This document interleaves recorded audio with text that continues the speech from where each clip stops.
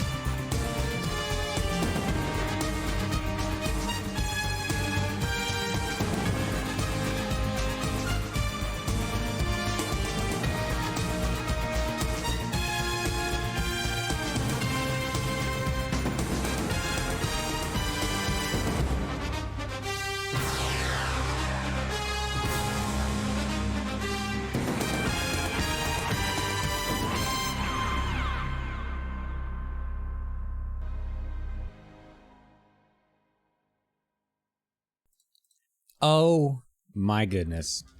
Are we back? Are we back for the finals of the ATL Season 3? Is that what is happening today? Oh my god. Welcome everybody to the long-awaited conclusion of the best team league of all time.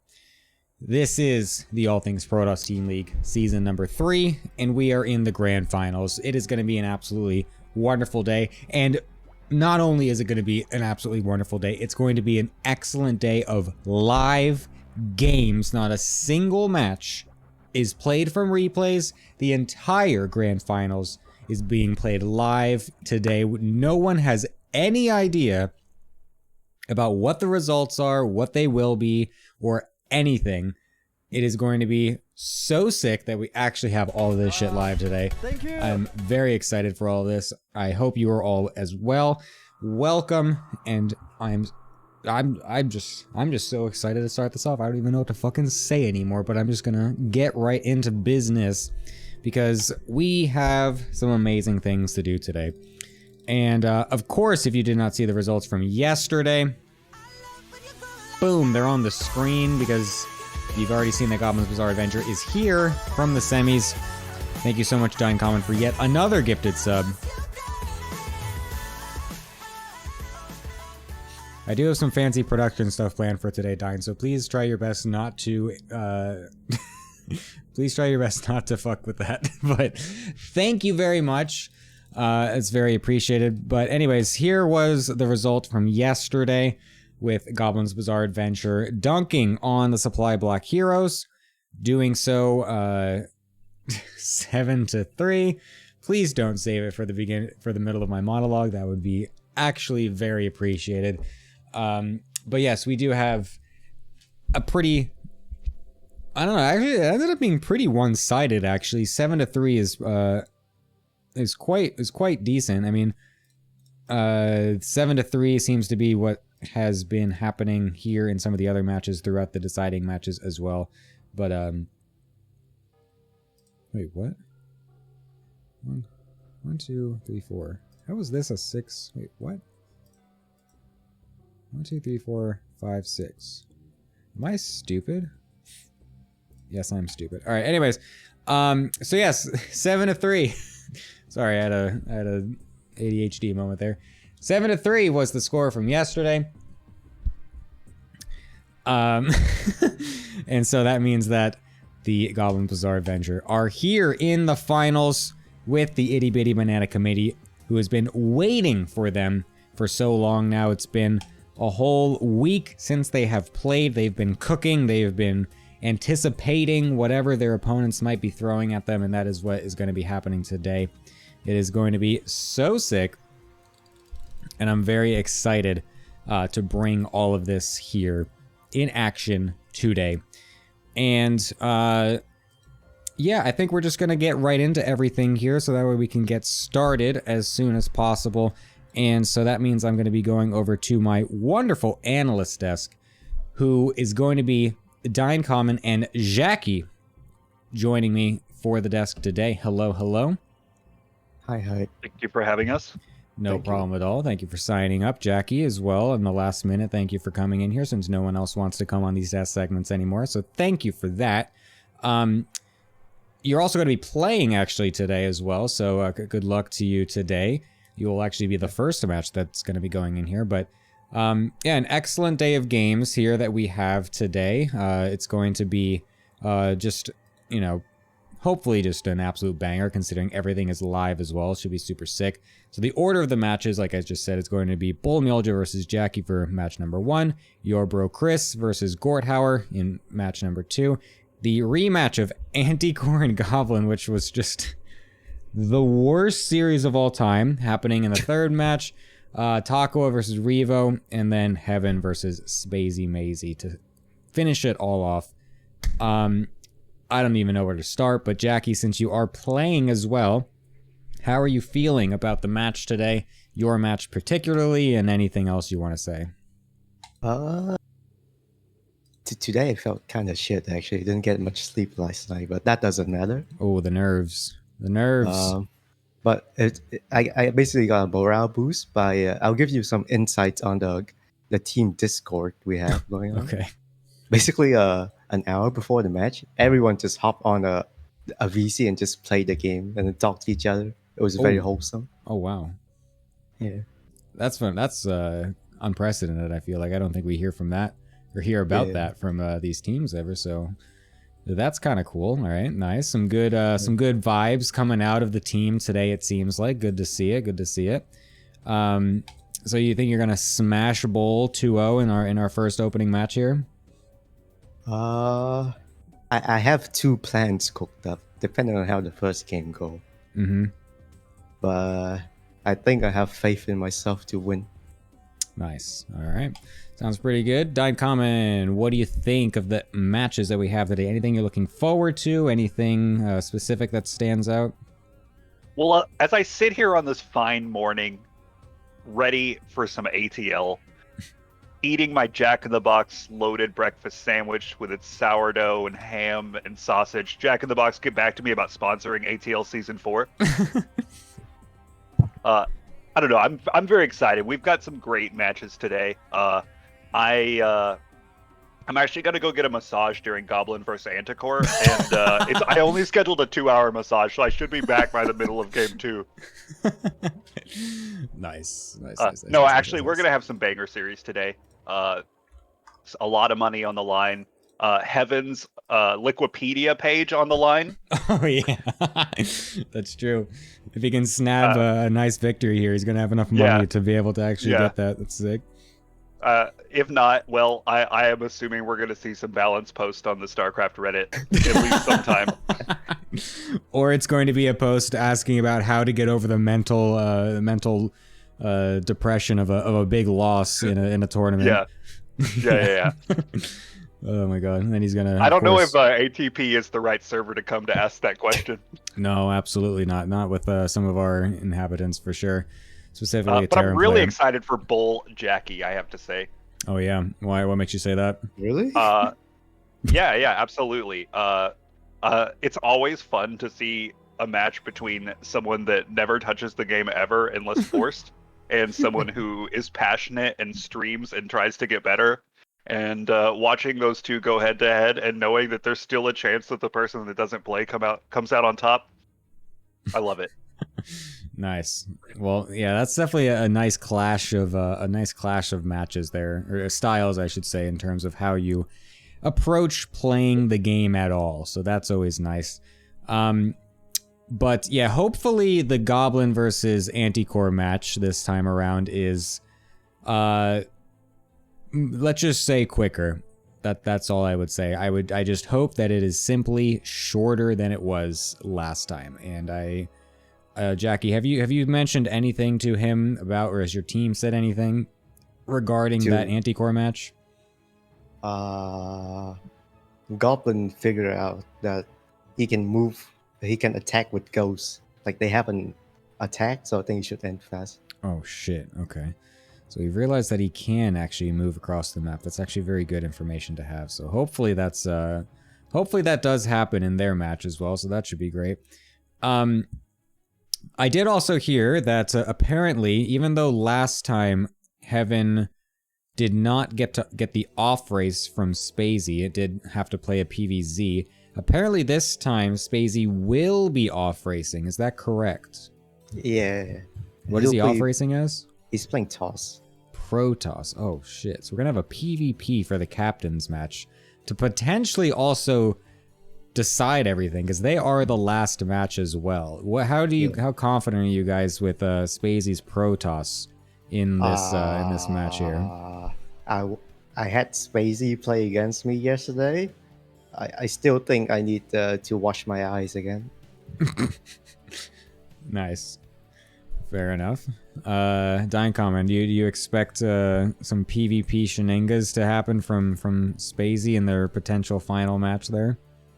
Honestly, even when like people actually play Protoss, PvP's a clown fiesta, so like I don't expect anything different.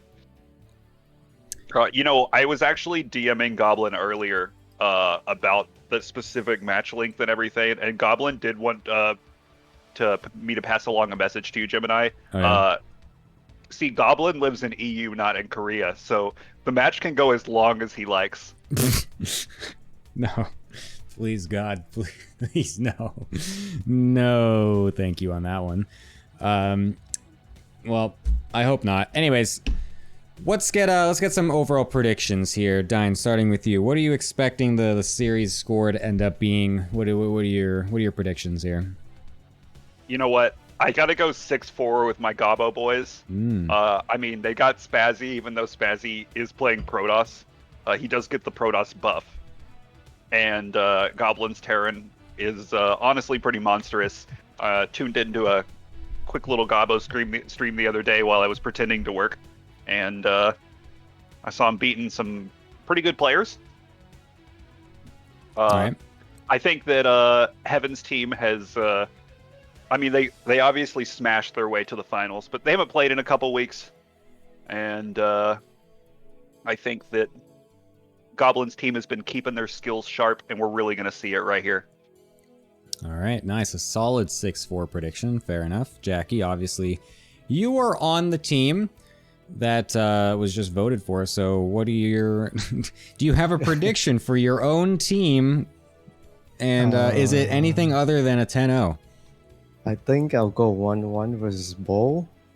I think Chris versus Gord will be a 1-1 as well.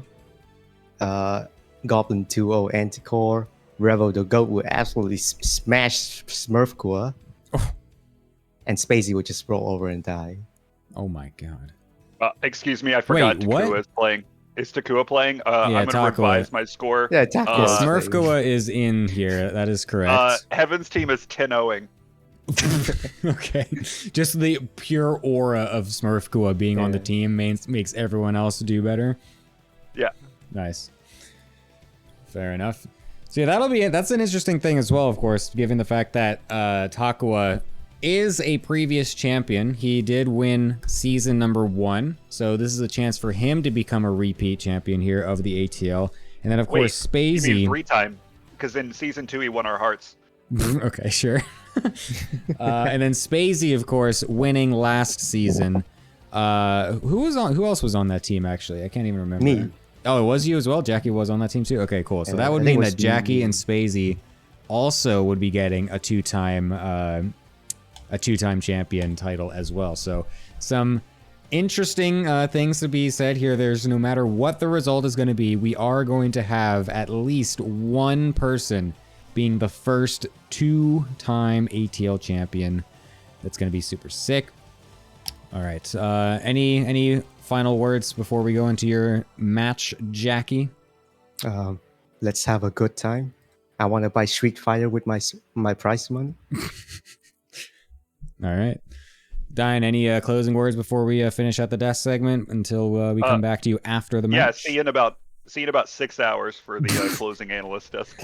All right. Well, thank you guys for your thoughts. I am going to be going ahead over to an amazing desk with a certain person who is actually waiting for me as well. There's someone else in the shadows waiting with something to bring us today, and he's going to be doing so with the I don't know, just the energy and entertainment that I think we come to expect from an ATL cast. And that person is going to be none other than the screaming Italian himself. It is Lorimbo. Welcome. Let's fucking go. Did you think you were gonna get rid of me? Did you really think you could do a fucking ATL season without me somehow popping up in the finals? Well, guess again. I'm back, bitches. This is the finals of ATL with one of the teams that I gave absolutely no chances to ever get anywhere close with this. Shout out to Heaven's team for proving me wrong. And now we'll have a banger finals. Excellent. That's awesome. It's very nice to have you back here, Lorimbo. We're extremely excited to have you here, of course, for the finals of ATL. It's going to be a hopefully great match. We are playing our first match on NA, just by the way, so you can hop on over to join us when you are ready. Real quick, 1 second. No problemo. But yeah, I mean, it's going to be super sick. Obviously, two teams that Honestly, are pretty expected, I think, to get here. It's also great that Eba's team got smacked out before they got here 3 seasons in a row. So yet again, the 12-year-old 6K whatever player is not in the finals, and that's great to hear. Do you have a prediction of what you think is going to happen this match, Mr. Larimbo? Wait. I do actually. I Okay. really do. What I Very- think is gonna happen is that first off, I'm not a big fan of Spaces Protoss. I'm not really sure about that PvP. That PvP feels at the very least a bit sketchy, but I predict nonetheless, despite the PvP, a solid 7-3 for the Spaces, well, the Goblin team, really. Why call it the Spaces team when Goblin is overall a better player right now?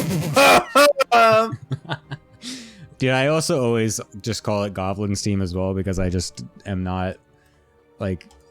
I mean, Goblins is in the name, so it's like I'm just always thinking of it being Goblin's team, and it's actually technically Spacey's team, so it's really it's a nice little mindfuck there with the team names and everything. But regardless, we are going to be getting into the first PvP here, which is going to be Jackie versus Bull Miolja. And actually, I just wanted to check, since Spacey is playing Protoss and not Zerg, that means we only get a grand total of 2 Zergs today. How are you feeling about that one, Rimbo?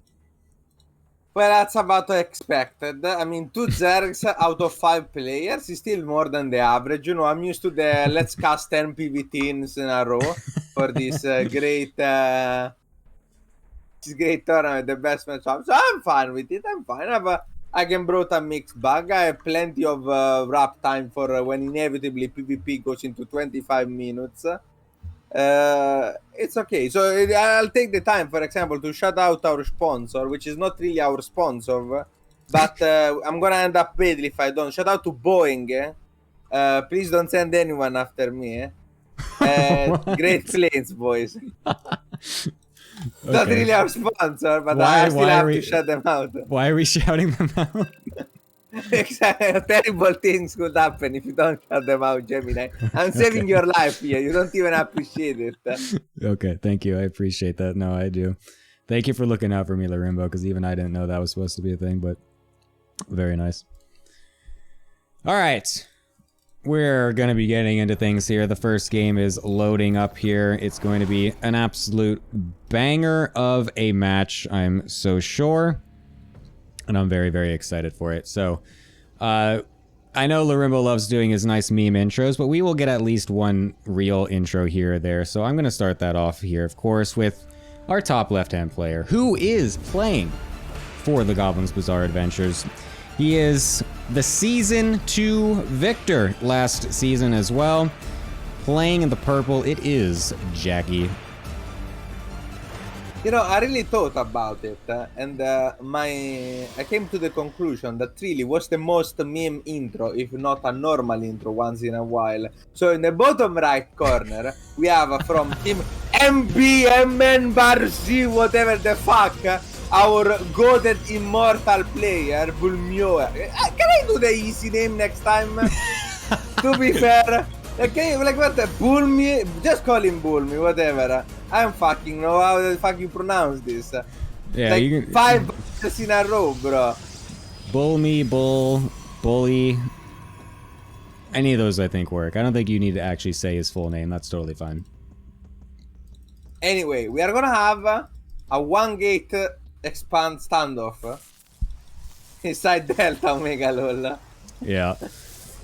A great start to our series here, getting a nice 1-gate versus 1-gate map. The question is going to be, does someone deviate? Does someone actually take this as a fake 1-gate expand here? Because we have seen that in the season as well, where someone just decides to pretend to go for it, but then actually does some sort of 1-base all-in. So I would not mind to see some trickery like that. Well, I will notice, Gemini, that here Bull is very late on his score. Maybe thought he could really get that Nexus down earlier. I feel like this is already not a great situation for Mr. Bull here. Yeah. Finding himself late on the Zealot, but getting an extra Cybercore in the enemy natural just to fuck with him a bit more. Stormgate goes down for Jackie. This is gonna be a Phoenix War, isn't it? I have a feeling, I can see the future. No! This is gonna be a Phoenix War. Just written. Oh, there's a Stargate as well from Bull. You might be correct on that one, Mr. Lorimbo. No! Gemini, take me out. Going quick. Oh my god. What do the multiverses say, Lorimbo? If there is a Phoenix War, how long does it last? Wait, let me check.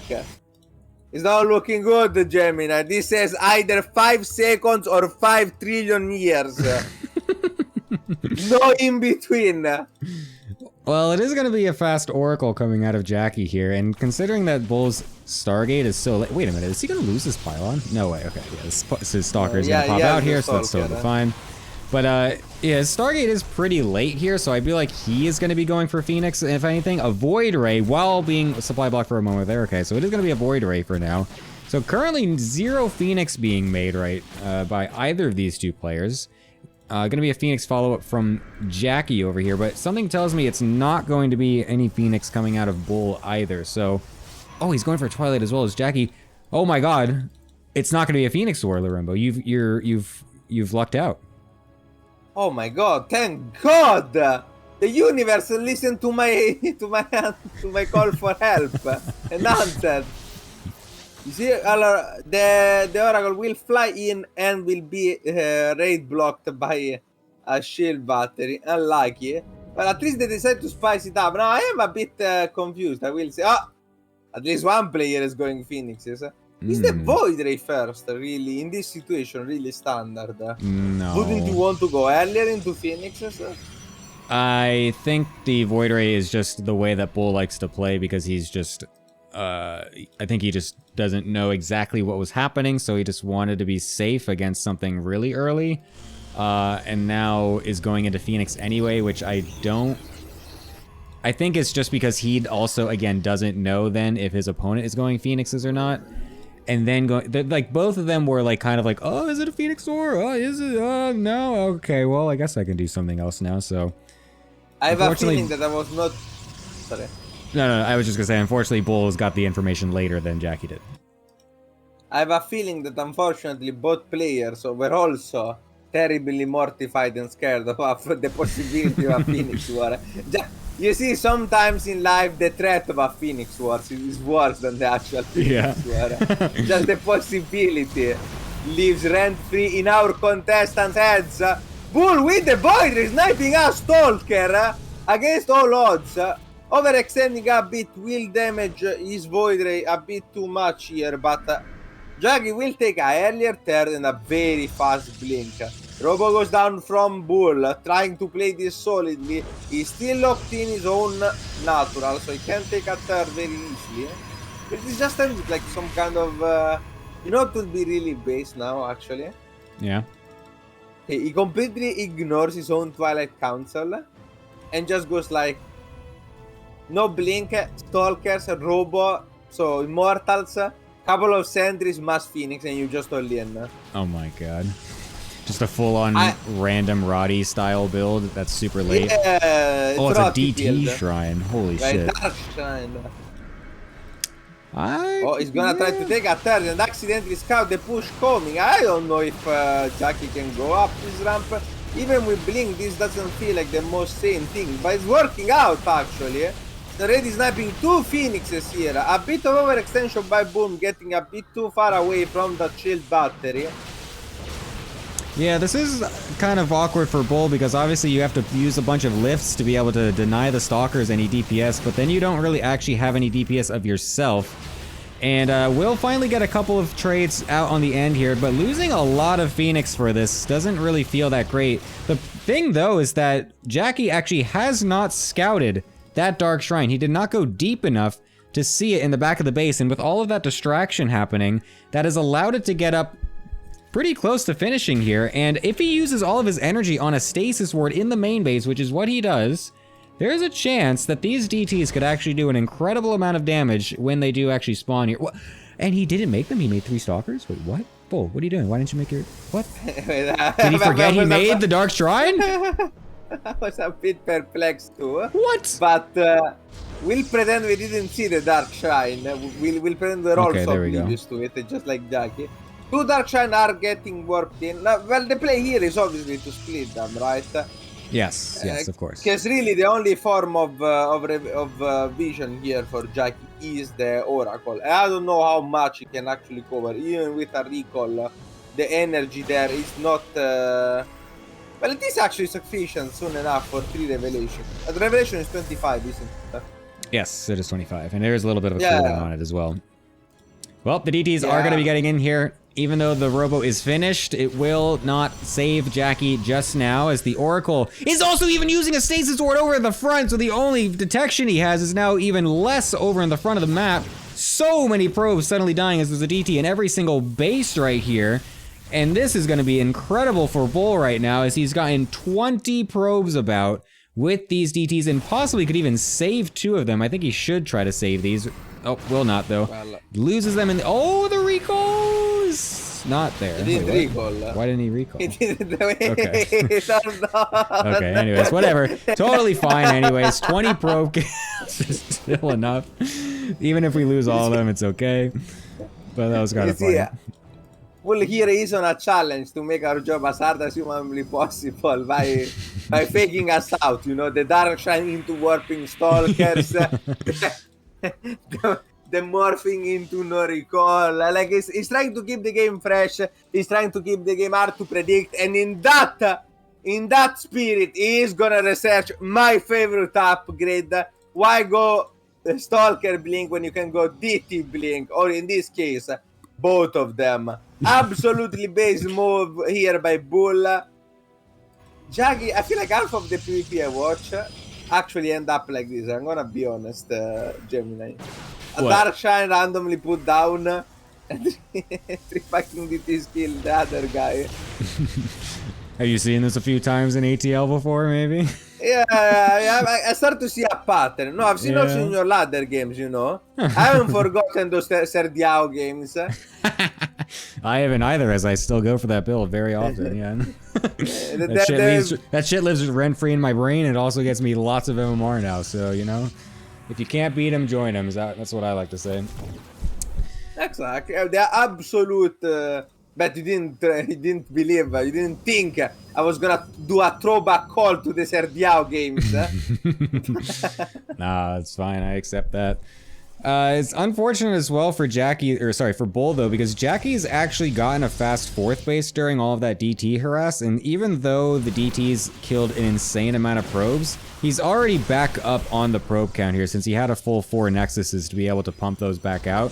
So in the end, that ended up actually only being equalizing damage from Bull, when in almost any other game that would have been just totally game-ending damage. So he's still got a lot of work to do to get back in this game here. He's doing his patented double forge as well to be able to help get it back in the game in terms of upgrades. Ooh, nice being able to catch an Oracle on the middle of the map. That's always very good. But the double forge is the Bull classic here to try and catch up on the upgrades. But the rest of his army, I don't really think is well equipped right now to actually be moving across the map.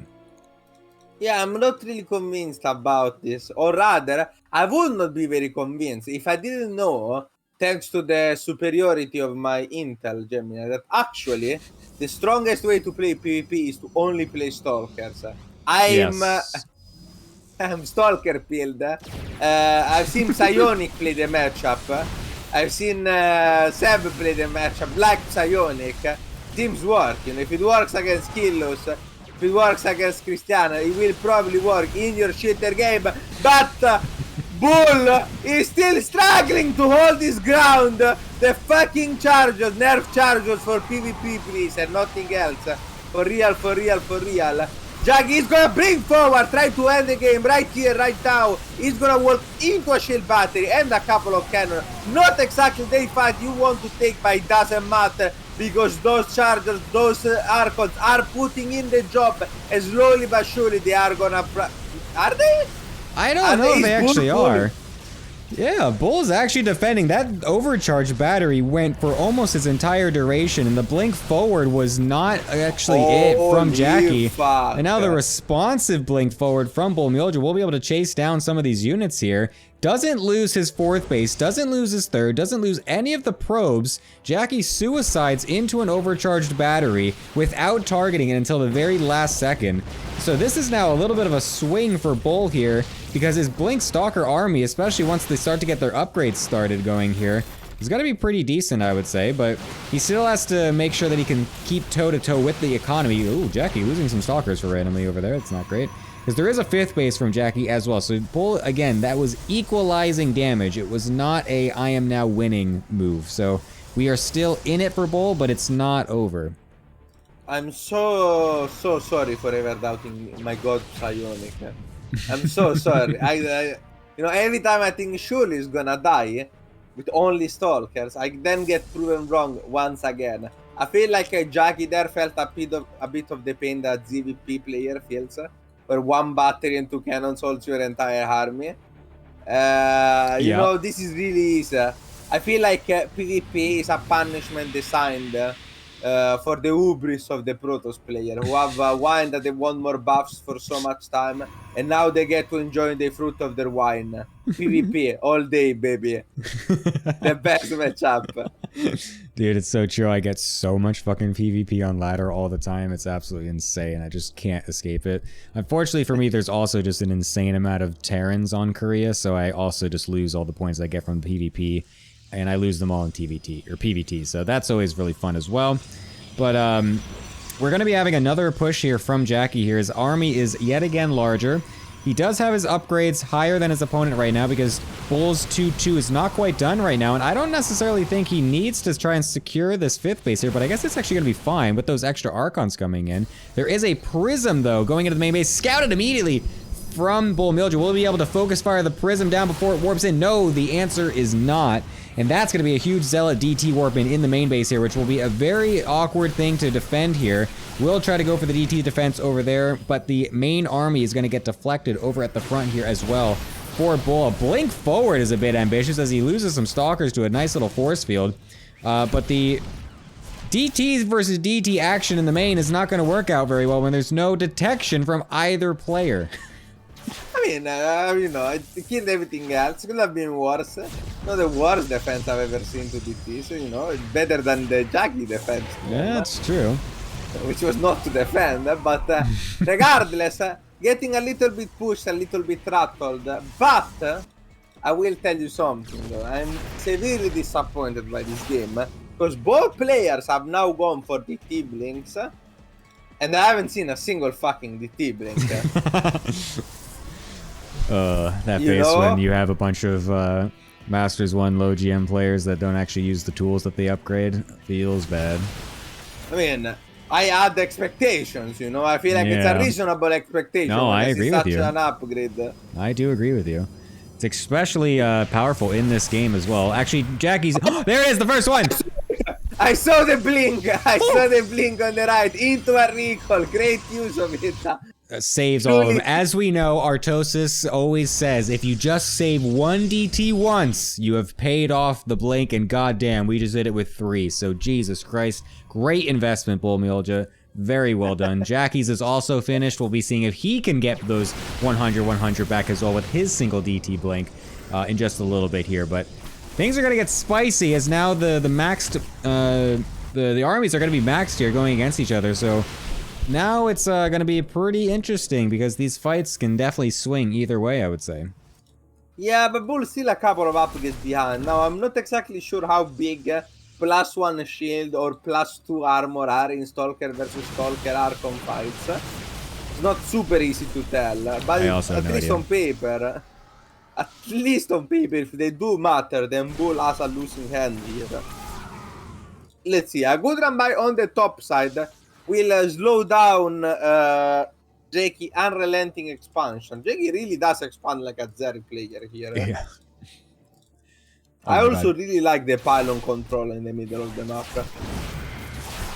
Yes, I do like that too. A couple of DTs actually catch a run by from Jackie on the top right hand side, so that was pretty decent for him as they were on move command there.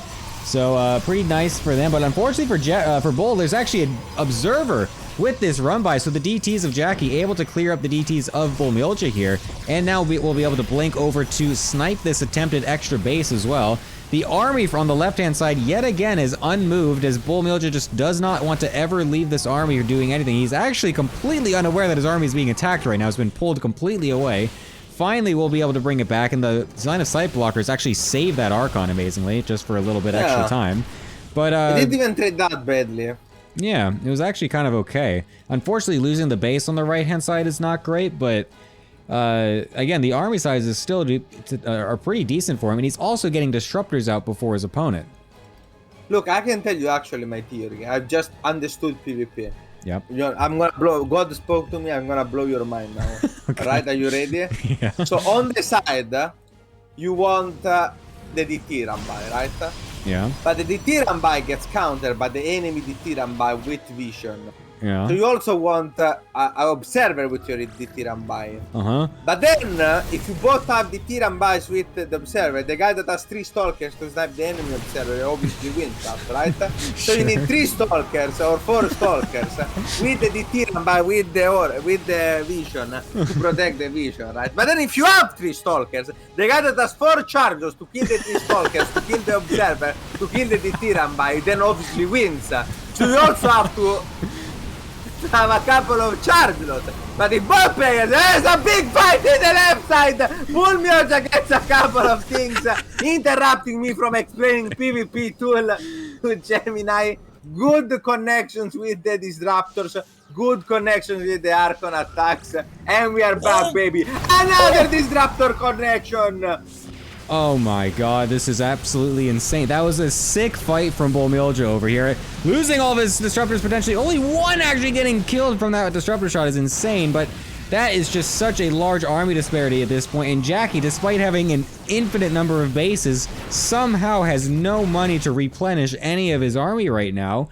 And he's got 37 army supply. He's got almost nothing right now. He's got not even a single disruptor anymore either. Bull Milja taking a massive fight after what was a ridiculous early game that just absolutely was not favoring him, and just a couple of key holds on his 3rd and 5th bases ends up keeping him alive long enough to then get those ridiculous shots off. So Bull Milja coming out clutch here with this nice defense overall to get him what looks to be a pretty solid win in the first game, assuming he actually does finish Jackie off here.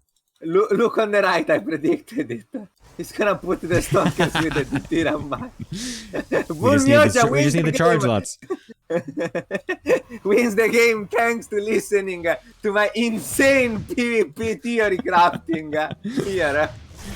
It's actually kind of smart. It didn't let me finish. I was gonna say that to protect yourself from the charges, I'm gonna snipe the stalker.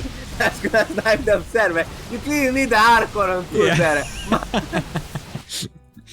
Or the Giga Chad defense is simply to just sit a disruptor next to a battery and just shoot the disruptor and then just kill everything. Oh, the blink forward to die and then to snipe it!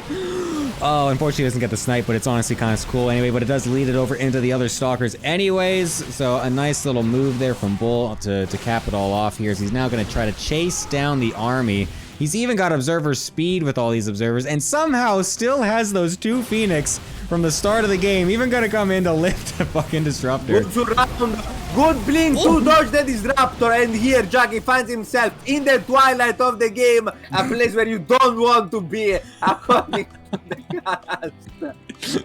You never want to be in the twilight of a game unless you are the one that is winning the twilight of the game, in which case the twilight of the game is actually the best place to be in a game. It's also the best to be, of course, in control of the concave against the convex, as that is also very nice to see. Bull Milja just clearing out the bottom left-hand side of the map here with some zealots meeting the army in the middle, so we'll scout that out here. Jackie just doing, honestly, the best that he could, just making it absolutely chaos and just running all over the map with his army just to try to spread Bull thin and just to prolong it for even a little bit of extra time. But Bull's honestly been pretty on point, dodging disruptor shots as much as he could, but there's the nice zealot flank, and there's the GG. Bull Mjolnir will take the first game in the series. I mean, Excellently done. I did call out that it was gonna be a trillion years. You know, I got wrong and the composition wrong. Wait, what? Sorry? I did call out it was gonna take a long time. It will start 22 yes. minutes. Let's schedule, Gemini. Let's schedule. Hurry up, quick. Oh my No god. interview, no nothing. Fuck off, all of you. We need to be on schedule here. Don't worry. We're not this thing's not going to be going all the way to 5 p.m. CST. Don't worry. Don't you worry. Although with Anticore and Goblin that does Is put Goblin things... gonna play Zerg, by the way? No, he's playing Terran. His Terran is 5'8", Gemini. Wait, what? Is he at His Terran is 5'8" 5'8". right now? Oh, he's playing Zerg? He beat Fiant like yesterday. How is he playing? I'm assuming then that yes, then that would be Zerg. So it would be a ZVZ, which also means it should be a little bit quicker as well. So that's nice. Let me check. I don't know. Well, I told them. Oh, he's not playing Zerg apparently. Okay. Well, I told them they needed to figure it out, and so whatever they figured out is what's happening. It is 5763, mate. Wow, shaking my goblins. I will say here the Space Mrs. team getting Goblin is the biggest scam I've ever seen in my life. This is the level which makes Takwa look like a beginner cheater, a beginner scammer. You know, the Goober died for Goblin sins, really. Not quite 600. Oof. Yeah, it is true that Spacey was the last pick of the first round. Which makes it like that really should tell you the level of preparation that everyone going in had. The level of faith that everyone had. That someone who got 6-5 with a race, it was gonna be hard to stack 5-2 with Terran. Truly, the Terran copium was strong there. Well, that'll be an interesting one for sure. Well, we'll see if the 5.8 Terran is able to dispatch with the 5K Zerg. No, Jamie, I don't want to cast. Do you know how Goblin plays? I know were you here last time they played? Is the question. Did you see that series? No, dude. The first game was like what 35 minutes. The second game was like 50 minutes, bro. It was that's the worst thing ever. Single game. Yeah. Goblin, look, you have to make it. We have time problem. We have scheduling problem, Goblin. You have to be quick, okay? Okay, Goblin. Your PayPal $5 check is gonna come soon if you can end the series before 45 minutes. It's not an unreasonable ask. You get 20 minutes per game. You know? Oh my god. Like, I'm just saying that if someone paid me to win quickly, I would be a champion of that sport. That's all I'm saying. Is this also the sport of what we call match fixing? That's an interesting one. Yes, Conva ATL, we are ready. We are such an important tournament here. We already have our own match fixing scandals. We're already getting killed off. It's insane. Yeah, oh like 3 seasons we didn't even in. need the big prize. The Chinese bookmakers, the Korean bookmakers are already on the case. ATL is the hottest betting series right now. Believe me, trust us for real. Shout out to the bookmakers who also sponsored the show. That's not true, by the way. I made it up just to piss Gemini off. Anyway, it's once again Jackie versus Bull. Because, I don't know, Gemini didn't feel like doing the introduction this time. Yeah. He got distracted. I thought you were gonna do your mid game ones today. No, you were thrown off. That's the thing, you know. I only do the mid game to throw you off. So the best way to throw you off is to actually do a normal one once in a while. That is true. Yes. That does throw me off, especially since I have my nice little cool sound intros as well for the things too. So if you just do it randomly, Then I have to scramble to do that as well. Finally, my grand plan has worked out. Oh, Anyway, God. this is gonna be a more standard looking PvP. Both players going for double gate. We'll see two sentries from Jackie here, which is a more nuanced approach. I like the sentries. Two sentries also from Bold. So both players are going sentries, just in a slightly different order. I really like the sentries. Or rather, I used to like them in PvP before they became apparently all-in machines. Nah, they're sick, dude. I love sentries in PvP. They're so good. They defend everything, and then you can go attack with them randomly too, and you can like trap all their shit. It's awesome. It's so good. You don't die to just random bullshit. It's great. Yeah. As I said, it used to be one of my favorites, but I've heard horror stories about immortal sentries or links or something. So Yeah, they're I'm not awesome. sure it's quite. Yeah, I mean, we know that Gemini likes all of the cringe shit. Have you ever seen Gemini like something that was not insanely cringe? My first remembrance of what Gemini like is Gemini saying how much he loves Void Disruptor. I knew you were gonna say it. Like actual psychopath. I knew you were gonna bring it up. It's like what's your favorite part about StarCraft? And someone tell you, I really like those fucking 3 hours Swarmers games. I was a big fan of the Raven Swarmers metas. Like, okay, this person is very dangerous. He's a danger to society, to himself and to others.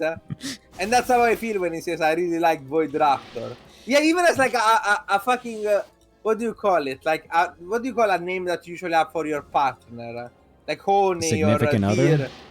Yeah, but what's a pet name? That's what you say. You're fucking American. You don't even know your own language, Gemini. What the actual fuck? He even has a pet name for it. He doesn't even call it Void Disruptor because it's Void Raptor. Yeah, pet name. For your wife or something? Is that what you said? Yeah. What? I've never. Yeah. You call someone? pet You have names a pet name? I've never used that term ever. I just looked it up. I'm right. Check it on Google. Holy fuck. The American doesn't even know. Holy fuck. Oh my god. Never heard that term. Never heard that term in my life. Yeah, you never had a girlfriend either. Anyway. Sorry, that was a godfather. Jesus Christ, look what I do. I bring on a fucking juice. Italian man once in a while to please the crowd, and I'm just getting roasted in front of everybody. Jesus Christ. It was juicy though. It was juicy. Oh my god. We got Blink Stalkers attacking each other at the third base. Holy shit. Both thirds are on the way. It's one that's way faster for Jackie. Nothing happened this game. We are grasping for content in this particular PvP right here. We are grasping for something. This is going to be another 30-minute PvP with them both just suiciding units back at each other the whole entire time. Are we not? Like, what? Oh Gemini doesn't even have Trap anymore. Trap is getting married.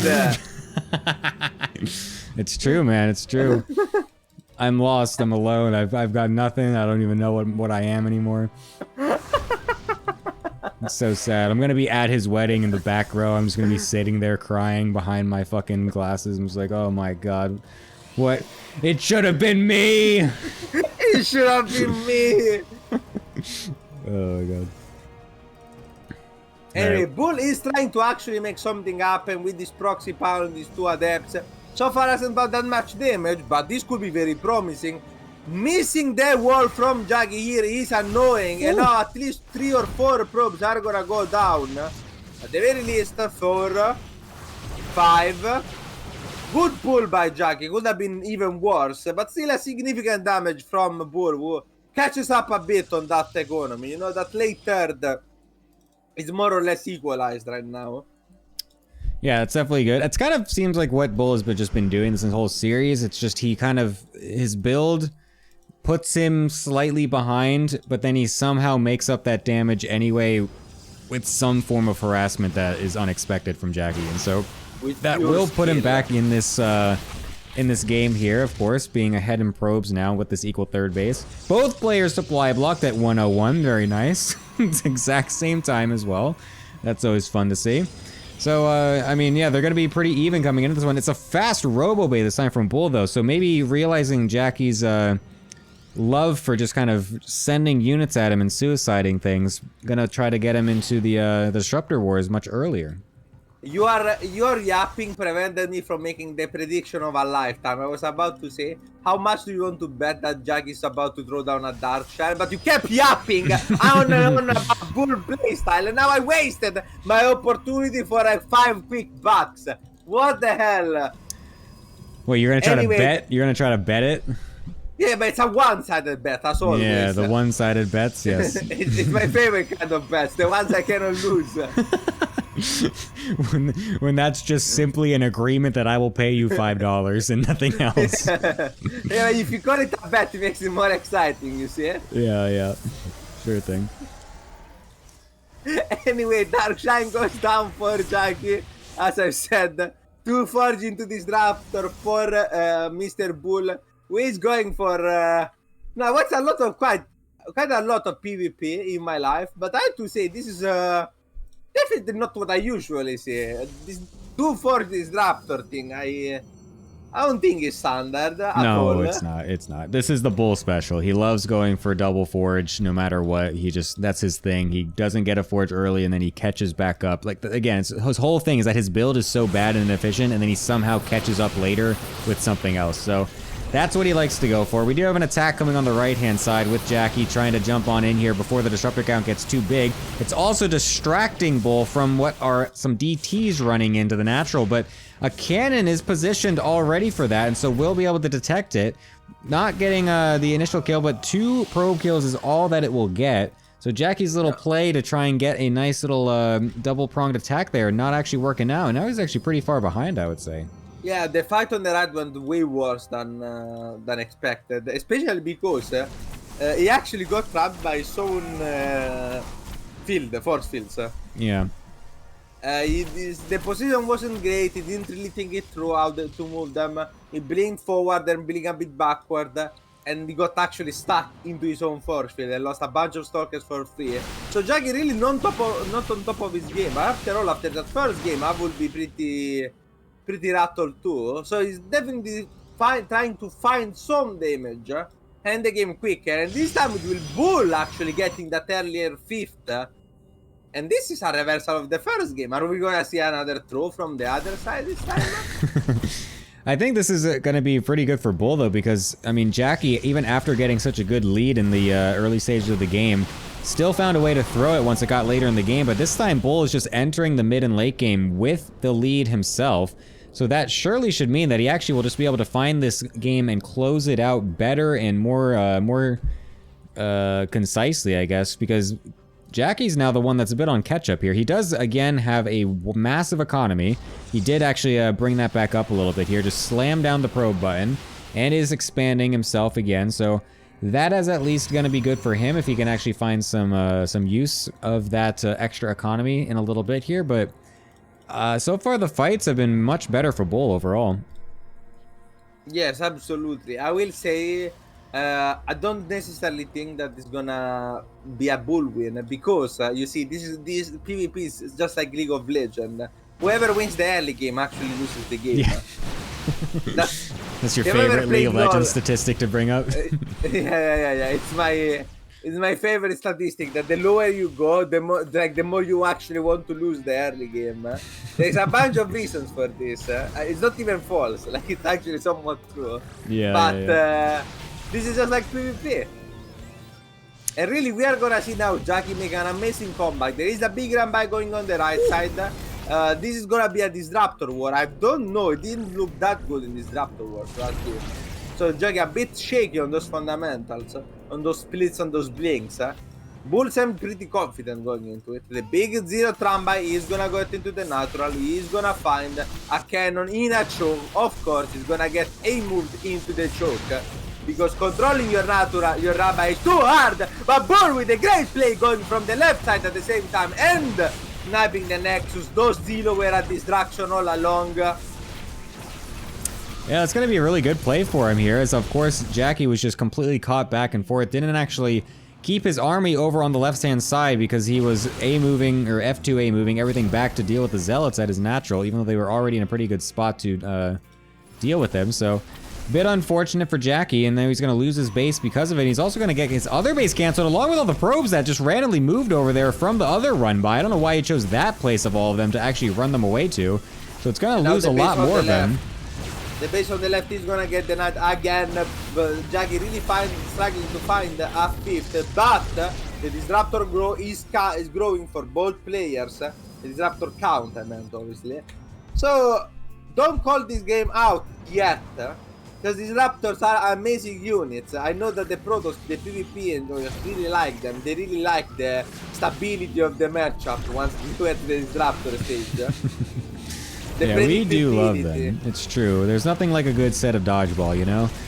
Feels really fun when you just are winning the whole game and then just get smacked in the face by a gigantic bulb. So definitely it's definitely up to, or up in the air, I should say, for any player to actually close this one out. A massive DT run by going to the right-hand side was actually scouted by a random observer that was right underneath them. Was Bull paying attention? It looks like he was. A disruptive shot gets shot out, but again, these players can't actually land anything just yet.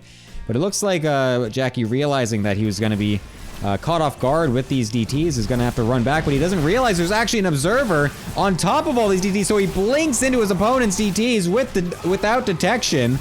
And so he's going to lose absolutely everything on this right side, forcing another cancel and all the probes getting killed off. Bull Milja yet again taking just massive wins on the harassment side of this game. Have you noticed that Bull Milja is consistently one step ahead in the Lorimbo scale in those run-bys? That's true, he absolutely is. And they both have the observer, Bull also has the stalk. And I'm telling you, bro, he was listening. He listened, believed, and now it's getting paid off. Absolutely, he's getting absolutely washed. Well, actually, it seems like he's getting washed. At first, he was doing really well, but now is actually somehow losing the fight. He started this fight off with a massive shot on every single disruptor that Jackie had, but then does eventually get surrounded by some other Zealots and DTs coming in. So now Jackie actually suddenly has a big swing in army supply, and Bull Milja doesn't have any gas. He's actually not been mining gas on his 4th or 5th base this entire time. So he's got 7,000 minerals, but no gas to continue here. Unfortunately for Jackie, he really needs to just kind of push the issue right now, because he is just absolutely shitting in the economy section over now, right here. Yeah, so Jackie he really needs to full throttle. Jackie here feeling unconfident to going up a ramp. Will try to play a more slow approach, but unfortunately this gave so much opportunity to Bull. Good disruptor shot from Jackie, but it won't be enough. Oh my god, this is a clown fiesta. Bull attacked his own stalker instead of the disruptor. That snipe on the second disruptor was actually so critical for Bull that that would have killed almost every single one of his stalkers after the first one already smacked all of his Zealots out of the fucking planet. So that was a nice little clutch moment for Bull. Unfortunately for Jackie, not noticing that the Zealots were warped in on the right side either, so that means he just kind of blinked right into a full surround there. So unfortunately, that is not going to be it for Jackie, as he did have a sudden swing in army supply, but wasn't able to make much use of it. And Bull Milja here should be able to end this off with a nice 2-0 for the bananas over here. He is just taking his time. He is someone that does like to not rush his victories. So we're just going to kind of wait for everything to get grouped up over here. Yeah, I mean, what was definitely not on my bingo card for today was the Itty Banana Committee. I can't believe I have to fucking say this. Being 2-0. How fast can you say that? Can you do it 3 times fast? Itty Banana Committee. Itty Banana Committee. Itty Banana Committee. Easy! Not bad, not bad. It was a little slow, but I'll take it. I'll take it. Yeah, because English is not my first language, fucker. It's not in your side, considering you don't even know what a pet name is. I swear I've never heard that in my life. I've never heard that phrase be used for that fucking thing. That's like is that like? Do you mean like calling like your wife like honey or like or something like that? Is that what that's called? A pet name? Or am no, I'm it's misunderstanding? Even more cringy stuff. It's even more cringy stuff, like baby girl. Okay, I see. Like the very sweet stuff. The very, Okay. I literally never even knew that term. sweet one. Yeah, but technically speaking, yeah, One and Deer are also pet names. They're just less cringe. And GG will be there's get the gone. GG. Nicely done for Bull Milja to be able to... Oops, that's the wrong thing. That is a nice win there. I actually forgot to do the team intros, I just realized, but that's totally fine. We have enough other stuff to do. A nice 2-0 for Bull Milja. Very nicely done by them. To be able to take this nice series first off for the Itty Bitty Banana Committee. I don't know what these people are saying in Italian in my chat, so that's always It's cool. a famous. It's the same thing. You like. It's something that's very hard to say in Italian quickly. Oh, I see. Okay. I don't know how you call those in English, but it's like Tongue twister? There are said. Sorry, tongue twisters. Yes, it's a tongue twister. It's one of the infamous ones, but that one I cannot actually do properly. It's very hard. I find that harder than the English ones. Can you try it? I want to hear what it sounds like. Ok, sotto la panca la capra campa, sopra la campa la capra crepa. And it's also the other way around because Azura forgot how it is. It's sopra la panca la capra campa, sotto la panca la capra crepa. Ah, but it's actually really hard. Yeah, they're actually kind of fun to do. I do them with my students as well in English, and they actually have a fun time with that. Makes for some funny moments. Oh, that my fucking... It's really hard to say. You have to believe me on that. No, I understand. I believe you, actually. I get fucked with some of my own tongue twisters as well. Sorry, I'm just trying to log back into EU. We're going to EU for the next match, which is going to be your bro Chris against Gort Hauer. It's going to be the next one here. Should be super sick. I'm very, very excited. No. Is Gort still playing Zerg or is he gonna play Terran? No, this is... oh, yeah, he's playing Zerg. He's still a Zerg player. What do you mean it's still? In this tournament, most players have played like, 5 different races. Some of the matches were played on the new mod with the 2 extra ones, just for banter. No, yeah, it is... I mean, he's switched to Zerg. I haven't seen him play Terran in forever. the kill of the death of the Cyclone really took a toll on Gort. Yeah. This is where I watched my parents die.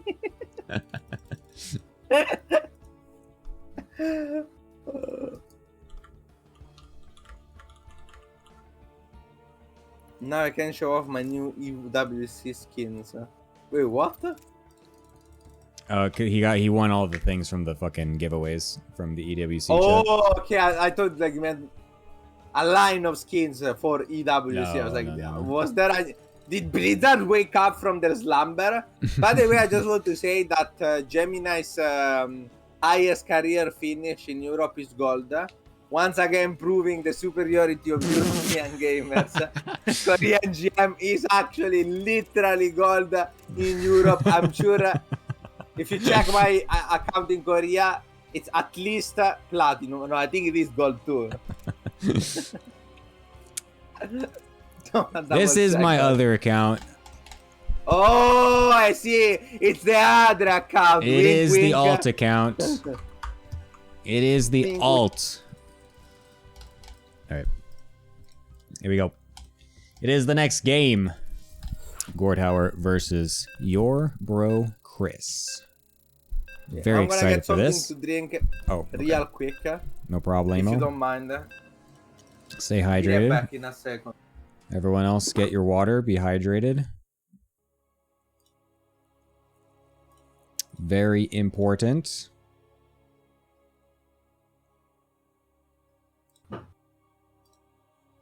You're drinking water? Oh my god, Heaven's drinking water of all people. Everyone should be drinking water right now.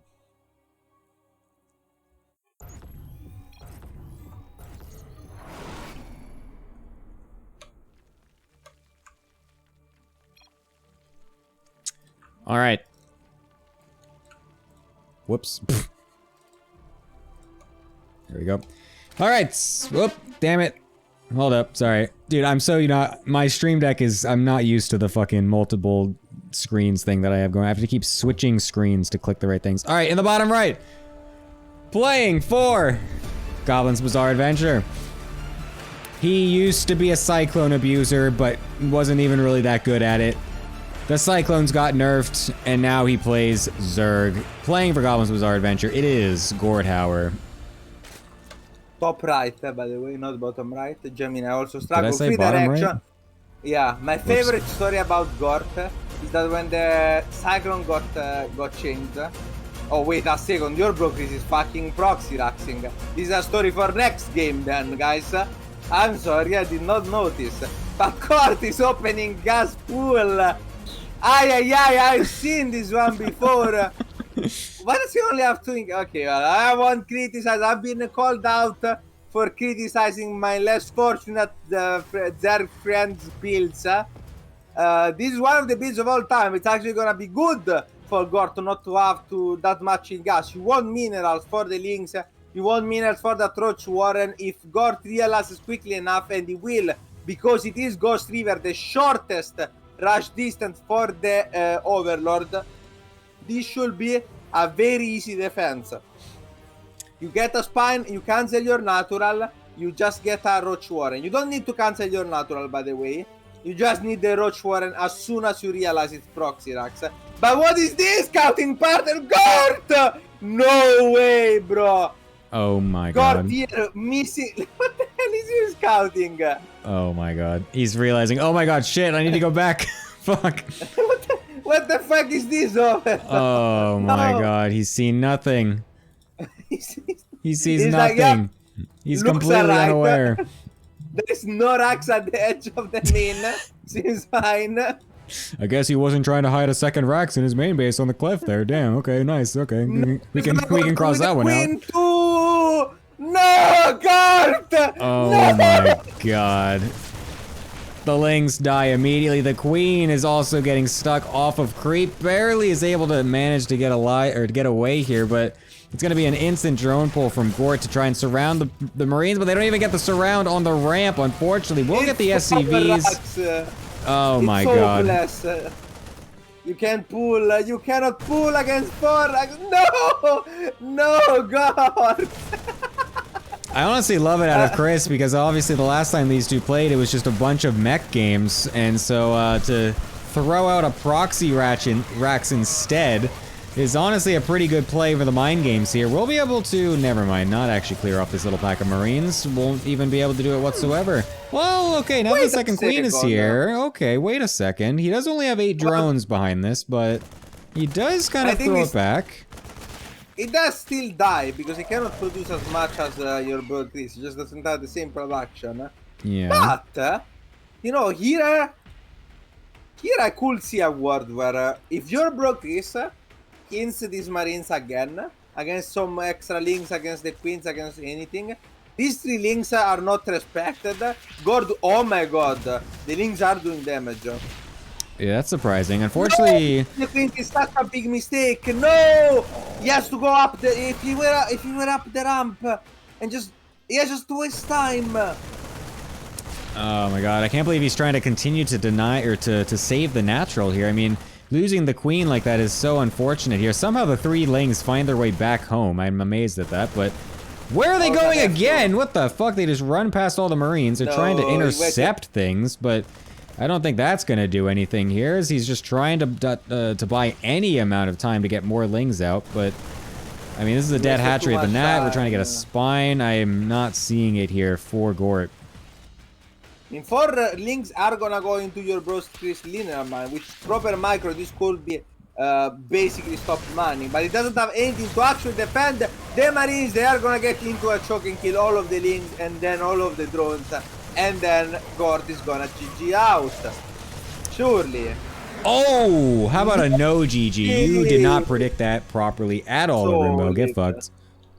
Solid. To be honest, I wanted to correct you. Every time I play against a mech Terran, I always expect the proxy racks, because when you're boosted, you do all of the boosted things. So I think here this is a mistake from Gort in expecting Chris to have any shame whatsoever, but classical mistake. And the beat the Banana committee with a 3-0 lead. I called it completely wrong, boys. But it could still technically be 7-3. It could still be 7-3. We still do have some, I mean, Goblin, of course, is playing next, who we expect it to be potentially a nice 2-0 for him. I mean, Revo is going to have a tough time versus Smurfgoa for sure. And then, I mean, yeah, and then Spacey, unfortunately, having to play Protoss doesn't look that good, honestly. So this is a very great lead coming out here from the Bananas. I'm not going to lie. Court map thinking. Just thinking nice and hard about this one. I'm just saying, Gemini asked me to be serious for this cast, a bit serious, partially serious. Partially but serious. I bet that when Goblin Antigor gets past 20 minutes, he's gonna be very fucking happy that I'm there to fill the time. Oh, I am so happy that you're here today, dude. When that game passed fucking 8 minutes, I'm just like, okay, go ahead, Larumbo, take it all. Do whatever you want. All things go, no problem. Like nothing is gonna happen for the next 30 minutes. Anyway, feel free to turn this into the secondary podcast. By the way, shameless plug, subscribe to All Things Real Time on YouTube while Gort is thinking about the map. Like and subscribe. You can see the premiere podcast from good players that have achieved the peak ranking in some games. Truly. But when I say good player, I really mean myself, because Art is fucking awful at this game. But... Oh, boy. If Antigor beats... Gore is taking a good think about this next map pick. Good God. Okay. It's consulting the council, bro. Yeah. Thinking, well, if I pick Golden or Crimson Court, well, he's just gonna go mech. Fuck. And if I pick Oceanborn, he's just gonna proxy Rex again. Oh no. It's not gonna work. I can't win. Gort falling into the old debate. Wait, how is it possible? Are all 9 maps Terran favored? Quite possibly, honestly. Yeah, no, they are. Yeah, you can't do Dynasty. Post Youth is that's gonna be Mech Heaven. It's gonna be Golden Aura. It was hilarious to me. I think Golden Aura is the only Zara favorite one, actually. It was hilarious to me. Oceanborn, the previous, if you go back look at the casting for Oceanborn, the previous map pool, it was widely considered, Oceanborn and Side Delta were widely considered to be the 2 worst map for TVZ. Because of late game, because of difficulty in defending the 5th on Side Delta and on pushing on Oceanborn and so on. And then the new map pool comes around and suddenly Oceanborn and Side Delta became the best GVT maps. Not because they're any better, but because everything else is somehow more shit.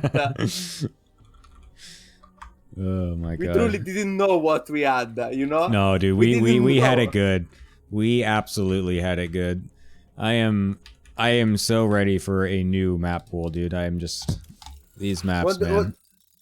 Don't you love Crimson Court and Dynasty? No. Don't you love Post Youth? No. Oh my God. I am just okay. Anyways, I can't even. Golden Ore is like the only map that I get on and I spawn on. I'm like, or Alcyone. I also like earlier Alcyone. Alcyone and Golden Ore are the only 2 maps that I spawn on, and I'm just like, God, yes, finally, normal game. Here we go. Alcyone, yeah, those are probably the most normal one. I think Alcyone, Golden Aura, Oceanborn, and Side Delta, while they are not great for Zerg. They're my favorite just because at least the games look what I want them to look like. And also fucking Clown Fiesta. Anyway, after padding for enough time to give Gore time to think about the map for 5 minutes, we are finally in the game. Do you have like a special thing? No, you want to go for it? Nope. I'm gonna wait for the middle of the game. Fuck nice. You. Now you were expecting to do it at the start. I even baited you with, do you have the special thing, Paul?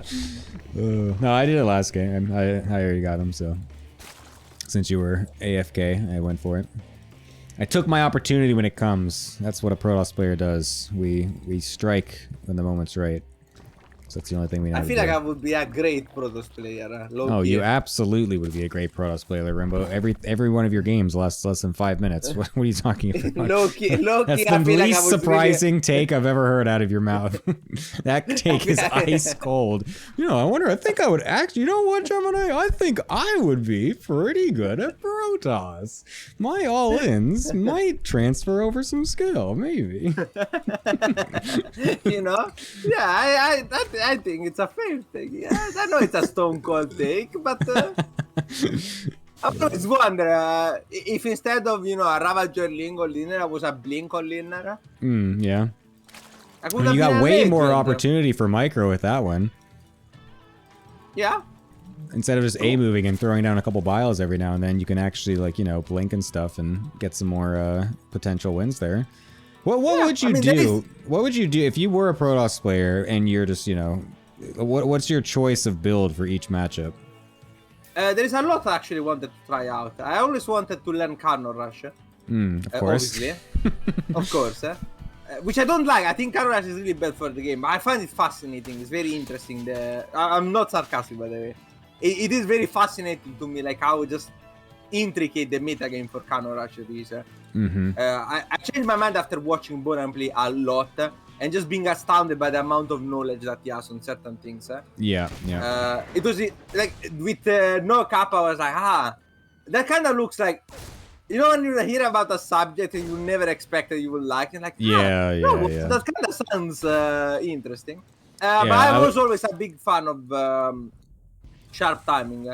So probably something like Leva Depths in ZVP. Also because I think they're busted. I mean, PvP, kind of everything is fascinating to me. I was a big fan of Blink on Lins in PvP, but also I like just 4-gate Stalker was pretty fun. 3-gate Robo also speaks to me, you know. I watch Ironfire do it. Yeah, there is I feel something when I watch 3-gate Robo. This, by the way, before you asked me this question, made me waste a bunch of time. We have a very early layer and a very early OB speed here from Gort. Yeah. He's You doing know, the I was dark like- build, right? That was the dark build. I don't know if it's the dark, but it's just the one that I see him always do, where he just loads up a bunch of lings or loads up a bunch of queens and runs them across and with lings and just drops in the natural.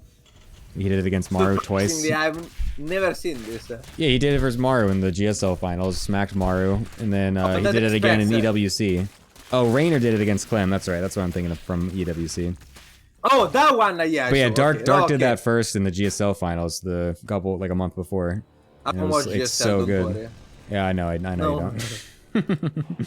Don't worry about it. Well, these are cheese that I'm not super familiar with. I did have a similar cheese to this. Like Oh my a god, it's Queen happening Lane right when the drop. Hellions come in, by the way. Oh my god, this is like the worst timing for this, I feel like. It's not that bad. It's not that bad. It's only 2 Hellions. Your bro Chris can't really die. Wait, does he know No, my this? question is, no, I don't think he saw. It was on the left. Did he see it? No, he didn't see the Overlords, but I don't think he even noticed that there was a lack of drones in the natural because the Lings actually pushed them away just barely in time. I don't think Chris has No. any idea this is happening. Well, he's trying to quickly... No, I think it's just supply block. This is not a quick wall off. Yeah. Oh, yeah, you're right. He has absolutely He's no clue. completely clueless. The Banshee just walks back in front of the Overlords like, oh my god, holy Like, oh, shit. for fuck- No, that's such a bad position to drop in. No! What the fuck? I mean, That- he's gonna win anyway. The rings in the natural killing him, and there's nothing for the queen. But what the fuck was that drop position? Kill the Banshee, thank you. That was honestly insane. If Gort threw the game with that, just dropping in the worst position possible, that would have been insane. The Ling's still getting segmented though, and not able to actually kill any of the Hellions here.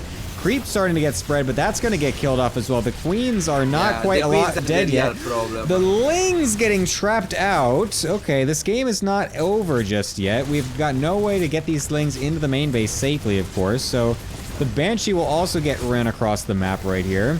These queens will eventually die. Gort making more Lings, by the way, and will just continue to try to bust down the ramp. He's gonna succeed. Oh, No! oh, What?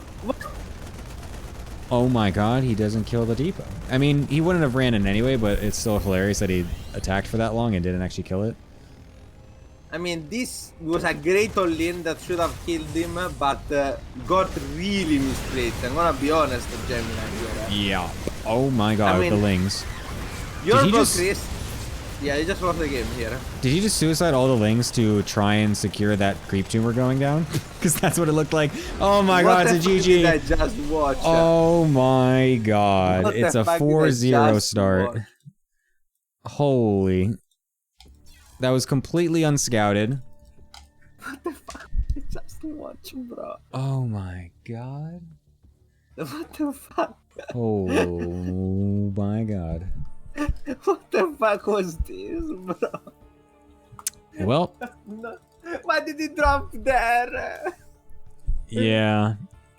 Okay, All he had to do was was drop anywhere else, I think. Even, because like Dark and Raynor have done it, just they drop in the Even in the natural. natural. Yeah, which Yeah, is that's how what I you thought he was usually going to do do, which is actually just the better thing to do, because you just make sure your Lings don't all funnel in one at a time into a bunch of Hellions. Well, no, if you get like if these aliens are in the main, dropping like you want the queens to be where the aliens are, right? Like getting them on top of the bench and the aliens, not necessarily the worst play there. Yeah. But the links dropping the choke. Yeah, was, exactly. Oh. Wait, isn't the Yikes. next one also in Europe? Yes, that is correct. We are staying on EU for now, and then it's the last two are going to be NA. Well, actually, Yep. yeah. Yep. Well, boy, do I have stories for you. Oh, I'm glad you do, because we're going to need them. We've been waiting for a while to share some stories here, and yeah, this is the time. This is the time to break them out. We are going into the rematch of the worst series of ATL history. The 1 hour and 40-minute, 30-minute series, best of two, between Anticore and Goblin, where nothing happened in those 1 hour and 30 minutes. So, yeah, that's what we're going to have here. Another rematch of a TVZ. We'll see if Goblin knows that he can attack earlier. I'm offering Goblin 2 whole euros if the whole series is below 40 minutes. I'm telling him. I'm trying to bribe him. This is match fixing. 2 euros, bro. He told me to shut up. No. What the hell? Getting flamed. I have to destroy them mentally and physically for my team. No. And that requires 4.5 hours of work. Oh my god. Goblin stated intent here is to not only win the battle, but also win the psychological war, the psychological nightmare that is gonna be. I'm dying. I'm dying inside. Please. Please no. Okay. Oh yeah, Tolo was making a good point that there were no introductions for for even the last game as well. The last game. But game 2, Jackie versus Bull, I did. Yeah, we introduce. did. Yeah, I think we did do that. It's the last one that we didn't. Yeah. But to be fair, the last one went kinda went in a weird direction quite soon. All right, let's get this started ASAP, because god damn, we're gonna be in here for a while, I think. Goblin stated the intent to not even try to win. Just make it as painful as possible. I swear to for God. everyone involved. I swear to God. Will we get prediction during any of these matches? Well, prediction of what? How much suffering? You know, with this time, if you convert this time into, you know how many people you could have fed in impoverished areas of the world by just working instead of watching this game? There are 50 people watching this 1 hour clown fiesta. 50 hours of work is what? $15 minimum wage. That's at $750. You know how many people you could save from starvation from $50? We are literally killing the planet here, Gemini. Yeah, but at the end of this, I'm gonna award one team of 5 players $600. So What's more important? Let's be honest. Video game prize monies or food? World hunger. this I goes straight think into that the I clip. think video games are a little bit more interesting than world hunger. I'm not gonna lie, Rainbow. I've never entertained myself with world hunger before, but video games.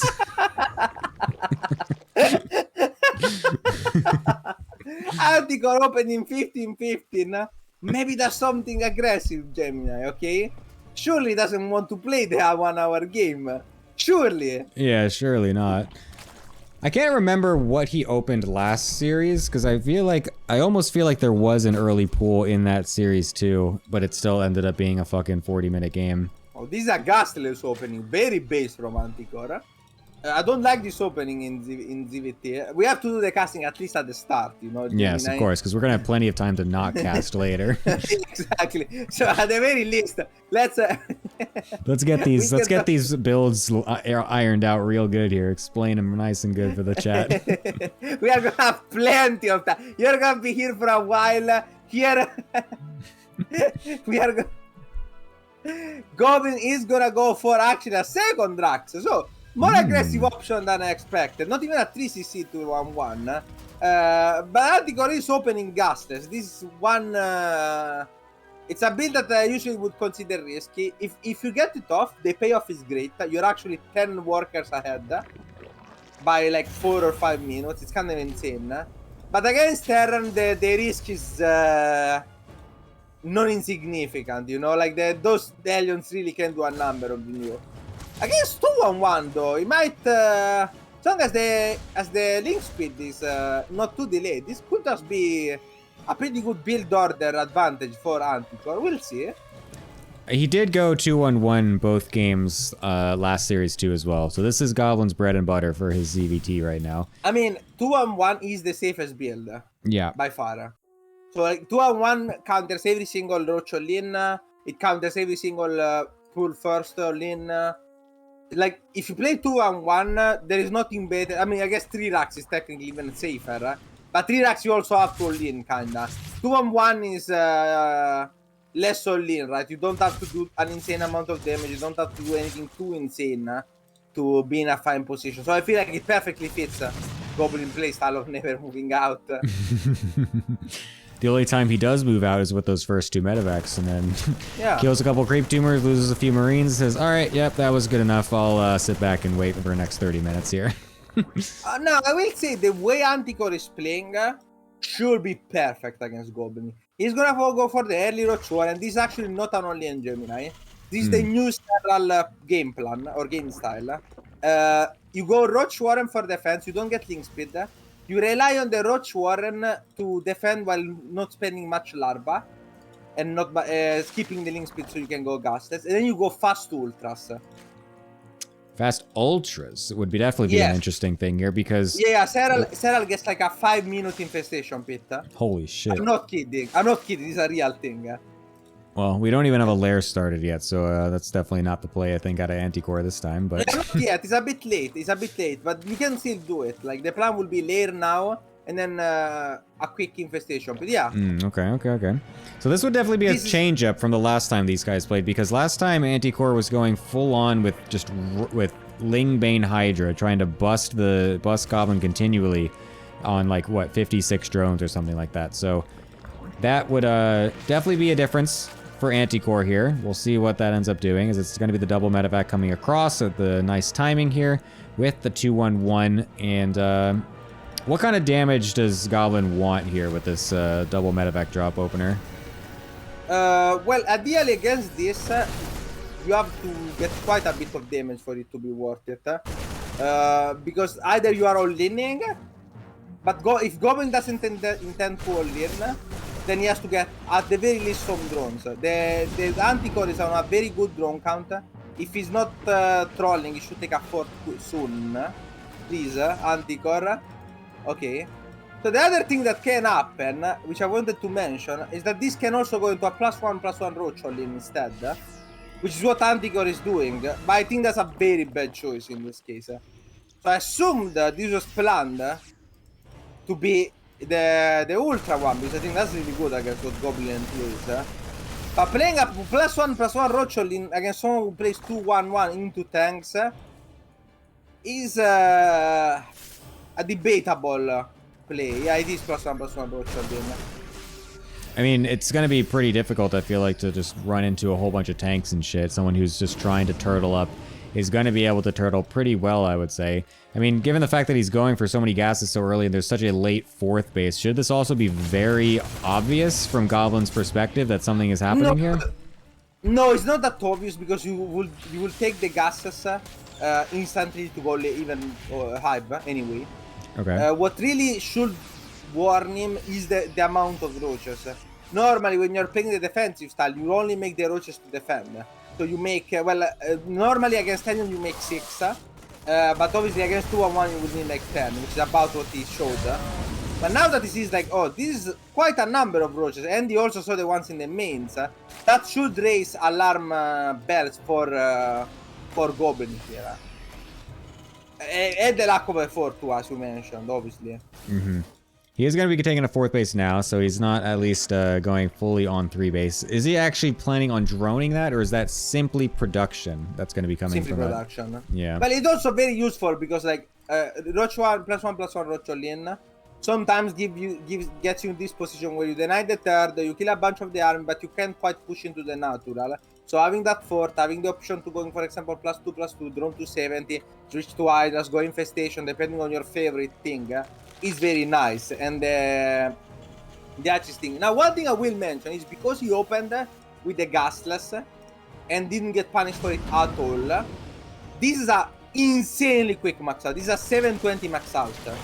It's just about how quickly you can max out in a game. Yeah, so this is super still fast. very hard to. This is still very hard to hold, but if Goblin has good micro and good position, the bunkers are late though. Yeah, he didn't seem like he might actually just die sniffed this straight out up, at though. all. He's actually totally Yeah. unprepared for it. We're gonna get a split of the army here and an instant SCV pull as well. The Bios not quite able to get on top of the tanks just yet, as he's actually doing a pretty good way of zoning away. But the bottom side now is what's really going to start to break in here, as the top side does get thrown away by the Marines, but this bottom side of Roach Ravager is going to get right on top of everything. The Marines were on move command as well during that. That's not what you want as Goblin, as he's losing so much right here. All of the tanks falling except for one. The Marines on the other side are also getting dealt with by the reinforcements. Is this actually a sub 10 minute game? A sub 40 minute game from Anticore and Goblin? I think so. I really did not believe in this. There is a drop that did some damage on the other side, but not enough. I really was not a believer in this, but Goblin was none the wiser. So it actually worked. Yeah, this is incredible. This is doing so well. We're lifting all of the orbitals right now. Goblin is just turtling inside of his one base, as that's obviously, again, what he wants to do. He's just going to sit there and make it as painful as possible. Losing the second factory, losing, like as Anticore, maybe you can even snipe the engineering base or I love it doesn't Gemini, go for it, you know? but could have gone for it.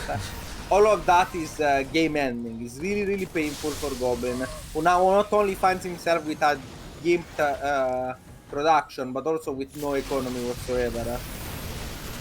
Yeah, I mean, there's just no way that he's actually going to be able to win this game. And because of the fact that he said that he was going to be making this as painful as possible, he has lifted his orbital and flown down over to this 4th base over here, which is blocked by minerals, so that way it won't really be scouted anytime soon. He's going to definitely try his best to actually win this game in what would then be the most insane comeback ever, and would have to be at least 50 minutes long to ever actually find a win here. Is it Anticore?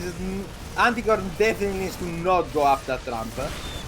Yeah. Please, Anticore, for the love of God, you really don't need to go up that ramp. Believe me, brother. Be careful though, because on the other side, a Liberator and two Medivac are being very annoying for Anticore here, who is forced to move out their drones and doesn't have any queens whatsoever. Only one queen remaining here. Now, I will say this is not a big problem because the Ravagers can deal with the Liberators quite well. And he does find the hidden base with Roaches. Well done by Anticore here. Yeah, it's actually very big here. Because it looks like it's 100% over, but it's like, if Goblin actually does... a good call.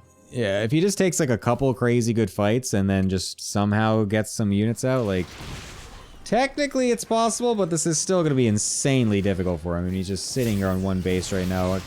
I mean, Anticore is just sitting on 55 drones, which is, you know, not really great, but... He's getting the spire, he's getting the +2/+2. I don't think getting more workers necessarily the play here. What's really problematic though is this counter attack by Goblin, who is gonna get on the natural, on the third, and he's gonna kill at the very least 15 workers. No, 14, fuck. I guess it's wrong again. But this is very problematic. This is one of the biggest problems of playing Rocho Limbs.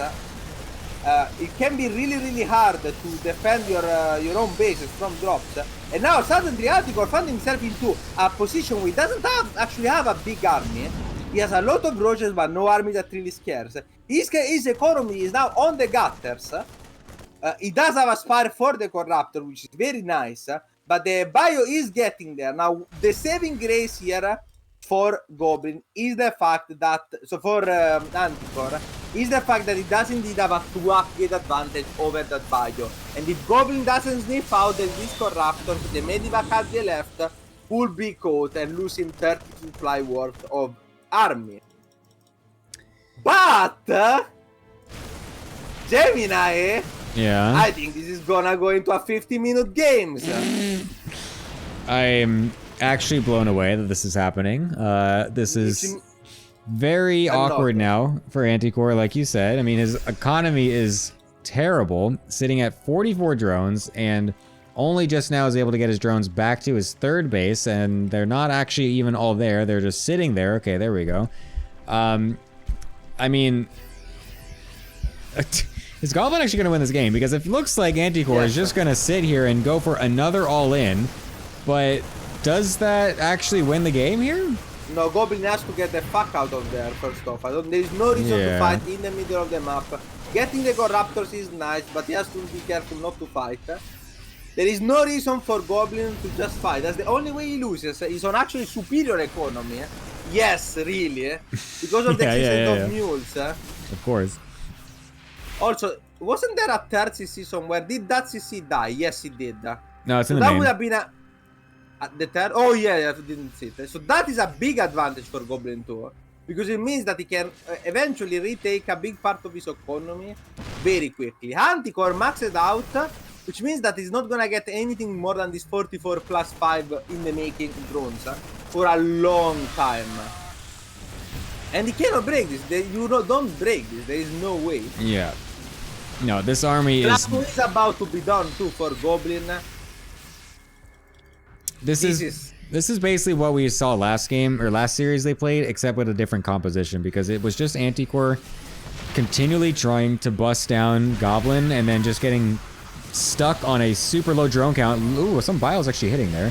He just gets stuck on a really low drone count and then can't actually transition to anything properly in the late game. He did make 20 extra workers, so he's aware of that problem at the very least, and he's gonna transition into Linkbane Ravager, which is one of the possible transition from this situation. If you knew how many games I lost like this, Gemini, you'd be astounded to how many times this happens.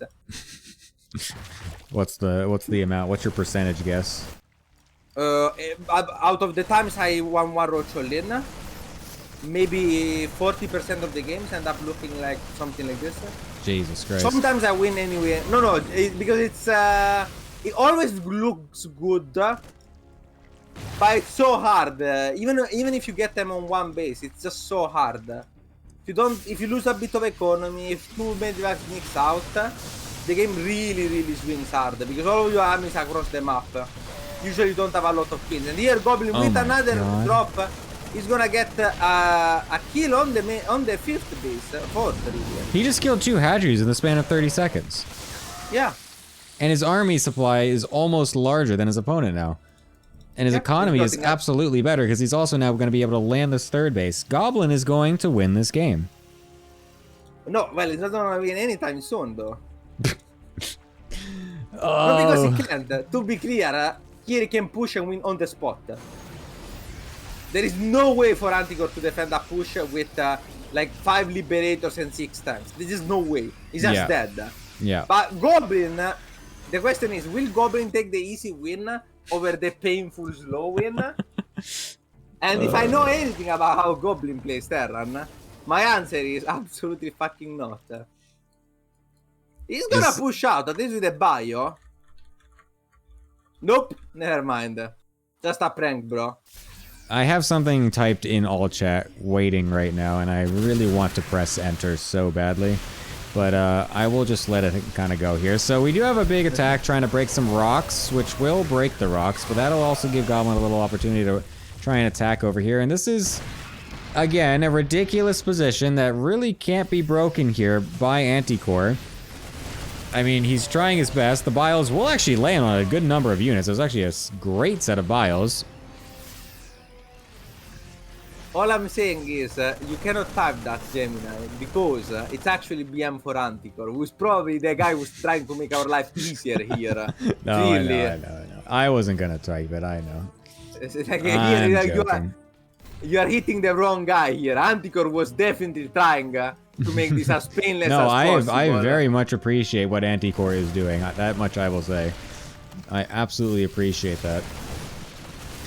Well, we'll see if this attack is going to do anything here, because we've got a bunch of Banelings now as the new addition to the comp. They do have speed not as against well. Mustang. Not I mean, against Marauder tank. So strong here. There's so many units that are here for Goblin to be able to defend. The tanks still doing their good job. The Corruptors all dying to missile turrets even, as they try to kill off a bunch of the Liberators. We'll be able to kill off some of them. We'll allow Anticore to at least get up into this side of the base here. Could try to throw down some Banelings on the workers, but... Kinda got the workers. Not the worst trade ever. I mean, Anticore is getting a high. His economy is really bad. 59 workers is really bad, but it does have a biggest bank. But on the top side, will snipe the base again, and Anticore is just going in. But guys, I don't think this is the play for Anticore. I don't see him breaking through. Yeah, that is insane. Just losing so much on the back end of the fight. It looked like for a second the Biles were clearing out some of the things, but just completely falls flat on its face right there. And he's now down an incredible amount of supply, down another base. And Goblin is actually on the other side of the map for the first time with an army that isn't just a drop. This is fake. This is just to snipe a base. You're gonna go back. Look at the tank positioning and the Liberator. He has no, he's taking a fort. He has no intention of ending this game right now. Look, checking for the fort. You're gonna be alright. Maybe I can get some damage in the main. Maybe a small drop. Maybe I snipe the third. And then I go fuck off. This is not a push. This is a drizzle. Yep. A gentle touch on the shoulder. Can you even call that a push? No. He didn't even push anything. He cleared creep and that was it. Yeah, I was like, my job here is done. I'm gonna scan here, keep another bit of creep. Doesn't have the scan actually. It's wild that Goblin is sitting here on 36 workers. It's like actually so low. And he's cure peeled. Yeah, and he's got a income advantage right now. It's very fun. Do you know that cure doesn't remake workers if you lose? Oh, yeah. I saw that one game that he played where, what was that at EWC or where was this? Where he was like super all in with like almost like maybe 20 workers or less, and then he's like about to kill the Zerg on Alcyone here, and then he like splits off all his Marines from his tanks, and his tanks all just die, and then he just loses the game. You're referring to Raynor versus Cure, game 5. Yeah, but the actual thing impressive about the game is the fact that Cure maxed out on 40 workers. It's insane. With good upgrades too. Like fucking ridiculous amount. Yep. Like just tanks, liberators, marines max out. He stayed in the middle of the map for the whole game. That's such an interesting game. I love that game so much. We're not gonna be talking about the game that's actually going on, because I feel like talking is giving Goblin ego boost. And you know, letting him... Holy shit! That's so many Vipers. 9 of them. Yeah, he had a 2k bang that he spent, a 2k gas bang. Oh my god. I'm gonna be honest, we'll see if the Vipers pay off. I mean, What is the play mean, with this Pepe- many Vipers? Is the I question. mean, you can bind in cloud every tank, you can grab every medivac or every lib. But the problem is that it doesn't actually help you break through the bio. Which at this point, I genuinely don't think that. I think the bio enough would win this fight alone. Yeah, no, I agree with you. Here comes the bio on the right-hand side as well, getting on top of all the Ravagers. The Lings trying to get underneath on these Liberators and tanks, but those are forced back as well. The Parasitic Bombs also not actually killing any of the Liberators here. Is Goblin actually gonna recognize that he can push now, you think? No, because Antigore's just gonna leave the game. Oh my Antigore is god, it's GG. less than 30 minutes this time. Oh my god. 21 minutes anyway. Yeah, I know. The fact that that Roach Ravager all in lasted for that long is ridiculous. Imagine if I told you after Antigore got into a natural, imagine if I told you this game is gonna last 12 extra minutes and the Goblin is gonna win. Oh, Why man. did he just score the Nora? He's insane. Oh no. He did this last time too. He did this At last least it time was as well. somewhat action back. It wasn't that bad. Yeah, no, No? this one definitely wasn't as bad as the other series, that's for sure. That is for sure. What is it? Golden Aura. Yes, Golden Aura will be the pick yet again, just like their series from the other week, since this is the rematch of the Deciders match earlier. And last time, of course, it was the worst series of all time. It looked like it was about to be also the second worst series of all time, but luckily the game actually ended, so that's very nice. All right, great. They are ready to go. Fiand with the memes. Golden Ara is supposed to be a good Zerg map, only like 55% for the Terran.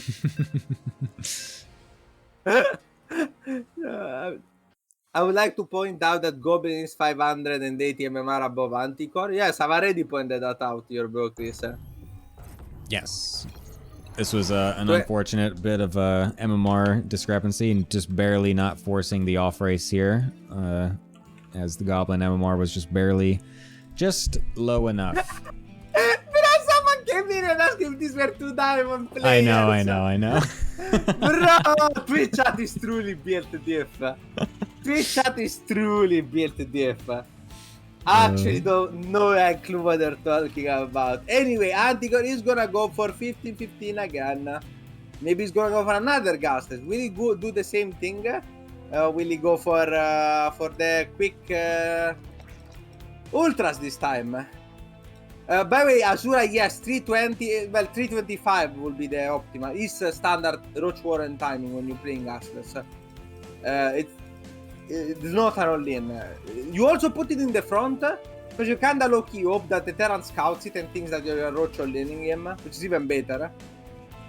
So, it's standard, but there's nothing else to say. But the bottom right is Goblin, I guess.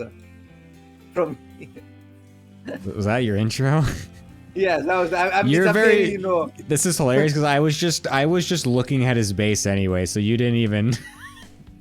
No, I wasn't even to throw you off. I'm just okay. you know. I thought I'm you were. just looking Okay. at last game, sucked the wins out of my veil. Yeah. And that's another English thing, Gemini. You know, for an English teacher, you truly lack. Wait, what's an English thing? What are you trying to meme me on now? Sucking the wind out of sails. Yeah, I know what you said. Yeah, you know this one, you didn't know the other one. That's a totally normal, common saying, of course. Yeah, you suck the wind out of someone's sails. What the fuck? That's like the These most. are also fairly common. You are God. British, maybe.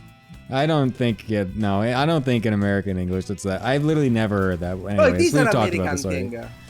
Huh? It is the American thing. It is specifically an American thing. Yeah, no, but I did the name calling it a like I've heard of like cat calling where like you cat call someone or whatever, but I've never heard like a pet name. Call is an harassment. Yes. No, I know, but it's like similar. That's what I'm saying. Okay. I don't think it's that funny. Pet names? Is it like cat calling? I'm not saying it's the same thing. I'm saying that's the only similar thing that I've even remotely heard of. I've never heard of a pet name before. Alright. Yes, indeed, it is gonna be the same gasless opening. Sorry to interrupt you, Gemini. Yeah. Goblin's also doing something different. He's actually going opening 3CC Yeah, after yeah. being all in. Fairly robust mentality here from Goblin. I mean, unlike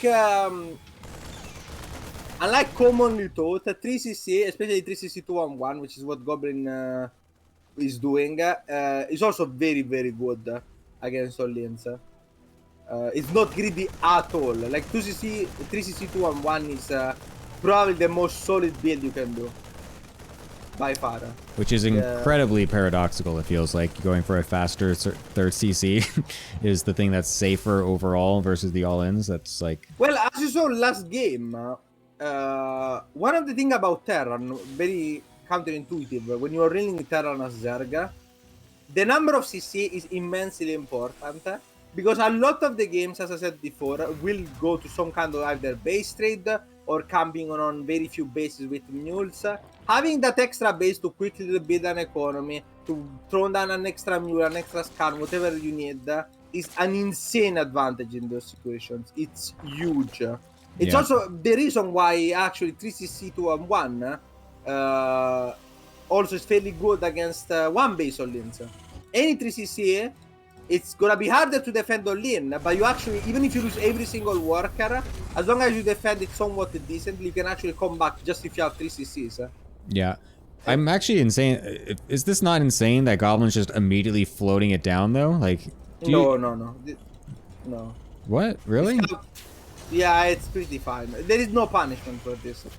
That feels so risky. I feel like we almost always see Terrans just kind of leave it in their main for a little bit to at least saturate a little, like, well, the reason why they do it, the reason why they do it is not because it's risky, because there is no reason to take that small risk.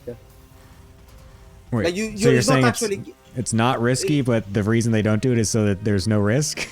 No, the reason is there is a very small risk involved. No? Yeah.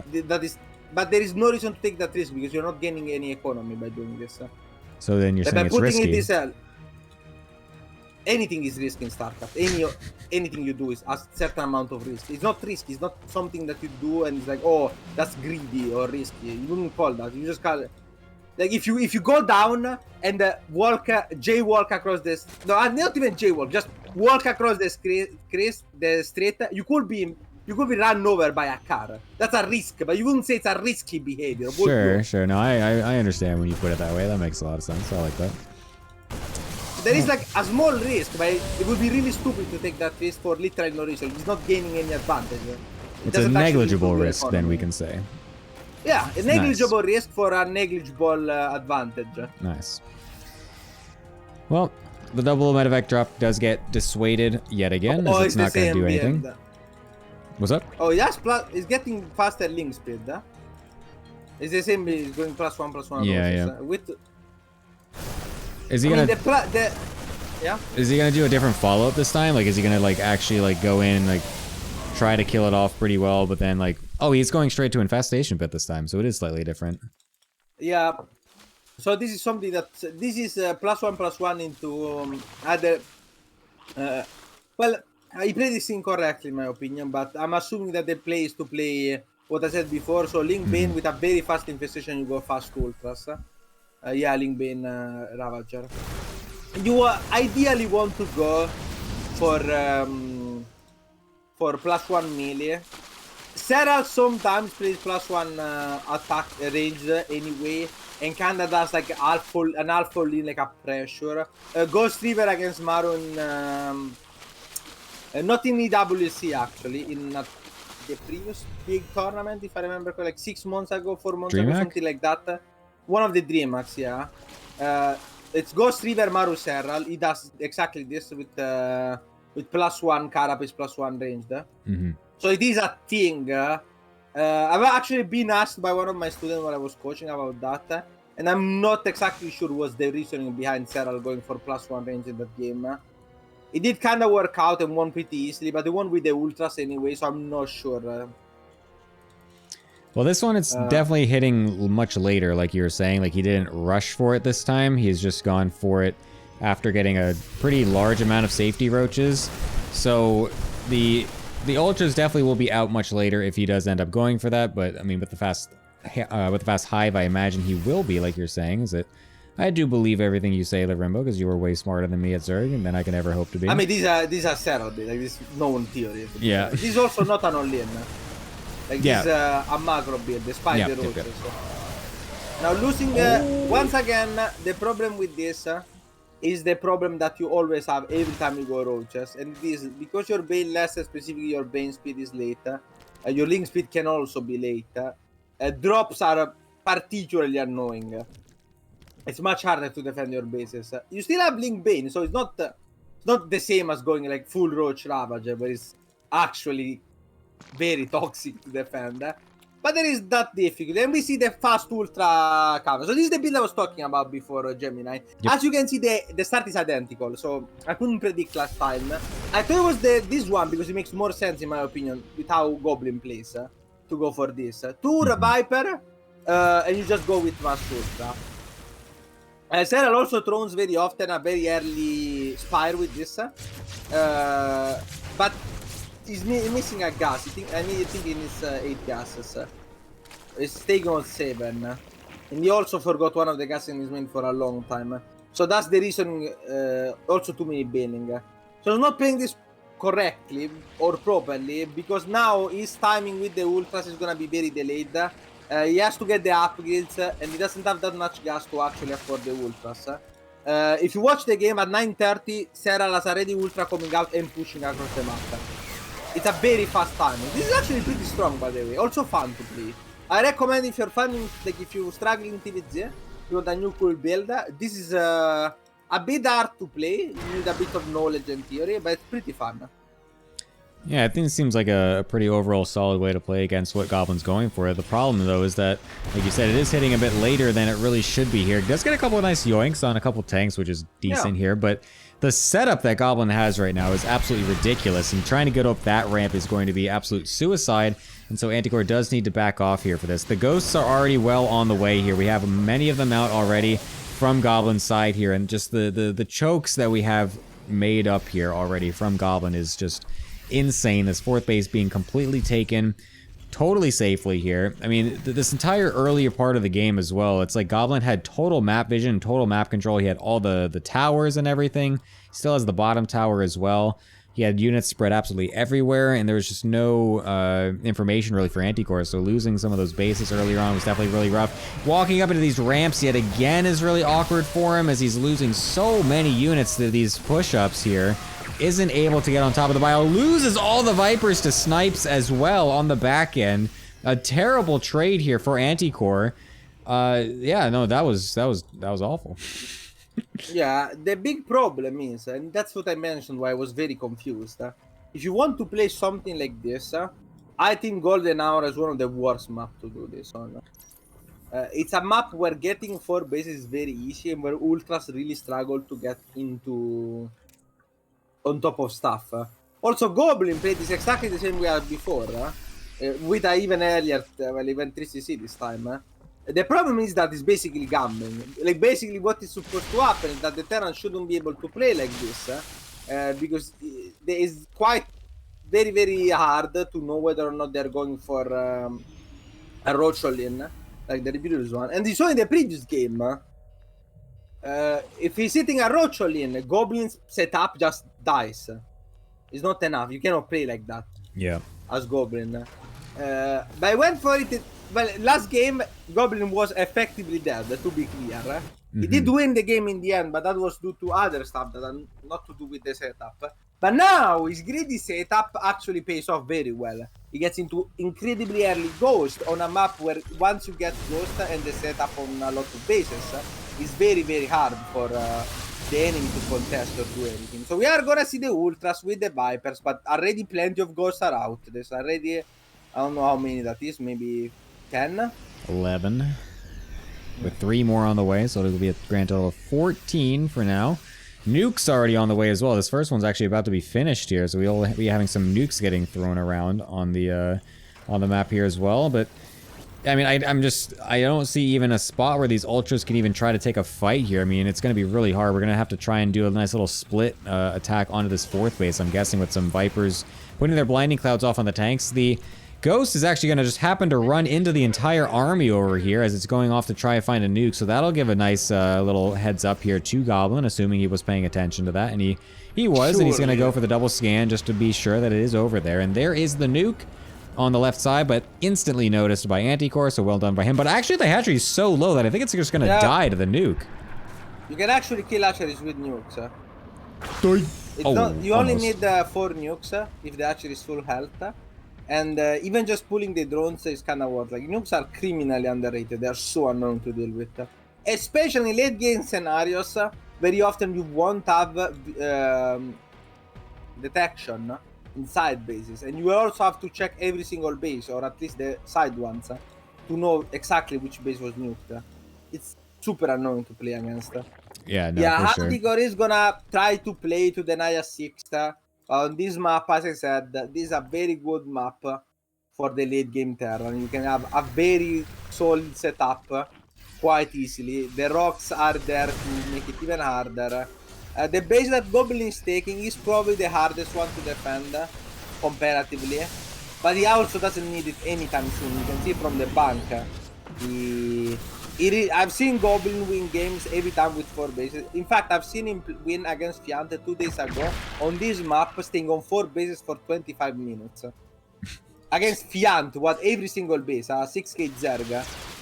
So, as I said, this choosing Golden Aura here was a very bold move by Anticore. Yeah, I really don't know why he loves going for this map, because like I said, he picked this map as well last time they played. So, I mean, what map would you be picking in this scenario?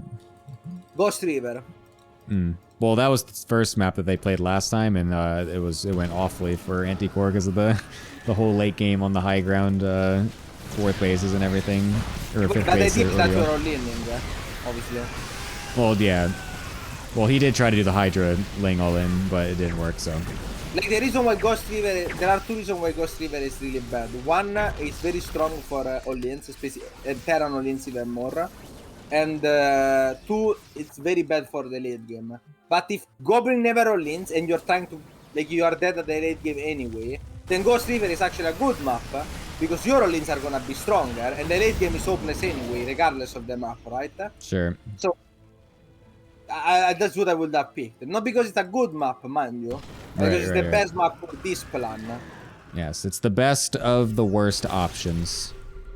StarCraft players are oh too familiar with that feeling. I mean, theoretically speaking, you could also pick something like...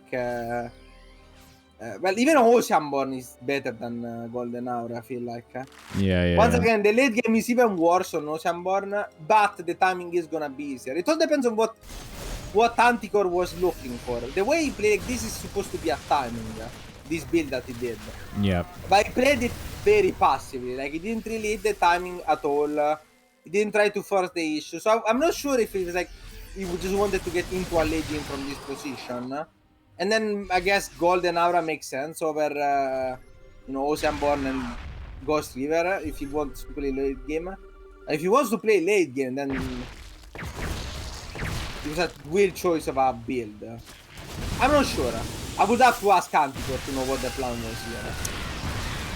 Yep, well, a couple of ghosts try to get some 6 snipes on the army, and we're able to do so, but then do get run down a little bit on the right-hand side. Gets a planetary for this, but on the left-hand side, this army is doing incredible work on this side. We'll be able to kill this hatchery along with a good portion of the army as well. Things on the right side getting killed off by a random tank as well. Anticore, anytime he takes any sort of trade, just ends up taking a poor one, it seems like. It has gone into a late-game switch of Hydras as well. What is your thoughts on that, Larumbo? I mean, that is troll. That is troll. You can do that. Like, I'm assuming the Hydras are for anti here, but you would go Corruptor here. Yeah. 2 reasons. One, thinking. they're more supply efficient than Hydra for the specific job of anti-air. And 2, then the Corruptor obviously can... Well, they really can't, because going Brutal is always troll. But theoretically, they threaten a Brutal transition, right? Like, they have some kind of out too. If you have a bunch of Corruptors lying around, your opponent has to be slightly more careful. Now, it's not a real problem, because I cannot overstate how garbage Broodlords are now against Terran in late game. But you know, a theoretical option, you know, maybe you can throw a scare. Maybe you can get, you know, a Corruptor behind the main and morph it. What is the, I mean, I've seen a lot of in TVZ, a lot of late game Lurker Nidus spam and stuff like that. Is that even possible, given what we've been going for? Well, if he gets it, it's insane.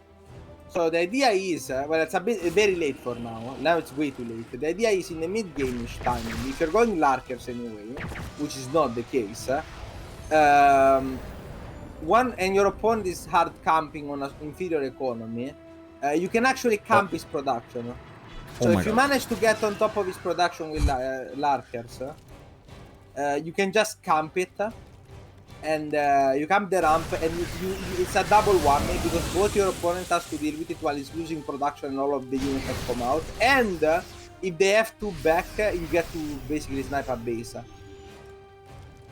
with the rest of your army. It's too late to go for that though. Like you can't like transition into it. Well, the problem is now Goblin doesn't really need production that urgently. Right. If Goblin was better, even better, he would be already starting to build extra production with his in other zones. For example, he can completely wall the north side of his 6th with barracks. He can with extra factories. Like he's floating almost 10k. He's getting to the 10k stage, right? There is no reason for him. He really doesn't need that 10k. Believe me. He doesn't. It's not like, but what if I go into a ultra late game where I need every single mineral? No, believe me. Having the supply would be better. But now it's too late, too little, too late. And also, you have to get it off, which is not as easy as it sounds. You have to get an Overseer there, get the Nidus at the edge, because there are sensor towers, so you cannot go deep. Or you have to do some sketchy things from other sides. And then you would have to obviously have detect into Larkers, have mass Larker, because this doesn't work with 5 Larkers. You need a very 10 or 12. It's a big investment. It's a good tool. It's very bullshit when you lose to it. It feels terrible.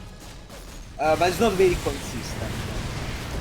Well, he's going to try to break down in the bottom here, but I mean, a couple of tanks and a planetary is going to be pretty good enough for that. A bunch of the infestors also just suiciding themselves for nothing, not really getting anything. A nice fungal on the right side, but nothing to follow up on that. Will be a bit unfortunate here for Anticore as he continues to get some actually nice fungal there, but still, again, there's just nothing on the ground. He's only got corruptors in the air right now. He can't do anything against those ghosts. And this is a dead top base over here. I mean, he was actually in position at the start with Infestor, so easy fungus, but it was both players were distracted by the fight on the bottom left.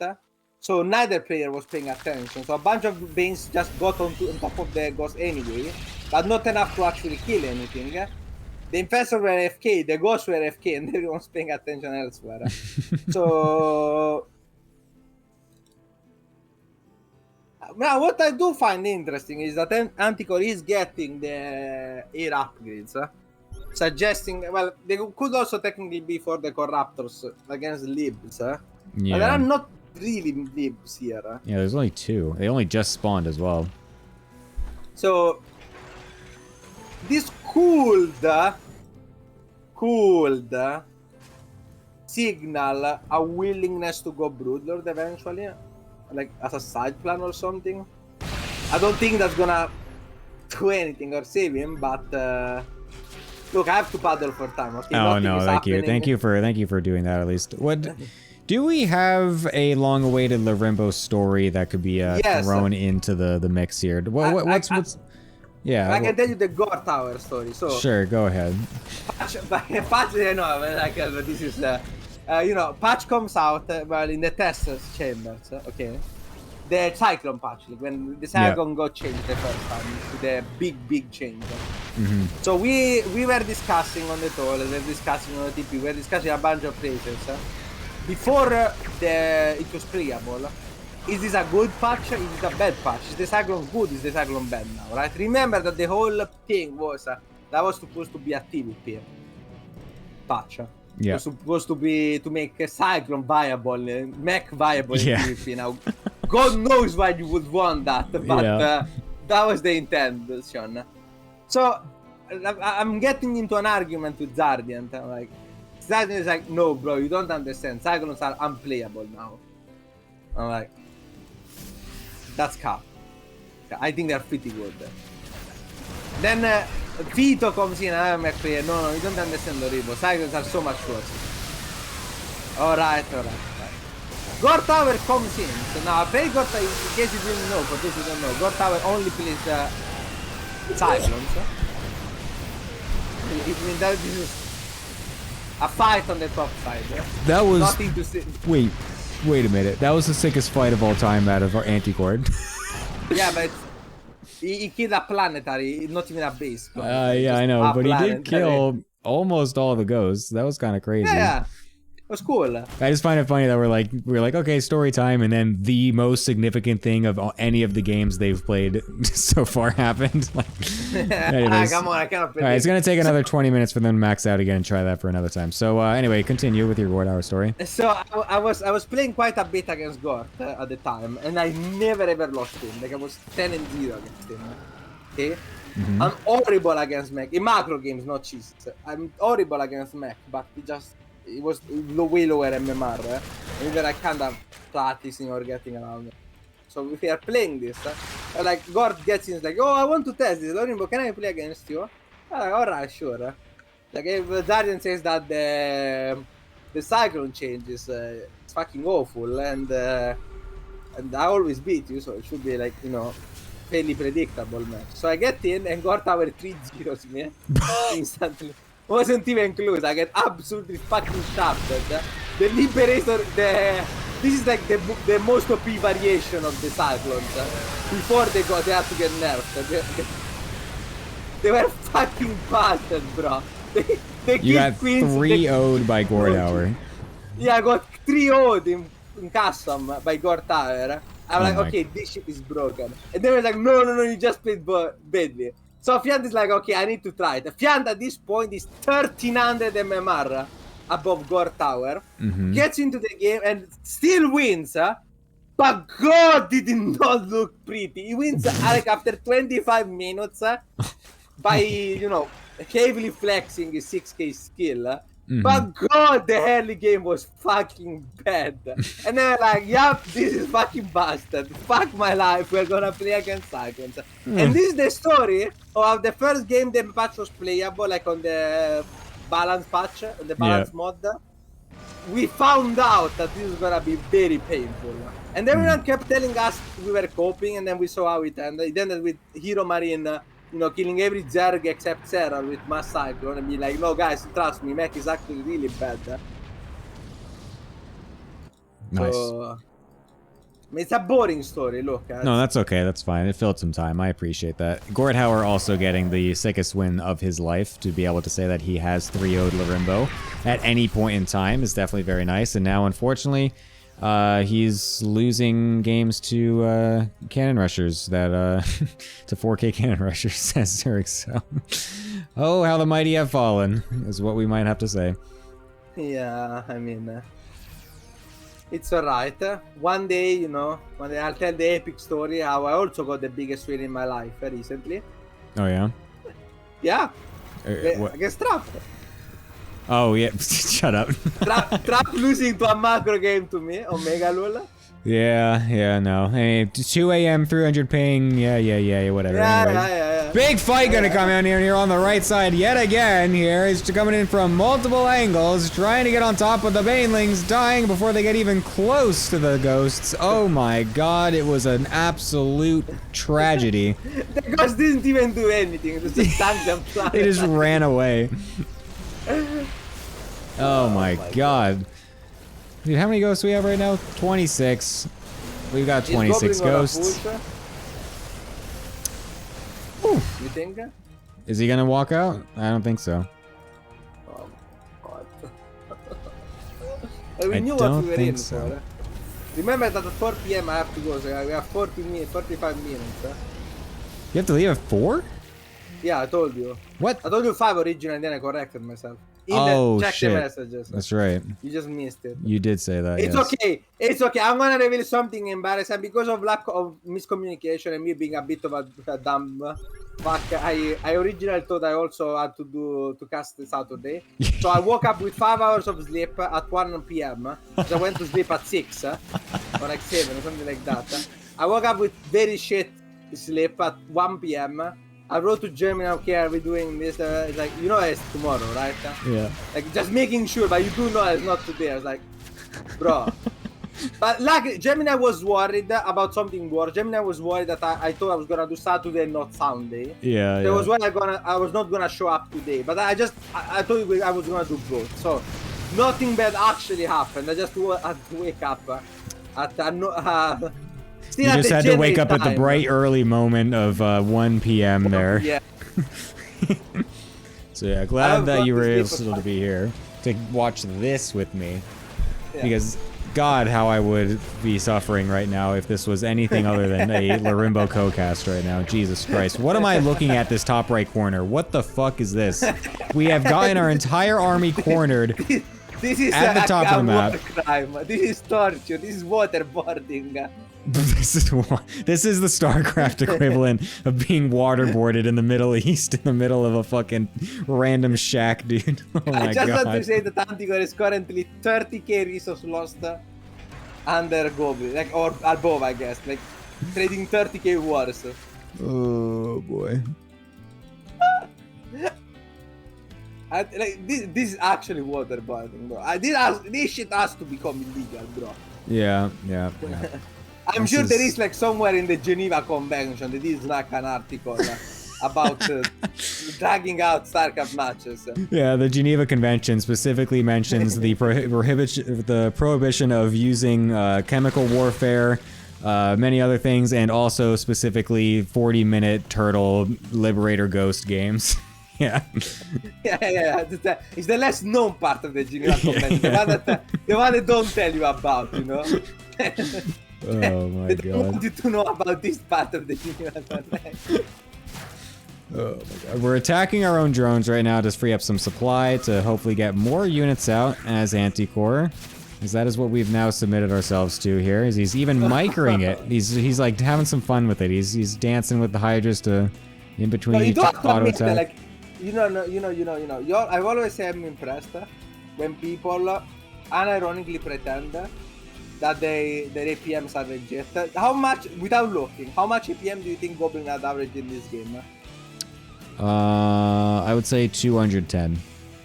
No, actually, no. It's way higher because I remember watching him last time. He was spamming the fuck out of everything, even though nothing was happening. I think it's 300. Huh? 450. Oh my fucking God. Did you see the 450 APM? I just looked right now. Yeah, I see it now. I said No, but 3. did you see him? Like, did you see it in action? No, I was saying last time I watched these two from the last series, I went to his POV at one point, and yeah, I saw that he's just spamming his fucking army and barracks hotkeys over and over again. This is what 400 APM Terna looks like. Trust. You need 450 APM to play like this.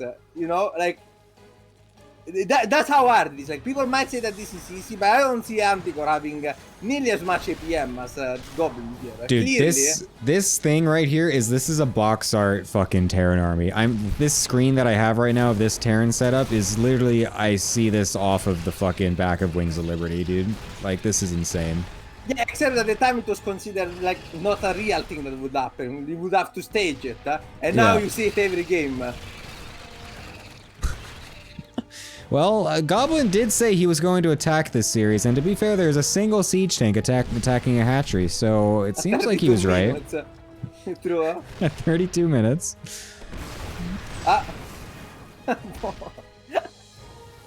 Oh my God, here we go! Oh my God, he's gonna send it into the army from multiple angles! Oh my God, blinding clouds everywhere, banelings rolling in, the infestors haven't done a single ability yet! Holy shit, they're finally getting the fungals off, and Anticore's army supply plummets into the ground as he's got absolutely nothing left, remaxing on Hydras and Lings against a Surely massive this is ghost the army. GG, right? Oh my God, it's insane. And the game's not Surely gonna end this for is another the 10 GG. minutes. No way. Like, even as Anticore, like... No, bro, like, what do you do as Anticore? You GG here, like, no? I mean, that's what you'd think. That is what you would think, right? What, does he think that Goblin is running out of resources? I don't know. Like, somehow? I don't know what Anticore is thinking at any point in time, because it doesn't seem like, I don't know, it doesn't feel like we, I don't know, this is getting into cope territory, I would say. This is getting slightly into cope territory, I would So this wager. is like the glass to rape before GG, you know? Like, sometimes before GG, I'm like, I'm just gonna int my army. Yeah, no, I agree, it did look like that. Where are these drones But going? it's not. Oh, we're going to we are at 30 of 2 on this But third base. just so you noticed, because I wanted to pay attention, I don't think it's happening anyway. If you look at the Goblin's third, he has left 5 ghosts there for quite a time, just in case of a run by. Oh my god, you're right. All of those bases are completely empty. Yep. It's like, The only minerals are on the top of the map. which, to be fair, the reasoning why you go, like, I was about to say, well, not now, obviously, because it's pulling the drones too. Nice. Not now, because now it's useless, but, you know, maybe 15 minutes ago, when Goblin was like, when he got the good fight on the top and stuff, at that point of the game, you could have considered just huge run-bys through the bottom of the rack. Like, 80 lanes. Same idea as the Lark, right? You get into the main, you start nibbling away, you force him out to be out of position. If he pushes, you are Baning Infestor, which supposedly should let you get some fungal. He can't really push that quickly. He will slow him down while his production gets nibbled. Then you remax after your counter-attack does, and you just try to take 2 fights and kill his army, and then he dies. That's like one thing that you can do. I mean, I'm just theory crafting for a game that never happened, but still. Yeah, I agree with you. I think just going for a bit more of a crazy run-by attempt could be decent enough. You know, some of the defenses have been spread out a little bit as time went on, and so there could have been some moments of opportunity here and there for Anticore to maybe get inside of the different bases and just wreak havoc. But Goblin is doing his slow push, finally making his way over to the main base here, as Anticore is just going to sit over on the bottom of the map. As I'm not quite sure what he's really waiting for, to be honest, because he literally has no income. There's not a single this, mineral on the like bottom side of the map. A counter mental attack? Like, is this trying to annoy Goblin or like his team? I don't Or know. is this like a mental attack to us? I think both these players are in cahoots at this point to make this as painful as possible for everyone involved. No, because I started told in game 1. I believe this is No, actually once the all-in failed though, I think it became that. Like the second game, it's just like, yeah, well, fuck it. Let's just go without the whole mile. Wait, what? Where? I didn't even see that. He's trying to, he keeps like putting mules on top of Banings. He scans Anticore's army and then he mules it. I mean, it's actually a thing. Yeah, no, I agree. I just didn't see it. I was looking at the main base dying. There is like, I don't know. I feel like it's a bit overkill. I feel like Goblin is really tryharding this for no reason. But I do appreciate the willingness to say, you look, I'm not trying to BM. Yeah. Oh my god. What's the time that you predict this game to be over? 42? 42? 40. 40. Doesn't have done any. I think it's gonna go by elimination. How many? Like, Antigore doesn't have any more units. Yeah. And they only has the buildings in the bottom left. I mean, yeah, like the question is just when does Goblin actually find the victory towards the bottom left over here is what I'm saying. I think it's gonna be like a fight that's gonna take maybe 30 more seconds. Yeah. And then Goblin's gonna take a while to actually, you know, get to that fight.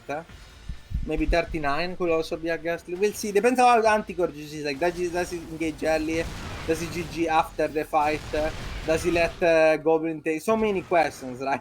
Yeah, no, there's many questions You about can see my everything mental here. going down. Okay, I'm just saying I'm not responsible for the quality of the casting. No, that's- After 20 minutes here. That's fine. I just can't believe that we got another 40-minute game. Actually, I really knew thought it. that we were gonna The get. moment I saw, I thought we were gonna the moment I get saw Golden Hour. lower ones. The moment I saw Golden Hour, I knew. Yeah. Like, you see, this is what I mean. Like, it's gonna be a bit slower. I'm assuming now in the next like 30 seconds, it's gonna actually push in a position that will beat Anticore. into Oh my god, he's gonna attacking. find some tanks!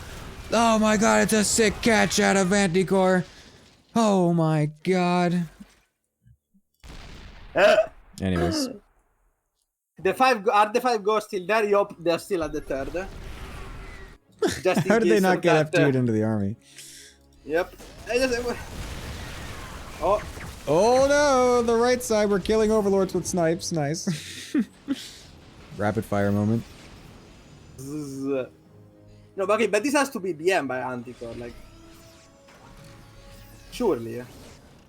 I don't see there is a mean- way for him to ever believe that he can even ask 1% of winning this. Yeah. He's got a Brood Infester in the middle of the Actually, no. in the army, does he? Yeah, he does. He has 2 Corruptors, but if he doesn't have those 2 Corruptors, he will be literally unable to win this. Right. At most, it will be a draw. He Mhm. will just fly everything. Where's that Brood Infester at? It was Oh, there it is. before I saw it on the top, yeah. This army. Okay, 40 minutes. Is he gonna get to 42? He's Wow, going for I the really sick did not think flank as well. Oh my god, here we go! It's happening! The Brood Infester dies immediately after it unburrows the blinding There clouds. goes There it that. is. We've done it. 40 minutes and 30 Oh, it was just turning to seconds. 40 minutes, maybe. There it is. The GG. Wait a second. Was Anticore trying to deny Goblin his money? It didn't need to. Like the 40 minutes clause, I said €2 if the series lasts less than 40 minutes. Didn't need to save me the €2. 424 APM here from Goblin. Truly a gamer. Oh my goodness. Thank you, Goblin, for denying me the opportunity of being there at the end of this amazing tournament. I appreciate it. If I ever get you on ladder, you're getting proxy hatch so hard you're gonna cry, mommy. Wow. I'm so glad that's over. Holy shit. And I actually am. Oh I'm my actually God. stunned a bit, I'm gonna be honest. You're what? I got mental damage now. No, dude. Me and Bull had to navigate that exact same scenario 2 weeks ago, and it was almost as painful this second time around, not gonna lie. So that Well, was I was really trying great. my best to No, to you keep at did least great. some, You did excellent. That was actually great. to get at least some content moving. Whew. All right, guys, we did it. We survived the Anticore Goblin best of 2. That was longer than, most other think it's whole gonna be longer than- series of this season. So that was awesome. So now we're going to be jumping down to a different type of match, which is going to be the pool. Is this pool 4? I always forget which pool Taco was in. Yes, it's pool 4, which is the lowest pool. So we went from pool 1, which was the second highest pool of MMR players, to now the lowest tier, which will be by far way more interesting than what we just saw. So if you were watching that and thinking, God, that was the worst content I've ever seen, don't worry, it gets way fucking better, and it's about to. Is the guy gonna come back to say diamond players? Question mark. Yeah, what happened to that guy? Where did he go? Where's the diamond guy? Sorry, Jenny, but you're right. Goblin, I hate you so much. Goblin, Holy fuck. I think I want to ban you from future seasons of ATL. That's all. Goblin gets a special perma ban after Yeah. this. The rules next season will say no player above 6k MMR is allowed. If you are, you have to off race unless you're Goblin, in which case you can't play in this league. Oh my goodness. Second, I have an alarm going on to remind me of the 4 p.m. thing. Nice. All right. Well, whoops, there you go. All right, we're getting into the next game. It's going to be so much better than what we just witnessed. It is going to be a PVT between Smurfkua, Mr. Takua himself, who's currently lossless in the entire season, and Revo, a player from Finland. I love Revo. No, I love Yeah, all Revo's of the cool. player.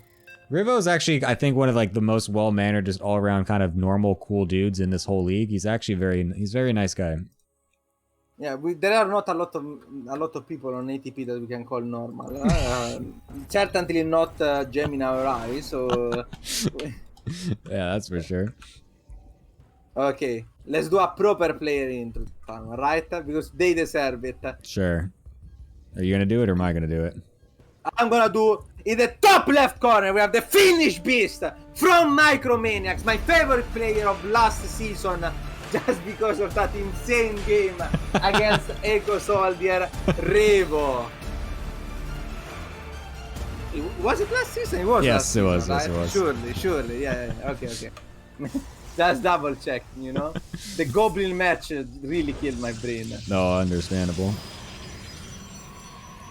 Gonna And do in the the other one? bottom There we right, go. I was waiting for you. I thought you were against something. In the bottom right, we have another one of my favorites, the original Sandbagger, the original Smurf, Takua, the guy that killed the Goobers the first time. The Goobers did not bad this season, actually. Yeah, they did pretty good. They actually made it the playoffs. They went even a round further in the playoffs, and then they got bopped. But that's okay. They did pretty good. They did strike back. They actually managed to do it. When they win ATL Season 8, you're gonna be insane. It's gonna be insane, bro. Next season, that's when the Goobers really strike back, all right? It's the strike back number 2 Electric Boogaloo, all right? The Goobers really strike back. The Goobers strike back number 2 Electric Goobaloo.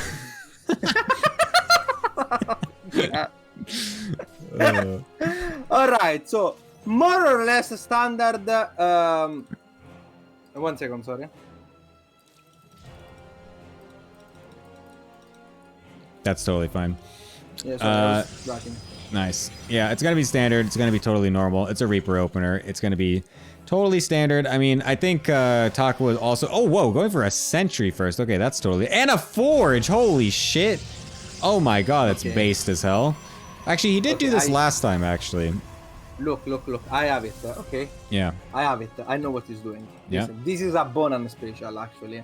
Oh, yeah? So, you go +1 armor into +2 armor. You charge your Luminous Sentry and Guardian Shield.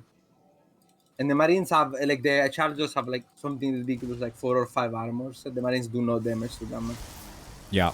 It's goated. I can see actually it. Did do this. No, I believe it. I definitely believe it. Holy shit, is it actually? No, he did this before, though. He did this before. He went fast armor for the fast forge as well a while ago. This is also Heaven style, Heaven being an absolute ape that he is, loves to go for just mass gateway, man.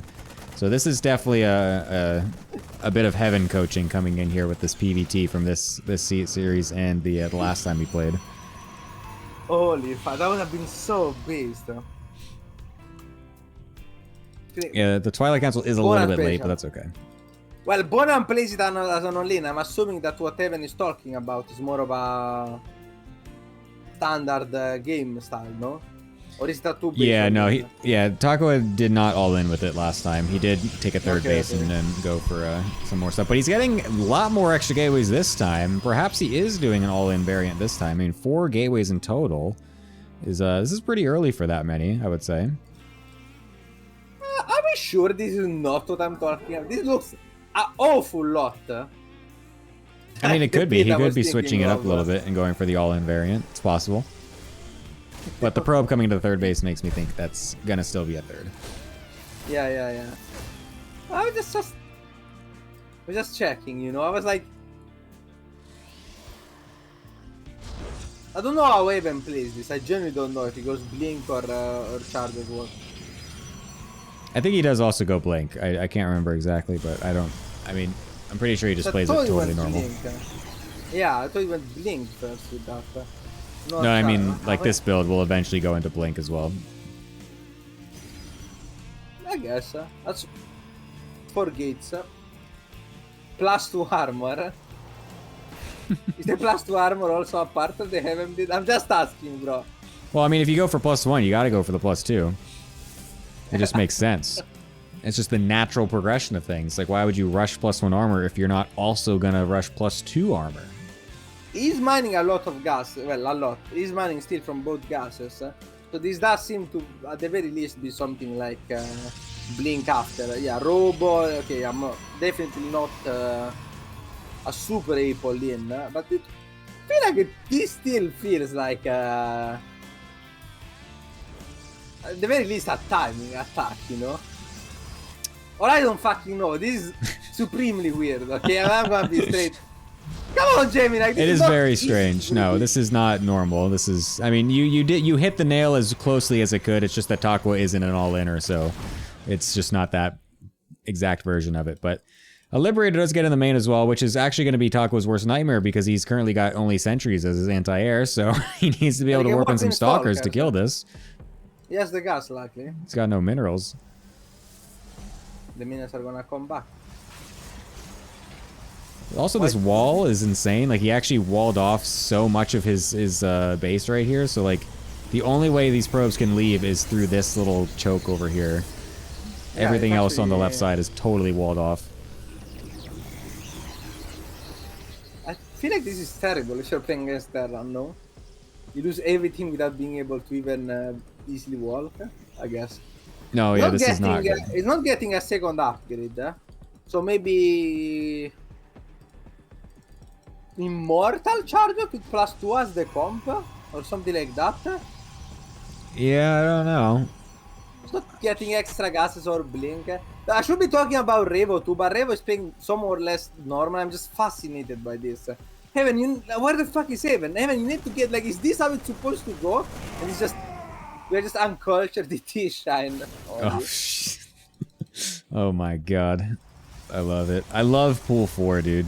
Pool 4 is just with the most gases, entertaining. 2 gases. Yeah. Wait a second. Look at this fucking probe in the main. What? Oh my god. The probe goes all the way around. Oh my god. Comes back. It's the longest journey. I've never seen a more overworked probe in my life. Holy shit. What is going on? This is fascinating. He doesn't have blink either. He can't blink down here to keep attacking it. Oh my god. Recall. Oh, he's not gonna kill the Liberator. It's still alive. Oh my god. The probes, no, they're not. They're still looking at the pylon. No, put them back. Oh my god, Takwa, please. You're going for a Dark Shrine, but you have currently at 67 income per minute of gas. Oh my god. He's gotten the +2 into +1 attack, and he's finally pushing out. So it is exactly the comp I was calling out, except into a very surreal build order. Oh my god, Revo's moving out of the exact worst time as well. He's actually gonna get caught in the middle here at the worst moment. No way! Oh my god, you're kidding me. Don't take any more damage, bro. Use the garden ship, please! That's the whole point! It doesn't matter. No fucking way for it. Oh my god. I mean, the army supply of Revo is still big. Where is his army? Is it all in production? He's got so many barracks. He's got a bunch of units just sitting idle on top of this third base too. Somehow gonna kill this prism, because why would you ever expect there to be things here? Oh my god, but it isn't targeted, so it gets away. What the fuck? Oh my god, somehow Revo's SCV count is also still totally fine. Oh my god, we're gonna drop the Marines to try and target the prism, but then we don't target it, but then we do. Oh my god, we get it. Nicely done by Revo there. Love that. He broke through the natural though. There are also DTs in the mix to make it even more annoying. Oh, the target fire on the DT is actually sick by Revo. This thinning out here for Takua. He's losing all of his units, and the third base stays alive for Revo. This is a hold for Revo, and actually a pretty good one, because now Takua, his whole gig has been given up. The 2-2 upgrades are now going to finish for Revo, and Takua's army, or Takua's economy is not good, and he doesn't have a transition. I have no fucking clue what just happened. We just got 6 gases at once as well for Takua to make sure we can secure this transition out of only zealots. God, I love pull 4. Dude, it's so good. This is why we watch ATL, dude. We don't watch it for the shit that we just watch. Yeah. Which one is the pool 3 match? That was your bro Chris and Gort. Oh, they didn't play in order, right? Yeah, we do it out of order sometimes to get them to play at different times. I mean, for the live, it's usually, yeah. Ooh, another little surround of the zealots here. We'll be able to force these units away, so that's good. But I don't really think that Revo needs to walk across the map right now. He needs to make sure that he doesn't keep dying to DTs. He needs to just max out on an insane army, and then he will just never lose a fight. But actually, Takua's going to take it to him again. This is terrible for Takua. Yeah. You definitely cannot push here. One ghost, by the way, will completely shatter this. I mean, it's already completely shattered, but this shatter is even harder. They were picking up 2 medivacs worth of marine to go somewhere. Yeah, okay, It's gonna drop out on the right. Not a bad play, honestly. I think you can hold this very easily with this army, so it doesn't really need the extra resistance. Yeah, the army is just so small here. It's just too small for Takua right now. And there's also no defenses. There's just a single cannon in the natural. This drop is going to do so much work right now. And all the warpins are getting spent at the front. We have 2 war prisms, by the way, as Takua, right next to each other. So that's not going to do him very good. As the marine drops do go off into the natural, as all the probes are going to start dying instantly. Just losing everything here in the natural. That's going to trigger Takua to try and go for it. But just the Marines alone, I think, are more than enough to deal with these. But I guess the armor is actually still pretty good. But yeah, no, this is looking pretty bad for Takua over here. The Smurf allegations not actually coming in this time, as he's actually gonna find his first loss of the season? Question mark? Oh my God, is this the return of Goblin's Bizarre Adventure? Are they gonna make this back? No, I think. Wait, which team is Revo in? Huh? Revo's Goblin's Bizarre Adventure. Purple is Goblin. Yellow is right. Bananas. They switched place at one point, like top and bottom, so I got confused on them. Yeah. This is the comeback, I guess. I mean, this is the team I predicted to win. Yeah, it is true. I mean, 38 workers on Takua's fort. Oh my God. Nice. Finally getting those moved over is very important here. So we did lose 1 prism, I think, but that's okay, because we did have the backup prism right next to it, and that is still alive, and we'll be able to do something on the top of the map here. Would love to send that over to the main base, perhaps, to get a nice warp in, but we're going to just sit here and put 1 DT on this 4th base. That's also fine, I guess, as that will delay that for just a little bit. Never mind, we're going to load up into the prism and do nothing. Excellent. My brain did not get shattered. I was the one. I saw a forge and I did the insane call of calling +1 into +2 armor into charge lot sentry. I was right. You were right. It's just it happened like 5 minutes later than what we were thinking. Well, I was familiar with a more, let's say, optimized variation of the build. Yeah, there's the GG gets called, and Revo will take the 3rd point for Goblin Bizarre Adventure, bringing the score back to 4-3 for Spacey, right? Yep. So getting pretty nasty. What if it's a haste match? Dude, I would love it. I want an ace match so bad. Put Anticore and Goblin in the ace No. No. Please do. Absolutely not. Absolutely not. Takua, I ask for his map and he responds with, This is actually the first time he's actually ever had to do this because he hasn't lost a map until just now. But yeah, that's actually pretty big here. I mean, Takua was coming in as the best overall in the league, being just completely lossless overall and just not really beating the Smurf allegations in this team league, and now, when it matters most, unfortunately, loses out his first game, putting Goblin's Bizarre Adventure within grasp. Yeah, so we do need to switch over to NA, by the way. Putting them within grasp of throwing this over to an ace match here, or potentially even just winning the game as well. But it's definitely going to be pretty tough for the next match as well for Spacey to get past Heaven when Spacey's going to be playing PvP. Well, the other thing that I was thinking actually is I wanted to shout out. We always talk about Takwa and so on and so forth, right? I want to shout out 2 new additions to this year contender, in my opinion, for the best players. And I am biased; they're both on Goobers. But look up Stonester and Tolo's performance this season. Yeah. Because Tolo really dropped off in the playoff. Trollo being not feeling the pressure got to him. But in the season, it was absolutely monstrous. And this is also Takwa first game in the playoffs, to be fair. Sure. Since they start in the end. And Stonzer was actually the one I'm the most proud of. He's a personal friend of mine. He didn't manage to get signed up in time, so he got as a backup. Had to substitute someone else last seconds and pulled off an absolute performance. Tried so hard to practice and really paid off. So I wanted to shout them out because I genuinely like their story, you know? Yeah, no, Stunster did very, very well, I think, for coming in as a sub. He just kind of came in and just honestly smashed quite a few of his games, so... I can tell you he was trying really hard. Like, he practiced with me yeah, for the cheeses. He practiced with Fian for the macro games. Like, we got coached. He also hit a new pick MMR in the process because he was playing a lot of ladder, trying to improve. So I like the effort. Like, he really put in a lot of effort for someone who was, like, picked in the playoffs as a substitute last minute. Yeah.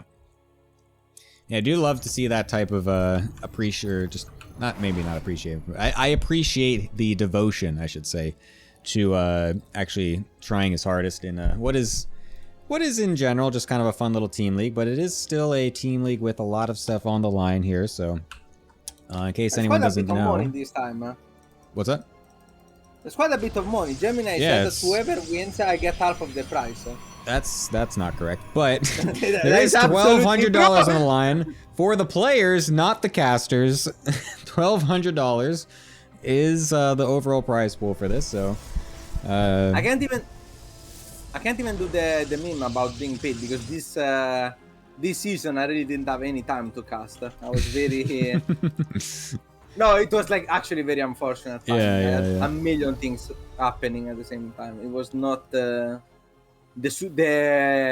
optimal timing for me to be in. But I think people can appreciate the difference in casting, you know. I know I haven't been missed as much because my friend casters were also great, so I know my absence was not felt. No, wait, that sounds bad actually. Wait, that felt bad. No, I worded it poorly.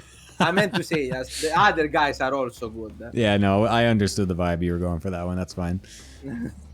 I did get that one, but we did miss having the Italian on board, so we're happy to have you here for the finals for sure. It's been good to have you here, especially for that Anticore and Goblin series, but for the other stuff too.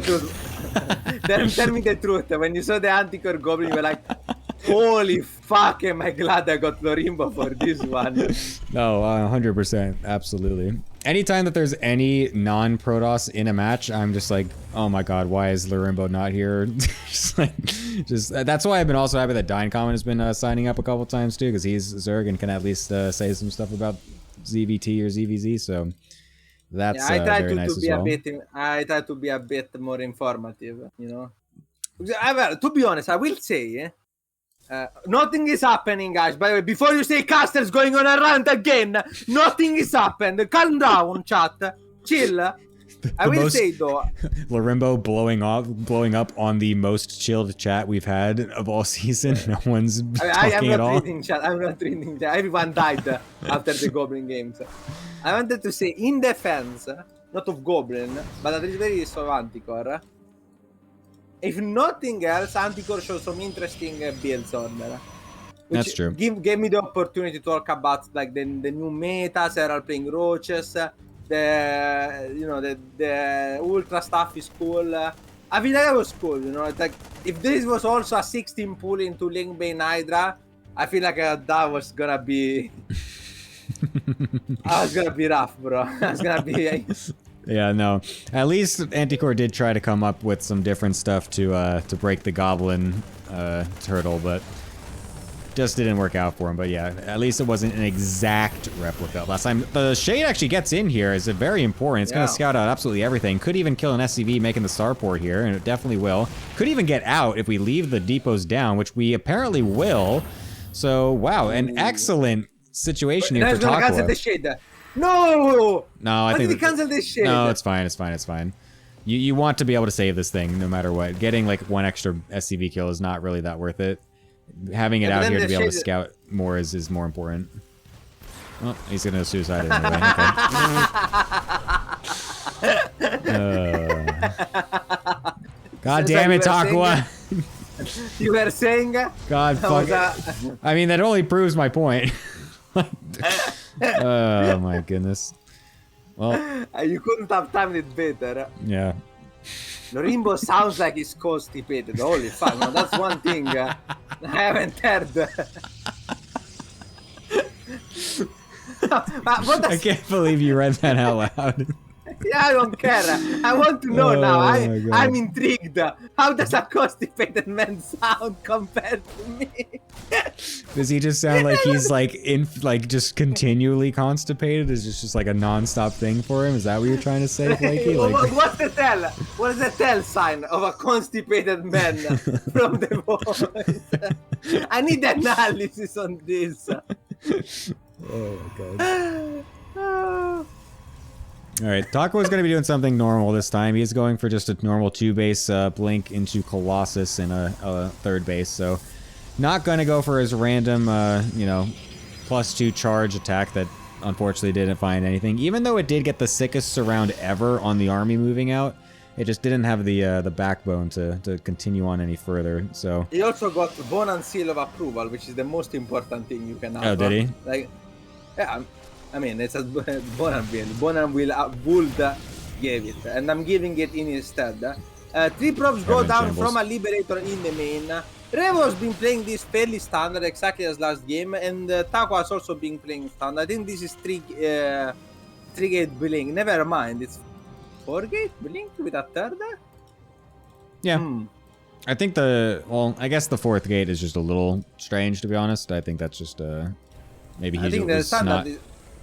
Yeah, I think he was just maybe scared, just wanted to get an extra gate. Yeah, 3-gate is what you would normally do, so yeah. It's not the worst thing in the world. I think it's fine. It's just going to secure him the 3rd and just be totally fine with it, but... did he do it after the 3rd? That's possible, but it's just doing the 3rd and 4th, as you know, that early after the 3rd is a little bit awkward, so... In general, it's not the biggest deal, but it's just a different order of things. Yeah, it's not. I was just curious about whether or not because you are the proto sexers obviously here in PvT. I'm not exactly, you know, the PvT, the PvT goat here. I was curious if there was like some significance. It was simply a small imprecision in the build order. Yeah, I think overall it's fine. Some people like to go for the earlier extra gates after the 3rd just to round it out a little bit better. Some of them like to cut the gateways a little bit to get some extra tech or upgrades a little bit faster, and then do a huge gateway explosion a little bit later. So it's just what your style is, more or less. Revo, again, also now, by the way, is going straight into an insane number of barracks. He goes right into 8 racks, even before his 3rd CC is landed, which is actually absurd. Like, that is so many barracks so fast. That's actually kind of what saved him last game, because he ended up having so much production, even though he lost his main army in the middle of the map to the Zealots. He actually had so much production that it just let him just kind of outlive the continued attack anyway. So not exactly normal, but pretty good for him, I think. Actually, this opens up an interesting question about this. Do you think for lower league players, right? Like you're diamond, you're below master, you're struggling to get there. Do you think cutting corners, like, okay, I'm gonna get an extra barracks because my macro is not as good, or I'm gonna get, you know, well, for Zerg, the now new standard is that even at pro play you get macro hatches, but it used to be, you know, gonna get a macro Ashes because my macro is not as good. I'm gonna get an extra gateway or two. Do you think that's a good idea? Or do you think like you should always just strive for the perfect build order from the pros, even while you're even in Diamond Leagues, for example? I think that's like absolutely what you should be doing, honestly. The more important thing is not that you follow the build perfectly, but it's that you actually spend your money. Like, the mechanics are always more important than actually what your, strategy overall is going to be. You can always adjust the strategy once you get good enough at macro to be like, oh wait, I don't actually need this extra gateway at this time, or this extra barracks or whatever. So I can just kind of cut that. But if you're not actually spending your money, then that's the problem. A build order should be a guideline. It should not be a set book of rules that you follow in the early game or in the earlier leagues. So, I 100% agree. And I think that's totally fine with, that's why I like what Revo's doing, because as you can see, obviously his macro isn't perfect. He's not getting all of the supply depots exactly when he wants them, and, his money floats here and there, but he has all of the production set up, so he's actually going to be totally fine to just absolutely max the fuck out as fast as possible once it does honestly get into play here. Yeah, Takwa going for a run on the left while attacking on the right. That's so many tanks and Marines caught. Oh, it's massive. This is gonna be pretty annoying for Takwa to deal with, for Revo to deal with. The SCVs are dying. Oh my god, this is a huge moment for Takwa, getting on top of everything yet again. Revo having such a good setup, but just once again just loses track of where Takwa's army actually is. Gets caught out with his pants down yet again, but this time the composition from Takwa is way more sound, and so he's not going to just flood out and just, eventually just bleed everything out here. A Marine drop on the bottom is going to kill almost every probe at the third base here, so that's at least forcing Takwa into a semi all-in position. But, I mean, the problem here is that Revo didn't actually save the SCVs himself. He didn't save the third CC this time like he did last time either. So he doesn't actually have much opportunity here to really do much. Even dropping the Colossus in the main base to get it along with the Warp in.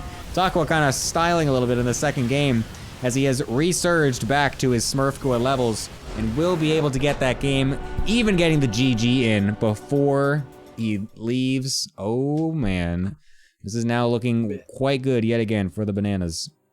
Very nice. So good luck to both teams. I unfortunately have to go. That was kind of my worry. Fucking Goblin. I'm a bit, this is your fault, Goblin. It's actually Goblin's fault. That's what I was worried about. When you were like, there's no way we go past 4 p.m. Like, Goblin, it's all your fucking fault, alright? This is 100% his fault. I don't know who to cheer for. My closing statement will be thank you everyone for being here with ATL. May the best win. I hope the best. I don't know. I kind of want to praise that dear friend of mine, but Goblin fucked me over. So, okay, we'll see that whoever wins is fine by me because I also like Kevin. Thank you, Gemini, for hosting this. See you next ITL, which is gonna be super soon. I'm spoiling. No, that's not true. I don't know anything about it. And goodbye, everyone. Thanks for having me. Thank you so much, the Rimbo. Thank you as always. It was a pleasure to have you here. We'll hopefully have you. If some rich patron wants to pay me a modicum amount to convince me to cast more, he's free to do so. I'm specifically talking to the people who win money. Support the project. Bye. Excellent. Thank you so much, the Rimbo. So yeah, that's awesome. Thank you for him for coming on in, but unfortunately, that means he's gone. So sad, but. Hold up, let me find out where we're going. We're going to EU again, apparently, for the first match. That's totally cool. But yeah, Dine did type in chat if he wants to hop in. He is free to do so. That is cool. If he would like to, he can. That's cool. You can join on in, Mr. Dine. What am I going? Oh, I'm clicking replays as if we're watching a replay. We are watching a live game. Heaven. And where's Spacey? Where is Spacey? Oh, Gort is also asking to replace the Rimbo. Sorry, I just said Dine could do it. My bad. Sorry, I got Dine asked first in chat. Hello, Dine Common. Gorth, I just want to tell you, suck it. Get fucked. Gore, you can join the analysis desk in the after point if you would like to. That's totally fine as well. You're free to do that. Where'd my Dine Common thing go? Here it is. Are we on EU? Yes, we're on EU. We also need Spacey. SC2 is being a little funny, says Spacey. All right, and he'll be in here hopefully in a momento. Anyways, welcome Dine Common to the thing. hello. This is quite the name on your EU account. Thank you. Yes, this is I love Hero. Yeah, that's an old name that I've just never changed because I never log on to Does Trap know about this? Yes. No, he's fully aware. I mean, he's getting married, so I mean, what does it matter? Oh, anymore, that's right? why you're not getting married to him. That makes sense. Jesus fucking Christ. So, our situation is that we are now in a, what is this, a 5-3 position for the Itty Bitty Banana Committee, going into the captain's match for the final 2 games, potentially here. Spacey now needs to win 2 games of PvP off race to send this to an ace match. Is this where Heaven offers to let Spazzy play Zerg? For honor? Yeah, honestly. And glory? Honestly, at Heaven, we need this to go to an... No, I'm just kidding. We're not going to match fix this. But... Oh, and you know what? And we should have Goblin versus the Anticore for the ace match. No. We already said this. Limber already mentioned it. No, absolutely not. That is not happening. No. No. On Will Golden not Aura. be happening. Not on Golden Aura either. Absolutely not. I mean, they would be able to veto down to 1 map, and there's no way that Anticore lets that through again. Surely, even though he did pick it 2 series in a row against map him. Pick. Oh, that would just be the worst thing of all time. Oh, it would be so pain. Anyways, how have you been enjoying the games, Mr. Dine? They've been excellent. I even enjoyed the Goblin Anticore series. No way. I did think Revo had a pretty good shot at tying up the series, but Mr. Smurf pulled through. Dug deep. The Smurf really showed the power of Protoss. It was actually very, like the hopes and dreams for a whatchamacallit, an ace match were really shining after that first game, because actually seeing Smurfqua lose a game was like, I was like, oh my god, wait a minute, is this where the bananas actually fall apart? It's like, is it actually happening? But does rally back to get the next game. We're just waiting for Spacey to get in here as well, sorry, to get this going here. His computer wasn't working, so... So what if we find out that Spacey's actually been in a hyperbolic time chamber with Bowen on? And this is like the fastest series of Heaven's life. I mean, I wouldn't be surprised if we have some sort of cheese coming out of Spacey here. The question is, which one is it? Or Aluton. This could be like a 2-gate forge. Yeah, no, that's what I'm saying. That's why I was thinking. It would be super based. I don't think this map is great for cannons, but, you know, an unbeatable build. It could be unbeatable. Not bad. It could be not too bad. Alright, Spacey. Race and color, please. Wait, he's been grinding customs? That means he hasn't been grinding ladder? And that gives him a plus 200 boost to his MMR, which would invalidate the off race. Oh, shit. It's science. It's science. Has Spacey actually been grinding, or is it all just rumors? Spacey's probably been grinding a different game other than StarCraft, if I could guess. He's grinding League of Legends right now. Grinding for Spacey is playing 2 games. Yeah, agreed. Alright. Spacey is ready. We're waiting to see to make sure that Heaven is also ready still, so that way I don't just sneak attack him with a loading game. And there we do have it. We are going into potentially into the final series of the day. Was my stream lagging right there? I did see we randomly got 400 dropped frames, which never happens because my internet is like insane. hopefully that doesn't happen again, because that would be bad. Alright. Here we go. We're going in. We are going in to the final series. Here it is on the bottom right-hand side. The captain for the Bananas. He is actually...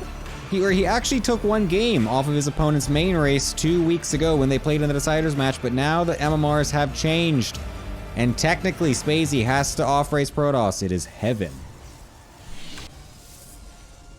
And his opponent on the top left-hand side, usually playing Zerg, usually loves making mutas, is actually off-racing as Protoss and is not cannon rushing. It's Spacey Mazy. I'm disgusted already. I'm so curious what his plan is here, because this is obviously not what he normally does. He's even going for the pylon and gateway positioning that makes me think that he's gonna one gate expand, which would be even wilder. How do you feel about this Chad no scout? I actually think it's kind of sick because, well, he's gonna do it just later. I think it's totally fine because I don't think Heaven is someone that goes for cannons because you know he hates them. He literally thinks that cannon rushers are just scum of the earth, which is fair. But that means he's not going to go for it himself, most likely. So I think that's a totally fine thing to go for. Just get that little bit of extra economy, get the scout coming out later after the second gateway, and then you're going to be totally good to still see anything that's totally normal coming out of Heaven. So I do like that from him. I think that's totally fine. By the way, just apologies to everybody for my washing machine just going absolutely nuts right now in the background. If you can hear that, that's what that is. So hopefully they couldn't hear my cats attacking the dog I'm watching. Did that just happen? Because we did not hear that. Yeah. Nice. Very good. All right, Stalker Centric from Heaven, totally standard from him, and a double Stalker opener for Spacey. Will he be going for some sort of 3-gate robo with mass Stalkers, or is he actually expanding? That's my next question. I think Spazzy is going to just dig deep and hope his mechanics can carry through. I don't know. Are we full walling right now? Oh no, this is a pile. Yeah, that's Heaven's. Heaven. I do like the 4-Stalker opener.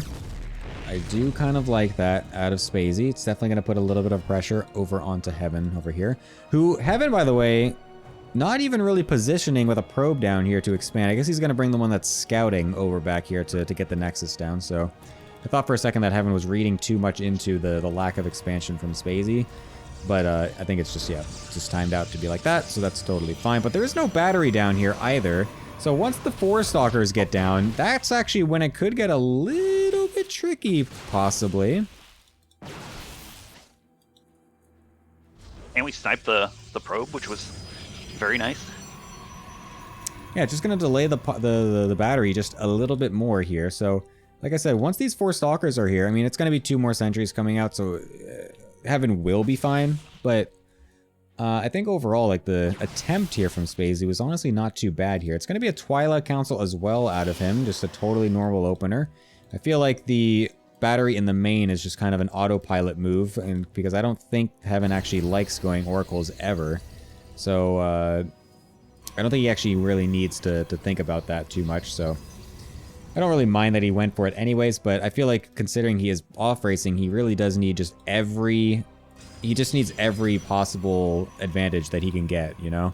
So... Well, that's why we late scouted. We got a little extra minerals, we can afford the battery. True. Now, these adepts could definitely cause a little bit of damage. Absolutely, and there's no pylon or no probe waiting to make a pylon either at the ramp, so that could spell utter doom for Spacey here, which is this is just the classic PvP skill check right here, just randomly 2 adepts spawning into your natural in the most inopportune moment, as all of his units are out in the middle of the map here. So this is definitely a massive move here for Heaven right now, and I do like that he is going for this type of thing if you are a fan of the Bananas. Because this is, like I just said, it is just a skill check of PvP. Someone who doesn't play this matchup very often will likely fall to the random adepts coming in, and yeah, 4 probes this early is not the type of damage you want to be having as Spacey. We do have a probe out on the map for Spacey, so I have a feeling that Spacey has no plan on dropping a third. We just want to end this thing as fast as possible. This push up the ramp could be very scary. These sentries here could definitely force field. Oh, and we do pull away. So it does look like Spacey's just kind of poking, trying to distract while we can hopefully get another gate up and get some fast warp ins. Yeah, his blink's still a little bit on far away here. There's a couple more seconds, so he doesn't want to go too far in. Nice catch, though, on one of those stalkers is pretty good here, and might actually even be able to get a couple of sentries. And now that the blink is finished, there is some opportunity here now to shave away these units. An accidental recall out of heaven as he fat fingers it. A bit unfortunate for him right there, but there's still an immortal coming out, which is going to be very, very important for him to be able to hold this off until his own blink can finish. And since this is a slow warp-in pylon on the proxy here, it means that these reinforcements are not going to be as quick for Spacey. Oh, a Dark Shrine as well on the back end. Ooh. No gate right here is very surprising because he's had the money the whole time. Yeah. I have also gone for some builds like this before as well, where you just go really hard on the proxy gate pressure, but the 5th gateway is, I always put it on the pylon here, but I love this blink into the main right now. We'll be able to unpower 2 of the gateways, even unpower another one here as well, but this is getting a little bit risky here. He needs to blink away and get a recall.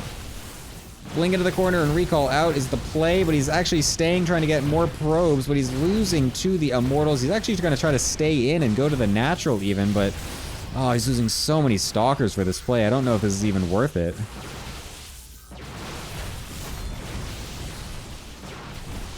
Oh, there's 2 zealots randomly in the third base. Zealots, yeah. What? But, unfortunately, these the double shield battery is able to hold it without really any losses.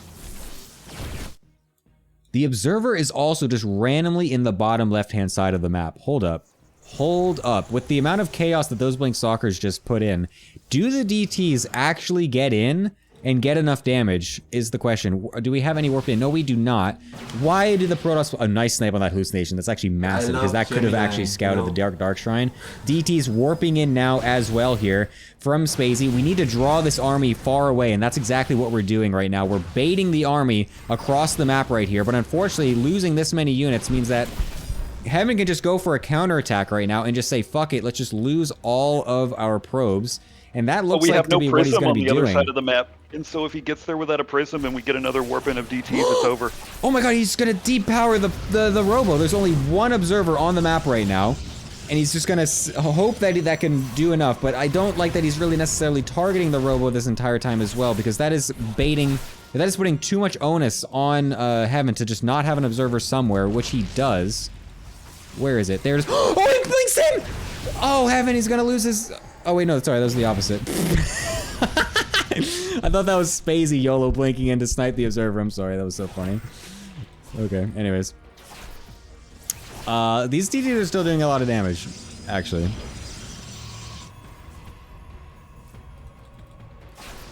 Dine, you fall asleep? Where are you? Oh, no, I'm just paying attention. Okay, that's I fine. mean, you know, I can't say that I am fully sober. That's totally fine. Not knowing I was going to cast. That is completely natural. I mean, the DTs are going to continue to stream in here, and somehow this is actually going pretty well for Spacey. I mean, the probe count is abysmal right now for Heaven, but the problem is that his army is gargantuan and beefy. 4 immortals is going to be really difficult to fight into as Spacey right now, especially because he's only been on 4 gateways this whole time. He forgot about a gateway explosion. He's got 66 workers, but he forgot to make any gateways, and he's made them now all in front of his 3rd base, which could easily get focused down as well. Taking a 4th base during all of this, he needs to hope that these DTs can just continue to delay Heaven for a much longer time, because he needs... I mean, we're still in the main with units. a DT. We're still in the 3rd with a DT. Oh, shit. Yeah, I guess I think that we're going to have enough time to get all these gates up. I guess the robo dying so early made it very difficult for Heaven to actually keep on top of all of the DTs. I mean, only having 1 observer makes it really, really difficult for him. I don't necessarily like this next set of DTs by Spacey. I think that was a little bit wasteful. That definitely could have been an Archon or something back at home. But, we're still at the 3rd. God, wow, this is actually crazy by Spacey. Man, DTs are good units. That is true. And That's we got a very couple true. more DTs about to be dropped by the Prism in the main. Oh my god. Dude, Spacey's kind of cracked right now. What the Yeah. fuck? This is relentless. Oh my god. This is insane. It's just non-stop Well, you know what they DT say, action. win behind Dark Shrine. Oh, I mean, for sure. Very good pro pull over here from Heaven. Actually doesn't lose anything. And the beautiful force fields. I love that. That was actually very good. We'll be able to kill both of them, but again, it's buying time. At this point, the damage is already done. The next thing that he needs is just time to bot. I mean, I think he's bought the time. Like, his army is getting pretty big now. He's got a lot of zealots. I don't think we need to attack. I think attacking is actually a mistake at this point. I feel like we need to now just kind of wait it out and make sure our army is definitely big enough, because we could easily get force builder right here. Oh my god, we don't. Now we do have some more charge lots running into the main, so continuing the multi-prong. I think DT that this push forward at the third is really scary. But charge lots also in the natural. Dude, Spacey is playing this like he's a fucking Zerg with mutas, dude. This is insane. He just, the mutas are just on the ground. This is crazy. He's doing so much damage. The force fields don't actually block Spacey from staying inside. The probes in the main, they're just getting eviscerated. Dude, Spacey's doing it. Oh my fucking god. He's absolutely doing it. He's ahead so much supply. He's got 87 workers. He's in all this attack bases on the third right is now. a little unfortunate, though. Yeah, no, you're right, but oh my god, this is just incredible. We just have amounts so of damage. much money. I do think that we still need to be a little careful. Yes.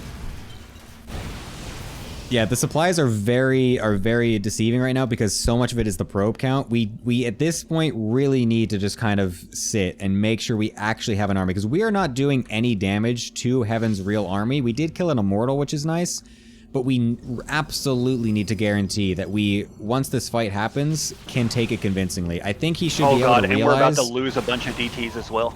Yeah. I think that taking this fifth is honestly throwing. No, I agree. I like we just need to warp stuff in. Yeah. And we're still just like hammering. We need to realize that this is enough damage. Oh god, we're We've still killed moving out. so much. We've killed so many things. We've killed so many probes. We're keeping our opponent on 3 bases. We need to make sure we just have an army. We're continuing to make prisms non-stop. That's insane. Oh my god, Spacey, do not overcook, please. I want this to go to another game at least, so that way it's, you know, all on the wire. It's just much more fun overall. So this is 100% biased casting. Oh god. Do we have Blink at least? Yeah, we have Blink, so we can get away. Yes. Just lose a couple zealots, not too bad. Oh, we actually get him out. Very nice, very nice. What are his upgrades like? He does have +1, +2 starting here for Heaven. So unfortunately for someone that is massing gateway units, he's unfortunately forgotten that his Forge exists. So that is not great. Luckily does start that right now, so that's good. DT is actually canceling the 4th base on the left side, not a cancel as well. So very nicely done there. A blink forward as well onto the Immortals here as the Archons are morphing is going to be pretty decent. Killing off a couple of Immortals is very nice. Losing some of the Zealots for it, but some Immortal kills are definitely what you want to see here from Spacey. But the Archons now are going to become a pretty big problem, because the entire strategy here from Spacey has just been to make an insane amount of Zealots and DTs and running them all over the place. So the Archons can be making these next upcoming fights quite difficult, I would say. Now, I do think that we are starting to get to the point where even with the inefficient trades, it is going to be okay. Heaven starting to kind of suck air. Now, he's not fully mined out because he did lose a ton of mining time in the main, but this giant, massive DTs could be really scary. Now, there is actually already an observer here, so even if the cannon dies, a lot of money lost right here. Now, we do end up recalling out, unfortunately, only 1 DT now, but a big fight over here at the third. Really nice positioned Archon that's going to just absolutely destroy these Zealots up front. And we just keep trading well. The 4th canceled again. Another big warp in the main. I think Spacey's done it. Yeah, this is looking really good for him now all of a sudden. I mean, the huge attack over on the left side, killing so much stuff. He's even able to trade off against some of these Archons here is really good. He even kills the Archons in the main base with the Zealots. Spacey is somehow still finding damage with all these attacks, even though his army comp is just so garbage. It's absolutely ridiculous. I mean, Heaven is now, half of his army is a bunch of sentries, which is just not what you want to have at this point in the game. I think Spacey should abandon this warp in there. There we go. Get rid of... Oh my god, the going back in for those 2 Zealots is insane, but he actually gets out. That's wild. Storm on the cards for Spacey. What? And we actually What? just finished up DT Blink, and look at this forward Nexus. When we have another my Nexus, God. like right by our base, like... This is insane. Yeah, he hasn't even taken Spacey's this left styling. side base. What the fuck? Oh my god. This Storm play, though, is wild. I can't even think of the last time I saw Zealot, or last time I saw Storm in a PvP. Like, that's actually insane. This move-in is a little bit ambitious here, as there's a big choke point for these Archons to go super huge, so we'll back off from that. I mean, the Zealots continue to reign in here. We're going to try to go for a little bit of a flankerooski with the Zealots on the top side and come in with the Zealots, or Stalkers on the left. Unfortunately, the overcharged battery was in the front, so that's going to get picked off. But again, this fight isn't exactly the best opportunity for Spacey to really get a nice fight, I would say. I don't like this position. I don't really think he should be staying here. He needs to be running back. His blink is off cooldown, but he's just losing all the Stalkers anyway. Not sure what's going on there, but more Zealots continue to stream on in to the main base over here. As Spacey is Losing just the not cyber letting core. off the pedal. Whoop. Actually, spoke too soon. And, yeah, I mean, this is just a lot of Spacey and not a lot of Heaven. And I expect to see a GG coming out here any second. I mean, to be fair, Spacey did lose a lot on the left side. His Stalkers did int super hard over there, so now Spacey the has army 98 supplies... probes. Yeah, he's got so many fucking probes right now, dude. Like, Spacey, yet again, is just inting a little bit too hard. We need a better army from Spacey. If he had just Honestly, if you squint hard enough, you can see the creep. Yeah, no, it's true. We also got Storm. We don't have a single High Templar for some reason, so that's another thing. We have DTs with Blink. This game Now we is slowly trade out our ridiculous. Stalkers until we have only DT army. Dude, no way. Dude, there's so many Immortals right now, too. Oh, getting that cancel on the fourth base is super nice for Spacey. Continuing to force his opponent onto just 3. I want Spacey to just max out. I need him to max out before he goes for these fucking attacks this time, dude. He keeps attacking when he's, like, not even, like, super far ahead in army supply. He needs to actually max, like, and then go for these big attacks. Accrue some I think sort this of a bank. multi-prong right here is going to be sick. Yeah. Oh, Heaven trying to split off some of his army to be able to deal with this. We'll be able to keep everything on the left side alive for now. And then going into the right side as well. There's a lot of Archons with this, so I don't really think that is necessarily the best for those Zealots. So we'll back off from that as well. When do you Oh think the my air God. transition is going to start? No way. You mean from Heaven? No, from Spazzy. No, like, Spacey's is that what not you going do? air. Are you kidding me? Dude, he hasn't even made a disruptor or anything. He's not transitioning. Although getting this catch is actually really good as the other units are a bit caught out of position for Heaven right now. This That's a might lot be of a big Archons. moment. God, that's so many Archons on the right side. You're right. I mean, the Immortals still are so difficult to get on top of, though, is the problem here. So we'll have to blink away from that. The Immortals are going to get some insane damage down onto these Archons and Stalkers from this position. Can Spacey actually continue this to a win? The Zealots flooding on in as well. Will get on top of these Immortals, which is massive for him. He needs that in here. Will be able to get on top. And there's the GG! Spacey keeping the Goblins alive. Oh my fucking god, he actually did it. We're going What a to a game. potential final game. Oh my goodness, it's insane. And honestly, dragging that back after the Adepts came in and killed 5 probes was very impressive. Oh my god, what a ridiculous game. Oh. Oh my god. The series is at least going to have all games be mattered. That's the only bad thing about this format, is that once we get to the playoffs, if the series kind of just ends before all the maps get played, then the final, map or two might just be totally inconsequential. So at least what I hoped is that we at least get to this situation where at least every map does actually matter. And we've gotten there. We are actually here. It's super sick. I am Oh my God, very Oceanborn. excited. Oh my God. Heaven's about to cannon rush Spacey for the win. No way. That would be No sick. fucking way. Honestly, Don't tell me. I actually That would don't be think hilarious. the league could end on anything better than that. Or Two Gate Forge. If Two Gate Forge won the finals, Oh my God. Oops. we would be eaten. Holy shit. Dude, imagine. Imagine. I think something spicy is coming out here. I think something spicy is going to be coming out on this map. Oceanborn has a lot of room for potential. Oh my God. This is I potentially would the also final game of accept the a season. proxy nexus into Recall the Depths. Oh, wait, sorry, yeah. We do need to go over to NA, that is correct. Because it is Oh my NA God, we're versus going EU. to NA? Wait, we're forcing off race and server? I mean, servers, it's just fair to do one on NA, one on EU. That's how it always works. Yes, but let me stand on my soapbox here.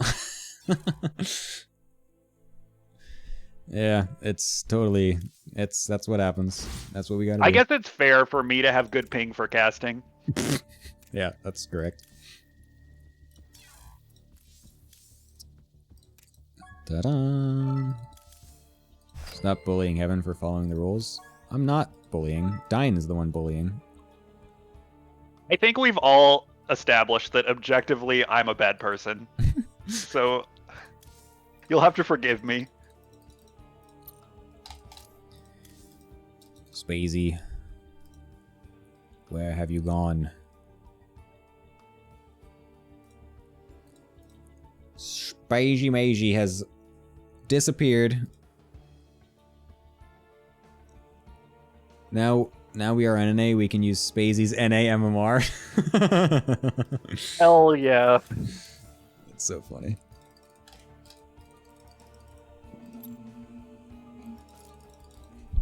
All right. What do we think? What do we think the build is going to be? What do we got coming out here? Is he just going to go for the full monkey build again, just throwing everything at his opponent nonstop? Or I think so. I don't see Spacey trying like a 3-gate robo or anything of the sorts, just because he doesn't practice it that much, and obviously Heaven has a ton of practice defending. I think both players expand and we go into a mass gateway versus mass gateway game again. I mean, dude, what if it's a cannon rush? Oh my god, it would be so hype. I mean, this is like the best map for it. This is like the best map for a cannon rush. We could throw it out. It is totally possible. Cannon rush versus cannon rush No, would make my week. That's not gonna happen. It's if anything, I it's know just it's gonna not be gonna one. happen. That would be But wild. think about the highlight video afterwards. Oh my god, it'd be sick. It would be great. Oh my god, I'm so hyped. I'm so amped right now for this game, dude. I cannot wait to see what happens right now. You can definitely cut the tension with a knife. Oh yeah. Alright. Here we are. Here we are. The potential final map of the season counting in right here. I am so excited.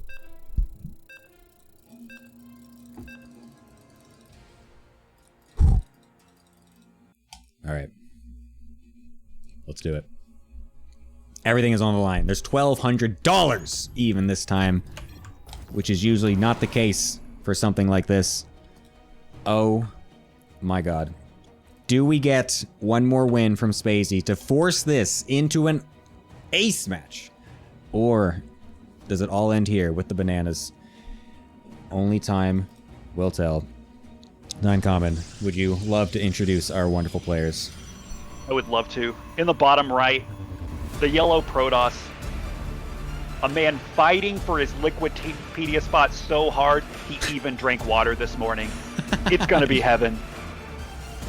And in the top left, digging deep with DTs, playing Protoss like it's meant to be played, and ready to tie it up. It's gonna be the purple Protoss.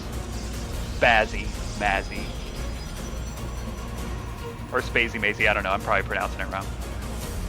Yeah, he did correct me last season when I was also calling him Spazzy Mazzy. It is Spazzy Mazy. I love you. I'm sorry. I'm an idiot. I am from North America, so you just have to forgive me. And I'm also from the South, so pronouncing things is not my forte. It's totally fine. As once again, my laundry is just going off behind me. It's just so loud. It will be over soon, guys. Don't worry. There's only a few more minutes on it, but it sounds like an airplane's going off right now, so that's that. Well, we're not going to get a cannon rush, sadly, on the best cannon rush map, so that is not going to be happening, but at least we had the hopes and dreams there for just a little bit when we were in the loading screen. But I think this is going to be the same thing out of Spazzy, and I think this is going to be Heaven doing his best to adapt to that style, because I would be surprised if there's anything super huge of an adjustment from Heaven. I think it's just going to be okay, let's just double down on the scouting. We'll take it nice and slow, so that way we don't just get pulling apart from the beginning here, just like last game. And speaking of scouting, it's a cheeky no scout from Spazzy. That's actually risky in this position, I think, because I think like a proxy Robo or a proxy Stargate right now could be absolutely huge. And I'm kind of surprised that Heaven didn't maybe, try for something like that, because I feel like there's definitely some very big room for that in this second game here. Given how I just don't think risky Heaven Spazzy's wants been. it to risk going to ace match, and Heaven is not a known proxy roboer, so I just would be very surprised if we had seen that. But looks like Spacey's going to go ahead and push out with these first two stalkers again, so very similar opener. Yeah. And that greedy no scout, meaning our Nexus is just slightly faster. That's probably not why, but I'm going to take credit anyway. Yep. You will get it slightly more faster, so that's nice. But yeah, again, it's just gonna be totally normal out of Heaven over here, just going straight for the sentries as well. I mean, Spacey again going for the 4 stalker into the Twilight Council with the shield battery in his main base as well, and just going for the same 4 stalker poke. We'll try to get a stalker. We'll actually get it. Oh my god, we do. He's going to lose his own on the same time, but losing a sentry with that too, and all the energy. Oh, I don't like sticking around this long for Spacey. I mean, he's going to lose all of his stalkers almost for a stalker and 2 sentries. Is that worth it? Maybe? Honestly, I think that was not too bad. I mean, gas is really, really, really important in this early game, so... I actually kind of like that. We could actually get a couple shots on this. Oh, no! Oh, Heaven, just unprepared for the extra stalkers to come out here. I don't think Spacey should go up here, though. That's so risky, but he's going to do it anyways and pay the price. This is just a game of baseball that we've got going on here. Both players throwing this right back and forth at each other, so honestly, it ends up being totally even in the end, I feel like. But I think overall that ended up actually being kind of okay for Spacey, because limiting the scouting is actually so important for his overall style. Because he's just like, so much of it is based off of his opponent knowing what he's doing, and he needs to be able to kind of catch what's happening. Spacey cut workers for a little bit and got a couple extra gates, so we could definitely see something really aggressive right here. Oh yeah, he's definitely going to try to keep pushing the throttle right now. I mean, he's getting the forward pylon again, which is in not the greatest spot, I would say, considering it's very likely that his opponent will be taking this third base over here, which is just how it always goes. So I would have liked it if the pylon was over here or over here, but getting it over here is fine. At least I wouldn't mind. I would love it if he puts a gateway here. Like, put another gateway down. He's getting a robo at home. Okay, that's interesting. Why are we just doing slow warpins, man? We could just put a gateway here. I'm not sure. Yeah. It feels like it would be really strong, but instead we just like have way less stuff. But I guess extra money for more gates and whatever. I don't know. We did take a very fast third last game. Now, since we went Robo, we don't really have the possibility of DTs, so I think multi-progging Heaven is going to be a little tougher. But at the same time, knowing that that's in the back of his mind, I think Heaven is really going to be looking for the DT run-bys and just kind of camping this natural, at least for a little bit. Yeah, I kind of like it from Heaven just to make sure that he is not going to get split up by taking such a faster third, and he's just going to be like, yep, nope, I am just sitting here on 2 bases. This is a lot of Stalkers from Spacey, though. Yeah, I was going to say, he can just blink on this Immortal. The overcharge, though, is going to be pretty sick, but just barely doesn't keep the Immortal alive. He's going for an Observer. A second Observer, even, after the first one, instead of another Immortal, is so risky by him, but I think it'll be okay-ish. Just imagine if there was a gateway here and we actually had fast warp-ins. I know, dude. This is actually kind of risky now because there's only 1 battery. Blink is still not finished for Heaven. Spacey's gonna have a lot of Stalkers coming in here, not going for an Immortal after that second Observer, or after that first Observer is massive. He's losing all of his Stalkers. He has to pull his probes immediately.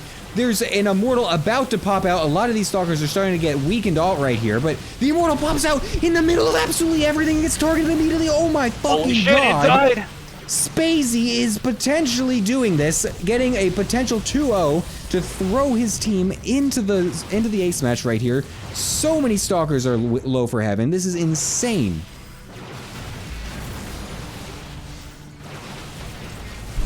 Oh my god, the micro here is actually pretty sick by both players. Dodging shots, forcing the Stalkers to focus fire.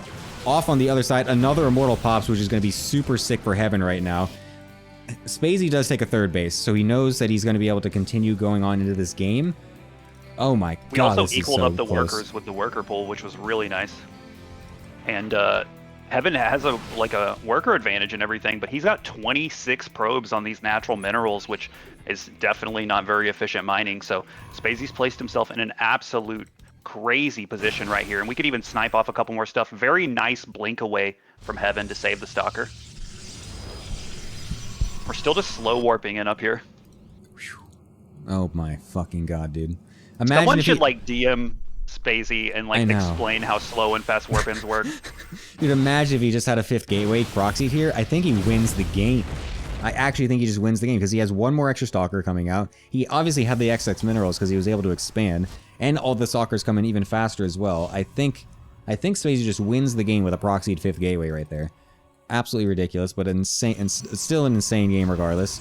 I mean, he's definitely going to be able to come into this mid game with a lead at this point, given the fact that he's got a faster third. He's going to have way more probes mining off of it for much longer. A charge coming in for Spacey right here is going to try to go for another big bust.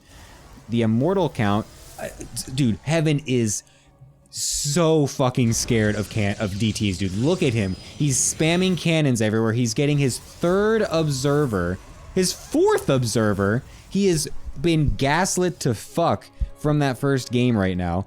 And he's going to have so few Immortals for this next push that's going to be coming from Spacey once his charge is finished.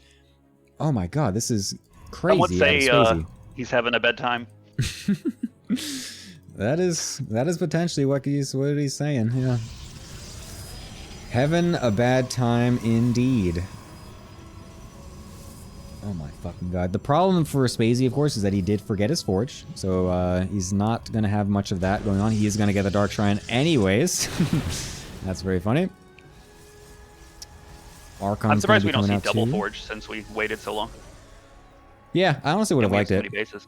Go for the bull maneuver. Yeah. Oh my god, some random zealots getting into the main base. Sniping Archon. Yeah, it's going to allow the units over on the left side to be able to start poking away at the Archons, so getting those for free before they're able to get big connections on any of the big Zealot clumps is pretty good. Blinks away, lets the Zealots in the main continue to do stuff. The 1 cannon there is going to die. The DT Shrine is not really close to getting finished just yet, but at least will continue to make it stressful for Heaven here as the non-stop multi-prong will once again start here for Spacey as he's going for this style yet again. It worked out for the first time. Will it work out 2 games in a row? Does unfortunately lose a Mortal, but we're doing a lot of really good damage on this cannon right here, and it does look like the cannon's going to fall. Forces another warp-in into the natural. Spacey just rolling units across the map in a very Zerg-like way. Oh my god, he even snipes that Immortal. Kind of a ballsy move there, but does play out for him pretty well there. Heaven does have 4 observers, so even though he has lost the cannons in the mineral lines, he is going to be remaking them, but also just has the observers around so that way they will be able to send those out in a much more efficient manner than last game. So even if the DTs do hit the field, I think Heaven will have a much nicer time dealing with them this time. So I don't expect them to do as much crazy damage.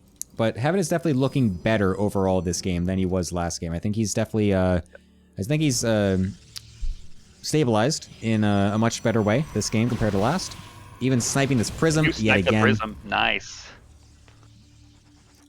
It's very good for him. He does drop the 5th though. Yeah, first that's big insane. rolling wave of DTs is coming in here, and this observer is going to see it and follow it, so they are basically going to be picked off for free. Very unfortunate over here, but we do end up getting our 4th sniped right here, and we're even going to lose a couple probes. So, not the best trade over here for Spacey, but when you have an economy lead like he does in a base lead, not really the worst either. Yeah, that was a lot of DTs started over here though. from Heaven, and +2 only just starting over here from Spacey, so really would like to see the second Forge to kind of push the advantage. Heaven has excellent vision on the map. Yeah, this is great. He's finally Another spread round out of them all. DTs running in, but there's just so many cannons finishing, and this choke right here means that only one DT can attack this cannon, so we just kind of throw away some more resources, unfortunately. Yeah, I think it's so much better now that Heaven has actually spread out all those observers onto the different attack paths so that way he can see the DTs coming ahead of time. Much, much better for him here. I mean, he's got 5 of them on the map right now. It's absolutely ridiculous how many he has just to make sure that these DTs cannot get in. I love the adjustment from Heaven. Once it looked very sketchy, of course, in the beginning when he was looking like he was actually going to get broken because he made too many observers instead of immortals, but now that he has survived, it's showing to be very, very useful here as it's been much more quiet on the harassment front from Spacey over here. He's trying to get more damage, but is unable to find it. Only 16 probes dying this time compared to like 50 or more from the last game. I would like him to maybe try and pick off this Immortal over on the right side, and then when the Kappa goes for the Archon instead, we'll be able to run away there without losing too many Stalkers, and not too many things else other than that happening. No more Zealots or DTs running around the map with them, so... yeah, it does look like Heaven might actually be pushing out right here, so we could actually see a little bit of fighting out on the map. Now, I don't see a Prism for Heaven, which is very scary. There's actually not a Prism for either player just yet. Spacey's finally going to be getting another one here. The Observer's doing so good for Heaven, being able to find these army movements. Does even snipe the Observer of Spacey as well. Quicker than me, Both Archons. you know? Very good indeed. But no battery right here.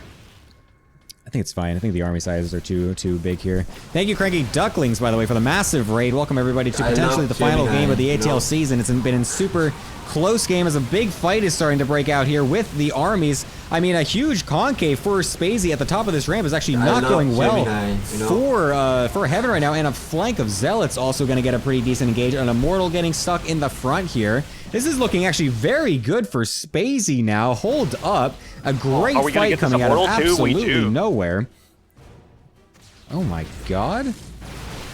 Is Spacey and with the doing way it? bigger bank, Spacey is about to take a gigantic army lead. Oh my fucking god. No +3 started though. Shields started up over here from Heaven, so quite a big upgrade lead.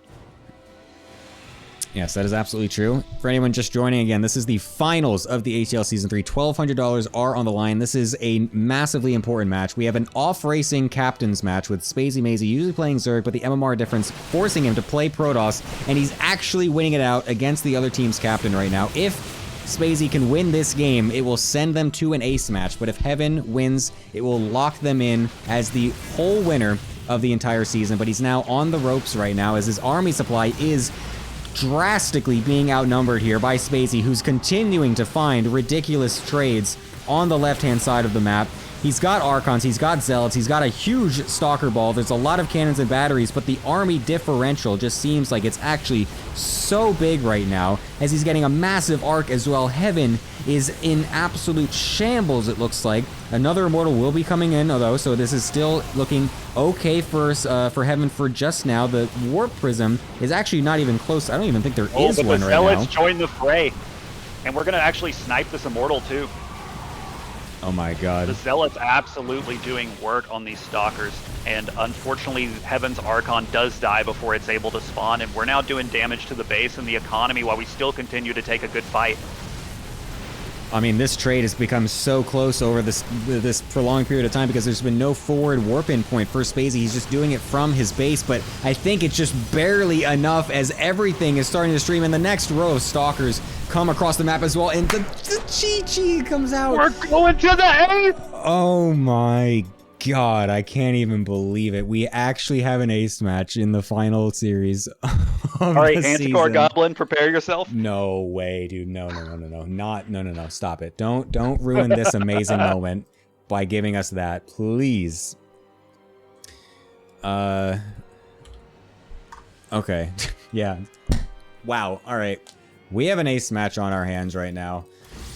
That is absolutely ridiculous. I was actually not expecting us to get to this ace match, given how this entire thing was rolling out. Oh my god. So now, the way that this works is that both teams will be able to choose one player for a simple best of one, and the winner wins absolutely everything. So, oh my god. This is as close as you could get for an ATL match. It's been an absolutely insane season, and for it to all come down to an ace match, it's as if we have scripted it from its beginning, because it couldn't get any better than this. Well, actually, it could. Kitty Cabal could be in the finals. No. Fuck that team, they suck. We do. Oh man, especially me.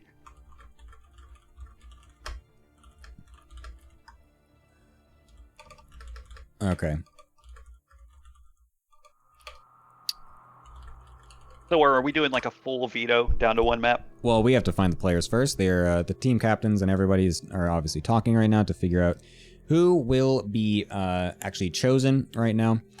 So yeah, we are waiting for the actual ace match players to be picked, and then we will veto down to one map for them to both play on. Of course, I am really curious about what's going to be happening here for these picks, because so given what just happened in that ace match, or in that last match, it doesn't really seem like Heaven would be having a good time in the ace match against Spacey if they end up doing that again. So this is feeling like this is not going to be a Heaven throw out for the ace for the bananas. Spacey. But who would you throw out? So watch this. Ready? Goblin was barely not forced into off race at the beginning of this week because of his MMR being slightly lower. I believe his MMR is higher right now, as Larimbo and the others were saying. He is definitely at a higher point of MMR right now. So something could actually force him to then play Zerg instead with an off race. So I am predicting either a Yorbro Chris or Takua move. I think that would be crazy. What if we get a Smurf Kua? Pool 4. As cool as that winning would out be, the ace. there is zero chance that is happening. No, I think it's going to It's be actually less than zero chance. I think it's going to be a Bull Meolja pick from the bananas. Honestly, I mean, I think it makes the most sense to force the Goblin off race, because I feel like that is the most safe play. As we saw, Heaven unfortunately wasn't quite having it in that. I think we're going to see Spacey versus Heaven. You think it's just going to be the captains once again? I mean, it could be. To be fair, it could be. I feel like there's going to be some mind games here Heaven with the Goblin wants thing. to end on that note. I think that he wants to redeem himself. And I mean, maybe we see Goblin, but I mean, like, obviously, as much as I believe in your bro Chris and Mr. Smurf himself, even Goblin Zerg is reasonable. Hey man, imagine if he just proxies two barracks with Marauders. All right, think about that. Hey, your bro Chris special. You never know. I could see Bull playing, but I still think it's going to be Spacey versus Heaven. Okay, I honestly and just kind of with a like small chance of Spacey versus Bull. I honestly just kind of like the mind games with the the ace match picking. So I've always kind of hoped for a lower pool being thrown out to force off races and stuff. So I just kind of like Ask Kitty Cabal how that worked out for us. So I will always vote for the non-captain's ace match throw. So that is just kind of what I'm thinking and what I kind of want to have happen here. So That is my pick. Now, for I'm what just will be going throwing on. out there that we could definitely, both teams could send out Echo and Ardent. That's also an option that What is if we get allowed in the the Echo rules. It was versus added Revo? pretty recently. Let's get Yeah, yeah, Echo yeah. versus Revo and throw it on Royal Blood as well. The ultimate rematch. All right. Okay, I do have information from one of the teams. I do have one of the team's information. I need the other team as well now. It's crazy that the ace match isn't a 4v4. That would be ridiculous. We should do a Beast of the Hill ace match. Imagine that.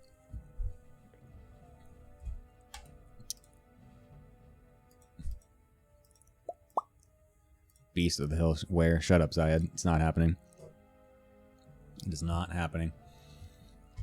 All I right. feel like Beast of the Hill is a game that I want to like, and then I play it and I go, "Oh, this is FFA." Yeah.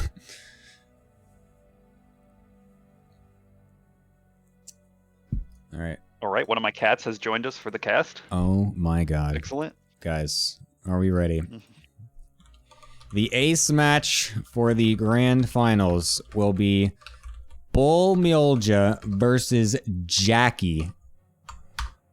It is going to be honestly a ridiculous rematch. that that's the picks. It is going to be a rematch of the Pool 1 match. That is what we have in store. I am so excited because it's going to be another PvP.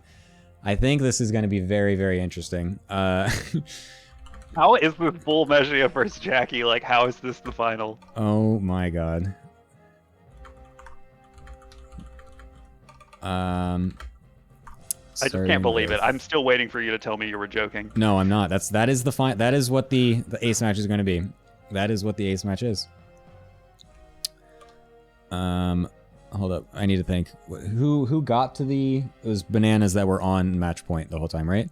Yeah. So Bull, you get. But especially because we 24. started out this day with Bull Mejia 2-0ing Jackie. Yeah, exactly. I wonder if this is both teams big braining it and thinking the other team was going to be throwing out, a certain player, right? And then Do you we've think kind of that ended up Jackie's with this. just been laddering for the first time in weeks, all during these games, and the length of the Goblin Anticore series has warmed up Jackie enough Perhaps. that it's going to be more competitive? Maybe. Okay, so the coin toss has been called by Bull as heads to get to see if he gets the thing or not. So let me quickly show that on stream so that I can confirm I'm not cheating. Da da da ba ba ba ba. It is heads. Wow, what do you know? So yes, it will be heads as well. So that means that whoops, wrong thing.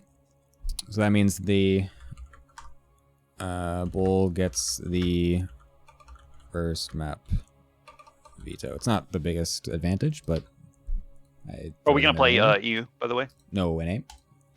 NA? Okay. We are still on NA, so yes, that's totally good. Excellent. All right, boot these guys from the party. Oh yeah, Jackie's NA, right?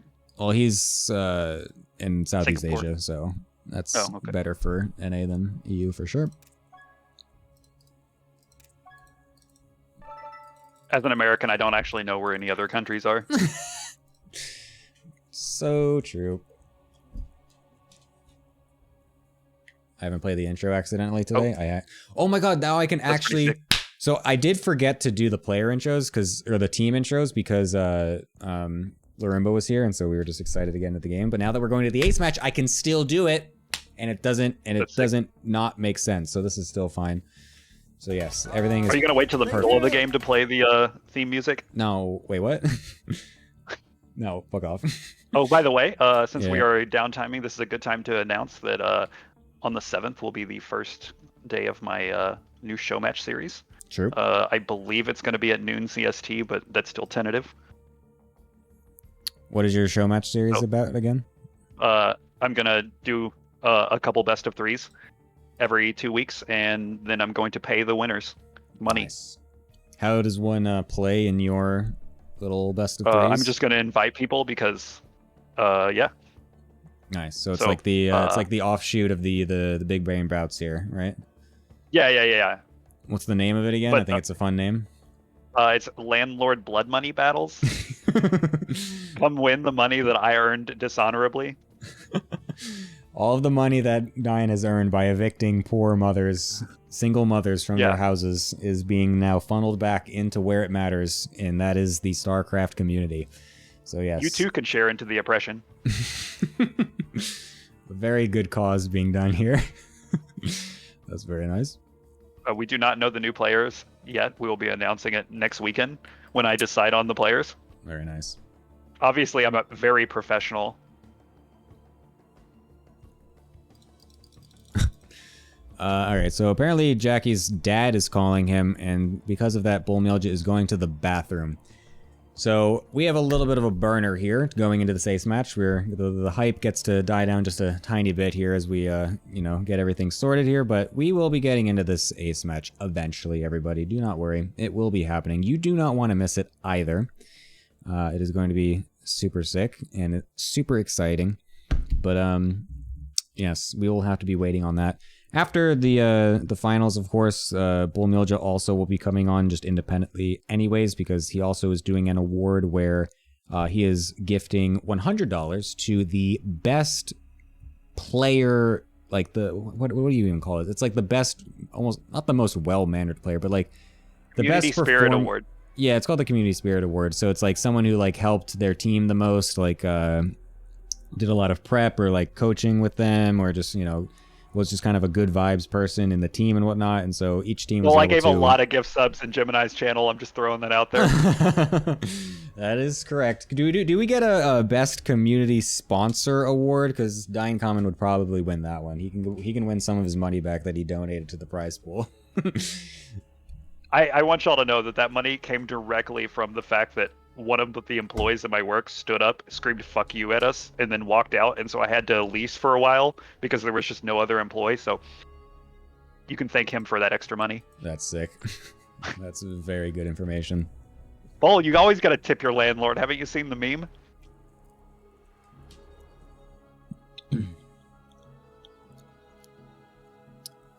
It is a little weird working at a building that actually has people tip us around Christmas, and when like my residents, which I already suck up all their money like a leech, hand me additional cash. It's a very weird feeling. During Christmas time, yeah, I'm sure that feels awesome. That is very good. All right, well, Jackie's phone call with his dad is apparently taking an extremely long amount of time, so that's always great. I don't know. What's been your favorite thing of the season so far, Dying Common? What did you like so far throughout all the weeks? We've had a lot, we've had a lot of good moments and everything. Even though it was against my team, like Echo clutching up has been pretty hilarious. At least he clutched up against some other teams as well, so like we don't have to live alone in shame. Dude, that game versus Ardent on Ghost River was so ridiculous. The fact that oh my god, the Zealots spawning at the perfect time to pull the Lings off of attacking the cannon so that way it actually finishes. Like, oh my god. That game took ridiculous. 6 years off of my life. Yeah, that was a ridiculous game. Also, just the game from week 5 where the Ling Ravager all in against Raptus, where the morphing Ravager blocked all of the Lings from getting it through the wall, which then eventually allowed the wall to finish, and then for the Protoss to hold was absolutely ridiculous. There's been a lot of ridiculous games throughout the season. So yeah, if you want to watch the VODs, if anyone is new to the league, off the raids and everything, go check out the VODs over on the VOD channel. As I live in Korea, so I can't save any of the VODs on my Twitch channel because Twitch doesn't allow me anymore. So yeah, go check them out over there. Or you can check the highlights and recaps on my actual normal YouTube as well, which have been super good. And Karathos, the super god king of editing and production, has been making those excellent videos that are extremely hilarious and very, very fun. And also just making a lot of the cool things for the stream, like this awesome Italian Larimbo MLG 420 edit thing. It was very funny. And just all the other cool intros and everything like that, so. Karathos is pretty goated. Yes, Karathos is indeed. We are tied up, Heroku. We are going to the ace match. Yup. Everything on the line. Pride, money, the will to live. $1,200 dues. Although it's not exactly 1,200. The winner gets 600. The loser gets, what did I say, 400? Is that what it is? That sounds reasonable. 300. 600, 300, 200. Is there like a 100 third is the place? split. Are we gonna have like a third place like offshoot? No, because it was just determined based off how far you get in the playoffs, because it's a Oh the hill yeah, bracket. duh. I Yep. forget that we're not doing a bracket like that. Yeah, so Goober Strike Back got 4th place. They got 100. Supply Block Heroes got 3rd, so they get 200. And then the winner here gets 600. The loser gets 300. That is the split. Imagine, honestly, just crazy where this league has gone from season 1 being just like what, like $100 or something like that you threw in, or maybe I think I maybe threw in 50, I think, Yeah. or something like that. Yeah, and it was just like halfway through the league, I was like, yeah, here's we could do money for this. Yeah. So yeah, just And now we have to honestly kick people ridiculous. out of the league. Like, there's just too many people to play. All right, the game is coming underway. Oceanborn will be the map that we will be playing it all on. Oh my god. Man, the fact that it could, like, a PvP could be happening, and, like, of all the maps that people are allowed to go through, it's Oceanborn is crazy to me. It's probably just because I don't play enough Protoss to know how bad the other maps are. It's also just the... Oh shit, I did East instead of West, sorry. Wait, I thought we were on East. No, because he's... Oh, we are supposed to be on West, aren't we? Yeah. But I think it's because both these players aren't exactly Cannon Rush players, so I don't think Cannon Rushes is even in the idea of what these vetoes are going to be. That said, if it ends up being a Cannon Rush, that would be so funny. Hey, we still have an opportunity to know. end the season on a 2K Forge. We absolutely do, and you need to accept the party invite. Oh, wait, you didn't send it to me. I don't have it. Oh, it bugged out. Nice. Okay, let me leave the party and you can reinvite me. Oh, there we go. Nice. But yes, we do still have the opportunity for us to end on a Cannon Rush, which would, again, just be the greatest thing of all time. So would love to see that happen here. But anyways, I'm going to get into these player team intros because I forgot to do this earlier, so I'm going to do that right now. We're getting into the ace match, the final game of the season between Itty Bitty Banana Committee and Goblin's Bizarre Adventure. Oh my fucking god. Let's do it.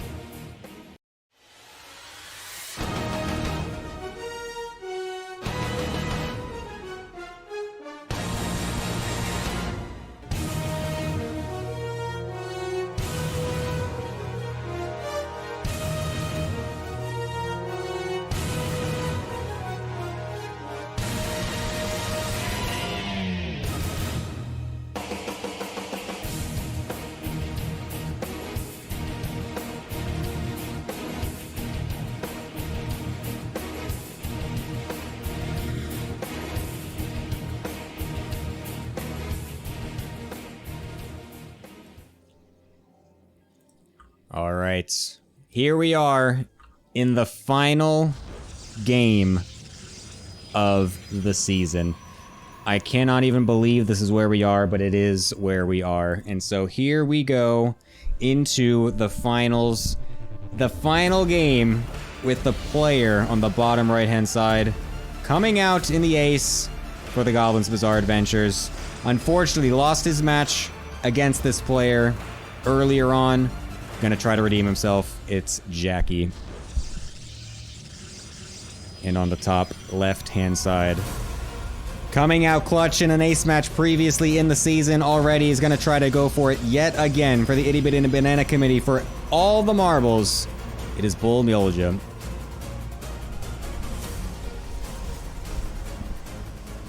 Unfortunately, both our players don't love fun. Boring 2-gate. So true. So true. But we How do have boring. a cheeky probe over here from Jackie on the top part of the map, so maybe we're about to see a little Oracle action. Or a proxy robo. Oh, I love this. I absolutely love it. Give us something spicy, Jackie. Let's see it. Don't give me another 20-minute PvP banger, which, to be fair, would also be super sick, but I have not seen any Sheningas in PvP in quite a long time in this league, and I want to see something interesting right here. And this probe is absolutely going to be making a pylon. I like that he's making it with the third pylon as well to supercell it, to really make Bull think if this is actually going to be a proxy or not. Because right now it doesn't look too clear that it actually is one.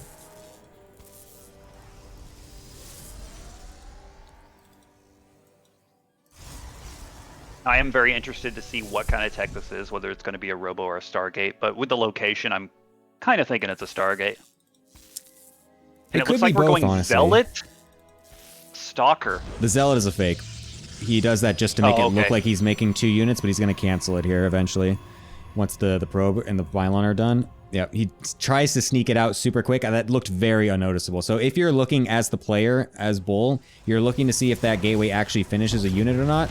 And if you do it quick enough, it looks like it doesn't change animation. So you're able to sneak it to make it look like you were just making 2 units the entire time. But instead, it was a fake Zealot that was going to get canceled, just so he can make the Stargate slightly earlier.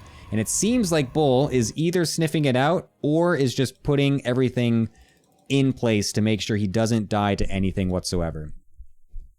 Ooh, and we are actually poking out on the map with these stalkers, so this could be really scary for Jackie right here. Especially considering we have just decided to expand, and we only have 2 stalkers with not another one's on the way. I mean, honestly, this game could just end right here.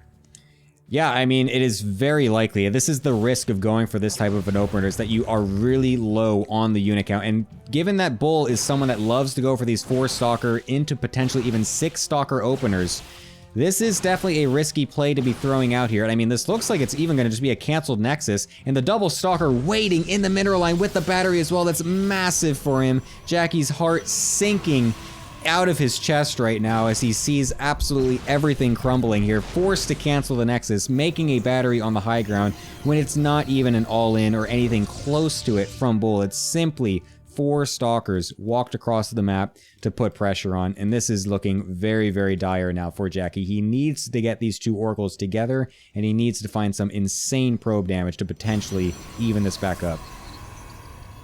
Now, his natural isn't that far behind Bull's. Like, it's not great, but the game isn't in an absolute unplayable spot, and this second Oracle is going to get out before it is found by these stalkers. So 2 Oracles definitely has the potential to do some damage right here. The 2 Oracles are bunching up. The Stargate is going to be found, but we are going to maybe get a probe or 2. There are stalkers and a battery already in position. Jackie just deciding to bounce right out, go to the dead space. And yeah, we're just going to transition into a longer game. So very, very, very nice defense over here from Bull, but Jackie's still somehow ahead in workers. Yeah, I think Bull was maybe a little bit afraid for a little bit just to make sure that he got everything secured defensively. He had to cut a few probes here and there. Only 1 stalker right now at the natural as well, which is going to mean that these 2 oracles will get in. That's going to be, a couple of misfires from Jackie. Unfortunately, could have gotten 7 there, but only getting 5. But honestly, that is the type of damage that he needs to find his way back into this game. And I think that actually is enough to actually put him back in it. Right back into this. We're actually ahead. It's very, very good for him. The thing is, of course, that his tech is going to be overall later, so there's going to be a big opportunity for Bull to potentially go for a blink attack while Jackie doesn't have blink, but in terms of economy, that is exactly what he needed to find to be able to make this proxy Stargate worth it, and that's why the double Oracle is always a threat, no matter what time in the game it is. And a proxy D Shrine over here from Jackie. Oh, he's doing... which could be really scary. And we're actually going right back in with these oracles. Now there are 2 stalkers in position, so we are going to be able to defend. And there's a lot of stalkers over here from Jackie, so I just don't think Bull's going to be able to get any damage. Even if Blink ends up finishing, it's just very scary to blink onto 2 batteries because there's still one on the high ground. I agree. And we still have these oracles just kind of shifting around and poking to see if they can get anything. But I mean, does Bull have a robo? I mean, he does. He does have one observer, Yes. and there's an observer that is like sitting over here. So the Stalker's still doing a really, really nice job at driving back. We actually get some hull damage over here on one of these oracles. So now Jackie has to be extra, extra careful. But Oh my god. Okay, I mean, DTs are just always scary. Just a little bit of lore with this as well. Jackie, I have known for a bit now, and the thing that I knew from him first was exactly what he's doing right now. This is his patented PvP. He always used to do this, a blink into proxy DT or a Stargate into proxy DT. This is what he would love to do all the time. It is something that he tried to get me to do for the longest time as well when we were also teammates in season 1 as well.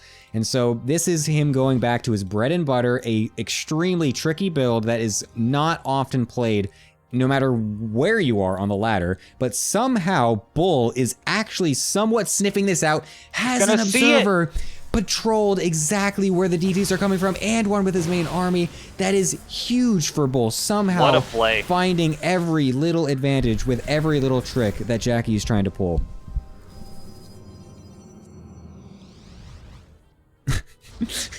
Syed, nice. Where did our oracles go? It's very funny. there They're they in the middle of the map. Oh my god. Well, Bull is doing everything he can to just absolutely clinch this PvP ace match right here.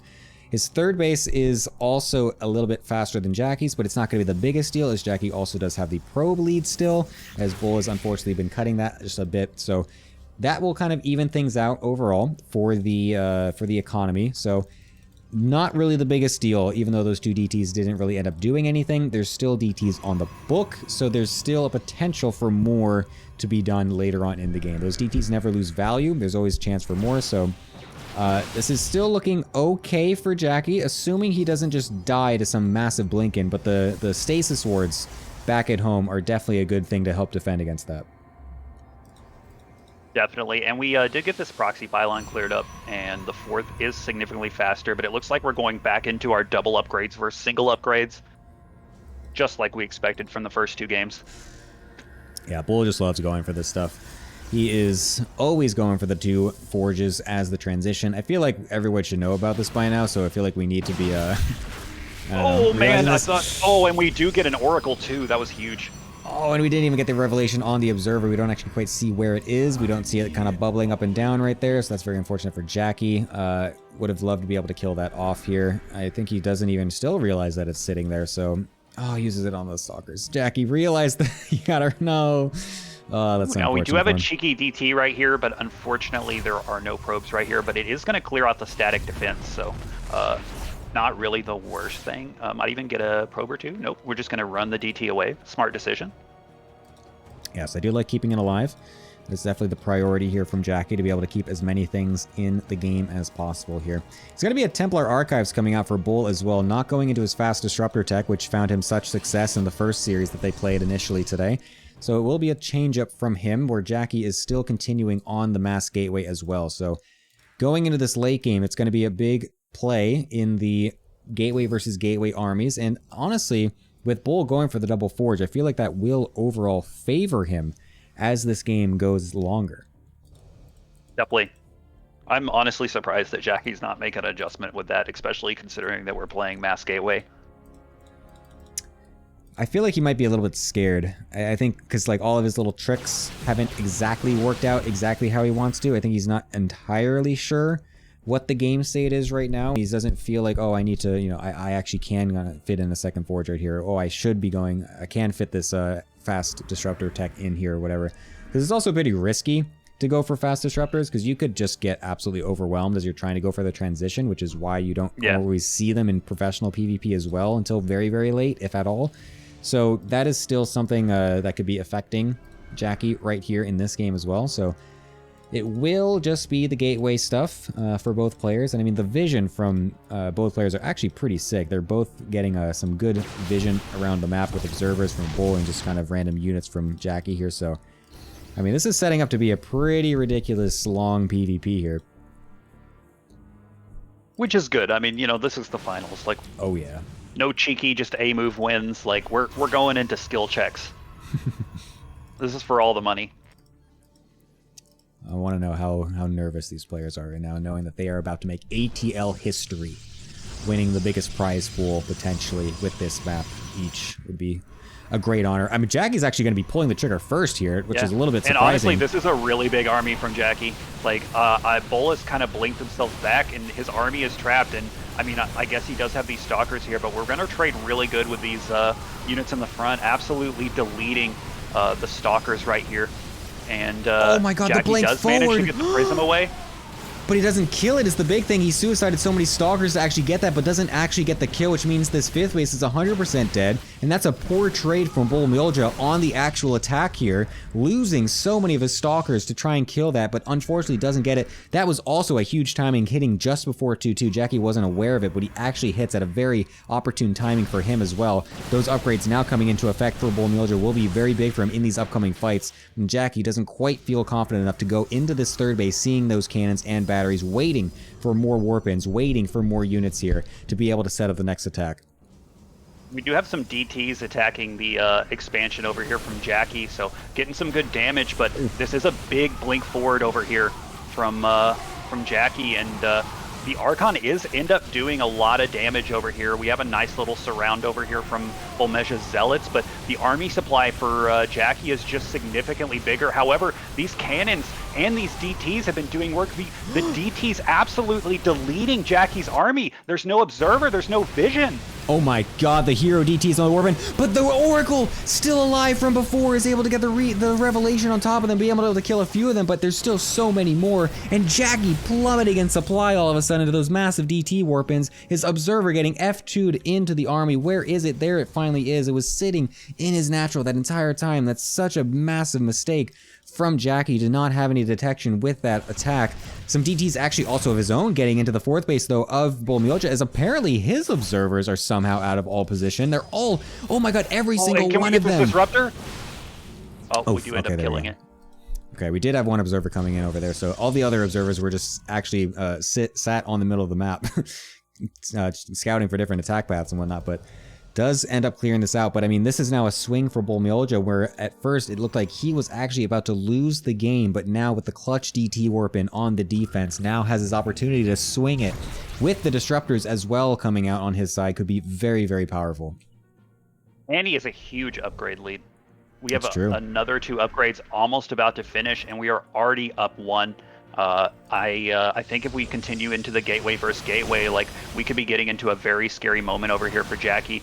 Does get vision of this disruptor coming up, so not going to be caught by a cheeky ball, but this is a big, big, big force from Volmesia pushing up on the army, and Jackie's just forced to run away. Yeah, I mean, this is a very risky position for Jackie to be in right now. He's getting chased down by all of these units right here. Luckily for him, Bull Milja kind of stops in the middle of the attack right there and doesn't fully chase, but we'll kill these rocks to go for the massive attack anyways. Big Zealot warping going to the right-hand side to try and kill its base off, which is, to be fair, not actually being mined from, so that's good. Oh, Disruptor shot, getting a couple of Zealots, almost getting a nice shot of Stalkers as well. Could have been huge. And Jackie still has to be careful because he still only has 1 Oracle out. That is the majority of his vision. He does have a couple of observers out on the map. There's 1 here following, but DTs could still ruin his day. Yeah, I'm kind of surprised that Bull hasn't sent the DTs off somewhere. There's really only 1 cannon in... Actually, there's actually no cannons in the main. There's only 1 cannon on each the natural and the 3rd. So those DTs, yes, okay, he is sending them off right now. Could be massive here because there's really no detection. And he's sending it right to the natural as well. That's a perfect play from him. That's going to be able to do so much damage and potentially just do a massive cutting blow into Jackie this could just right end the now. game right here. Yeah, this is going to be very, very difficult for Jackie to be able to defend. This is going to be so many DTs blinking onto this 1 cannon. Not even blinking, they're just walking right in. Chad wide walk right into the middle of the natural.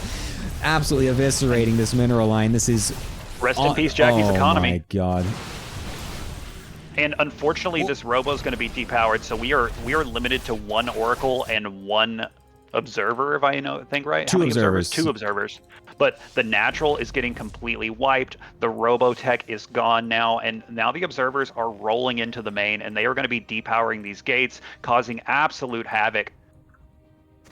They do get caught in a little choke right here. That was a little unfortunate. Oh, nice little blink forward to kill that disruptor is pretty good, but these DTs going absolutely everywhere. The natural is already dead. The attack is happening in the middle of the map as well.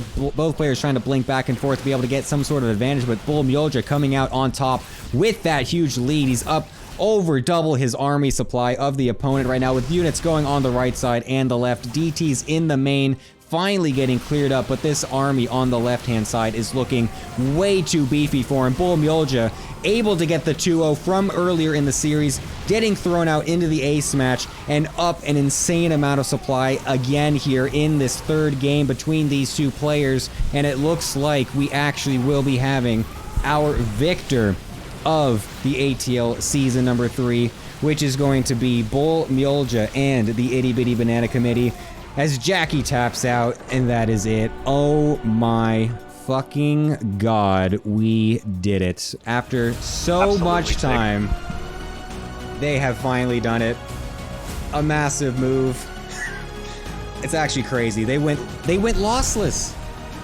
They didn't lose a single fucking series in this entire fucking season. That's the first time that's ever happened in ATL season history. Actually insane that they were able to pull this out. I'm a little speechless, I'm not gonna lie. I'm honestly impressed. Bull digging deep, carrying his team on his back. Some absolute insane wins this season, and to just culminate into winning the ace live in front of a crowd of 186 viewers. Oh my gosh, even more. It's just absolutely impressive. The balls on that guy. Oh my Obviously, goodness. I'm talking about disruptor balls. Get your minds out of your gutters. Of course not. Holy moly. It's absolutely ridiculous. The Itty Bitty Banana Committee actually able to clinch it out in the end, will be the winners of the season.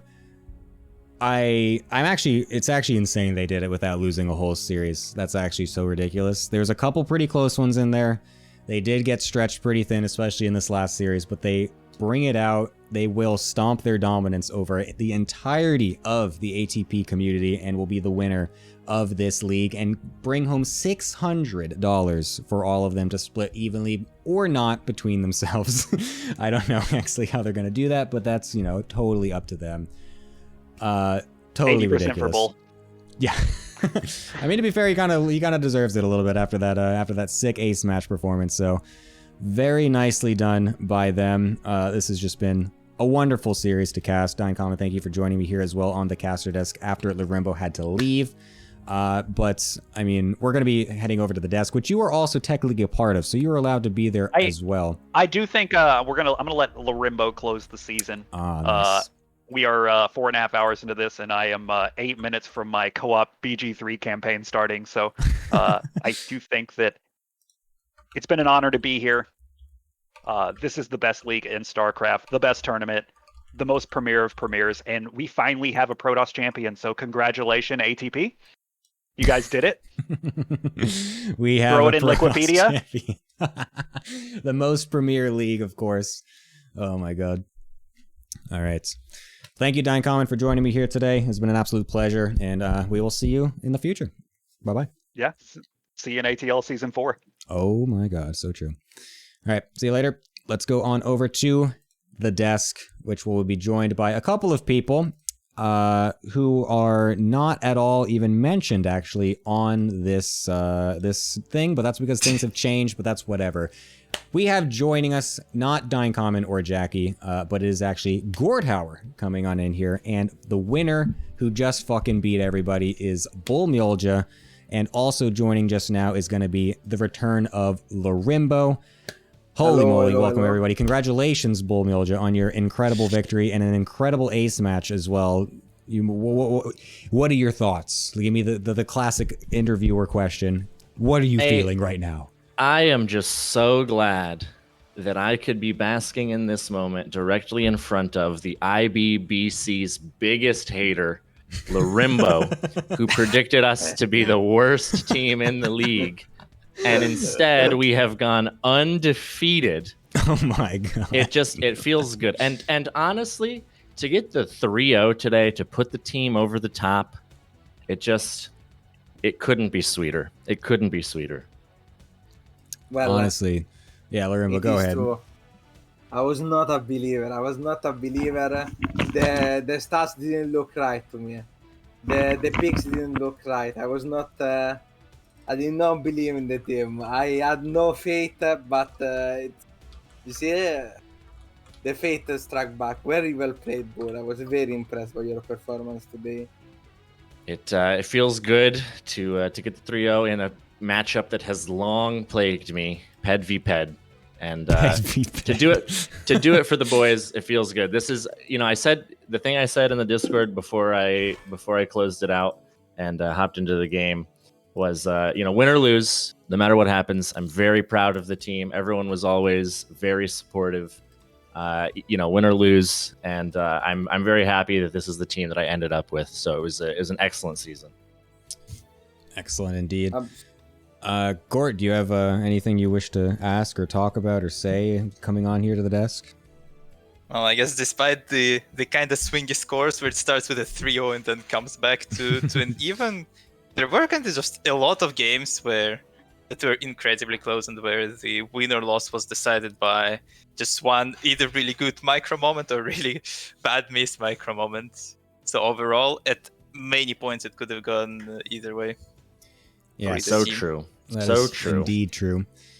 Jackie also actually did join the VC as he was originally on the desk. I don't mean to pull an EWC and actually do a winners or a losers interview, but he did join voluntarily. I did not ask him to come here, just full disclosure.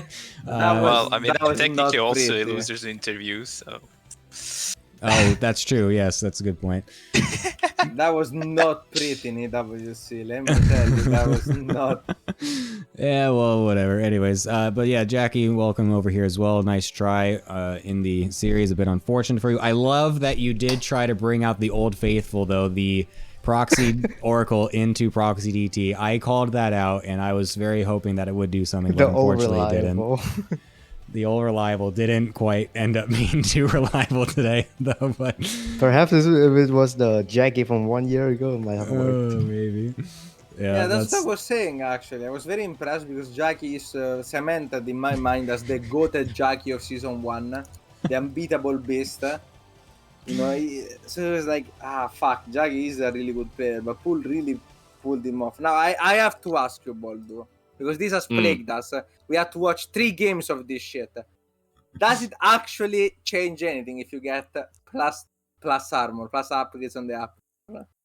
It honestly is very good for stuff like Run bys. run bys. Yeah, it actually is very good. This is a thing that I've been doing in PvP, where I get the double forge and just hope that, because here's what usually happens in PvP at this level, is that you do the sort of dance back and forth for tempo with Blink Stalkers, and usually the other player, when they think, okay, they've got Blink, they've got a third base, it's safe, we're just going to try to macro up and find an advantage elsewhere. You're not actually playing the game down 0-0 to 1-0 for very long, and by the time 1-1 finishes, you should be upgrades the rest of the game, provided that you can take reasonably decent trades. No, but what we're wondering is, like, aren't you scared, for example, you're gonna die into a +2 against +1/+1 timing? I mean, it's possible, but like in all of these games, my map vision was very good. And generally speaking, in PvP, if you see run-bys coming, they're just not very strong. And so it's risky if you don't have map vision. That is true for sure. But like in that last game where the detection was primarily oracles, I was not really worried about losing the observers that were on the attack paths. So that, like the DTs, for example, I kind of thought that he would go DTs because the Stargate obviously didn't do that much. And I have noticed from Jackie's games that the random DT shrine that doesn't make very much sense is a common play, which I don't mean to say is a bad play. I think actually it is good, just because it sucks so much. It's optimal.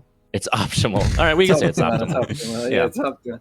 It's It's- optimal based on my mood. Like I was thinking, oh, It's- might go CT.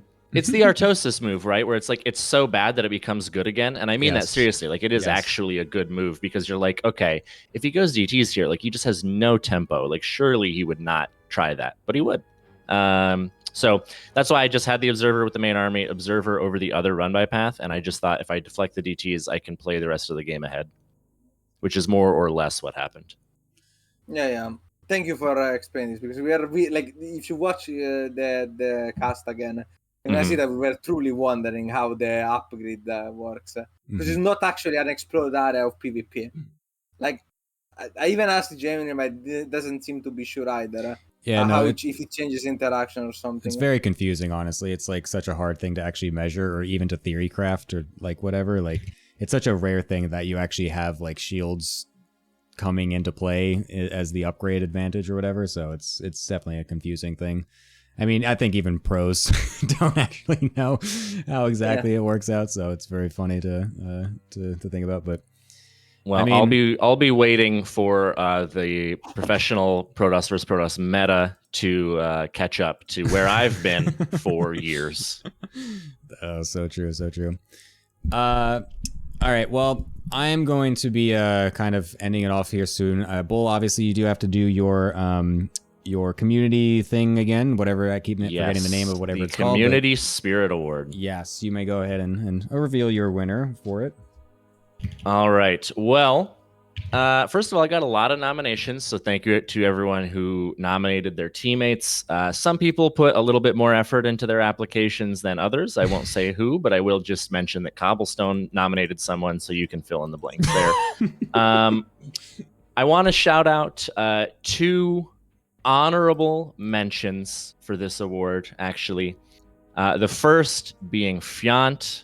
Tolo nominated Fiant, saying that Fiant single-handedly won some of the series of other players thanks to scouting information from their opponents in advance, practicing defenses and customs, creating a channel for every matchup in the server with threads for builds, and kept the team spirit high even after losing 3 games in a row, and that largely helped propel the team into the playoffs. And the other honorable mention for Michnik, who was nominated by Franz and Echo Soldier both, saying that he went out of his way to help every member from being tilt-proof and didn't pass blame or make anyone feel bad, offered coaching on certain strategies even after the games had finished to help us, not only in ATL, but outside of ATL, all while being lighthearted and respectful to everyone at the same time. So shout out to Michnik. But Nice. the inaugural Bull Mjolja Community Spirit Award and 100 American dollary dues is awarded to none other than our favorite Lithuanian StarCraft player, Guitar King. Guitar King was nominated by far the most by members of the ATL. And in some of the applications, some of the things his teammates mentioned that throughout the league, Guitar King went above and beyond to offer coaching to all of his teammates, helped members of other teams for certain matchups when it was vital in securing a playoff spot for the Frogify Rebellion, kept spirits high, encouraged players after their defeats, and devoted all of his available time to help the team, all with a positive attitude. So Guitar King is the inaugural winner of the Bull Mjolja Community Spirit Award and $100 for all of his dedication to the Frogs. Some people might say it was all for nothing. And that's all I got. Yes, some people indeed might say it was all for nothing and we don't have an explanation for that. That was actually really nice, Bull. Yeah, no, I think I agree with the winner as well. Nice, yeah. jump scare.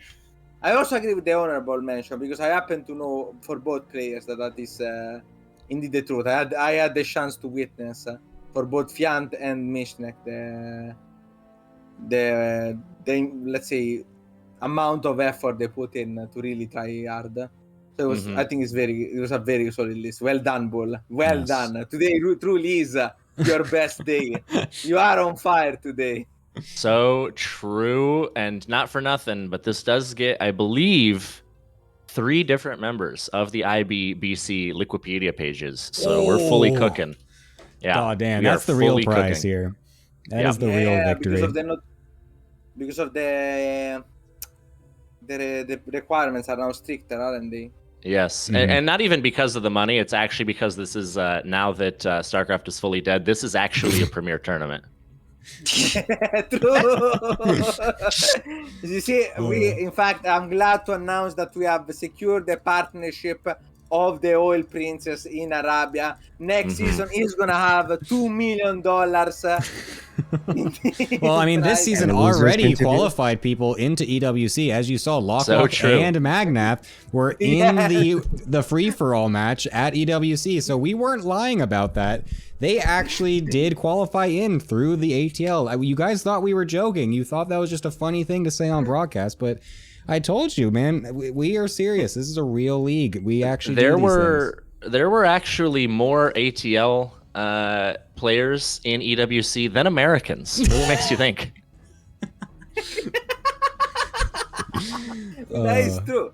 Yeah, so I mean, it's like who would win in a fight meme? A nation of 330 million people or 2 random Mina casters? Oh my god, totally ridiculous. Well, that is going to be it. Thank you everyone for joining me here today on the desk and just for playing some excellent games for us. Gord, how are you joined us just briefly here at the end, but any final thoughts, closing thoughts for the league and your play or just anything at all? Go ahead. What you got? My play was a disaster, and I have a really funny picture saved on my phone, but I will post it later. Okay. I'm excited. Okay. I am excited.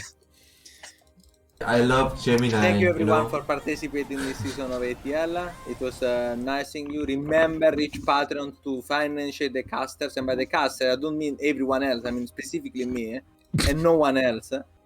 The least deserving of money. But jokes aside, I hope there's gonna be a season 4. Only Gemini can know. I know he had his hands quite full with this one. Yeah. It's always nice to see. This is one of my favorite tournaments. I really like the team dynamics. Well done, everyone. Awesome. Thank So you for the true. nice words, Limbo. I appreciate it. Jackie, any final thoughts here? Unfortunately, not able to get it out, but in the end, but you did put up a good fight. What's up? Yeah, I would like to thanks Gemini for organizing the tournament and Din for putting in his dirty landlord money for money laundering. Thank you for my team for being based as always. Like we were in the voice chat the entire time. Like everyone was so hyped up when Spacey actually won and made an Dude. icon in his life. Like we was like shouting. I was standing up from my chair. Dude, why did he get Storm in the first game and then not use it? Oh, I totally forgot to ask wait. about that. Okay. Goblin basically screenshotted it and tagged him. Abu code Spacey question mark. Were you dropped on your head when you were little? And then Spacey replied, "Oh, what the fuck? I misclicked." Oh, no. Amazing. Oh my god, that's so good. Okay, fair enough. Oh my god. Well, thank you, Jackie, as always. And Bull Mjolja, of course, the winner of the season. Any final words to give out to the people? I just want to say that I agree with everything that's been said.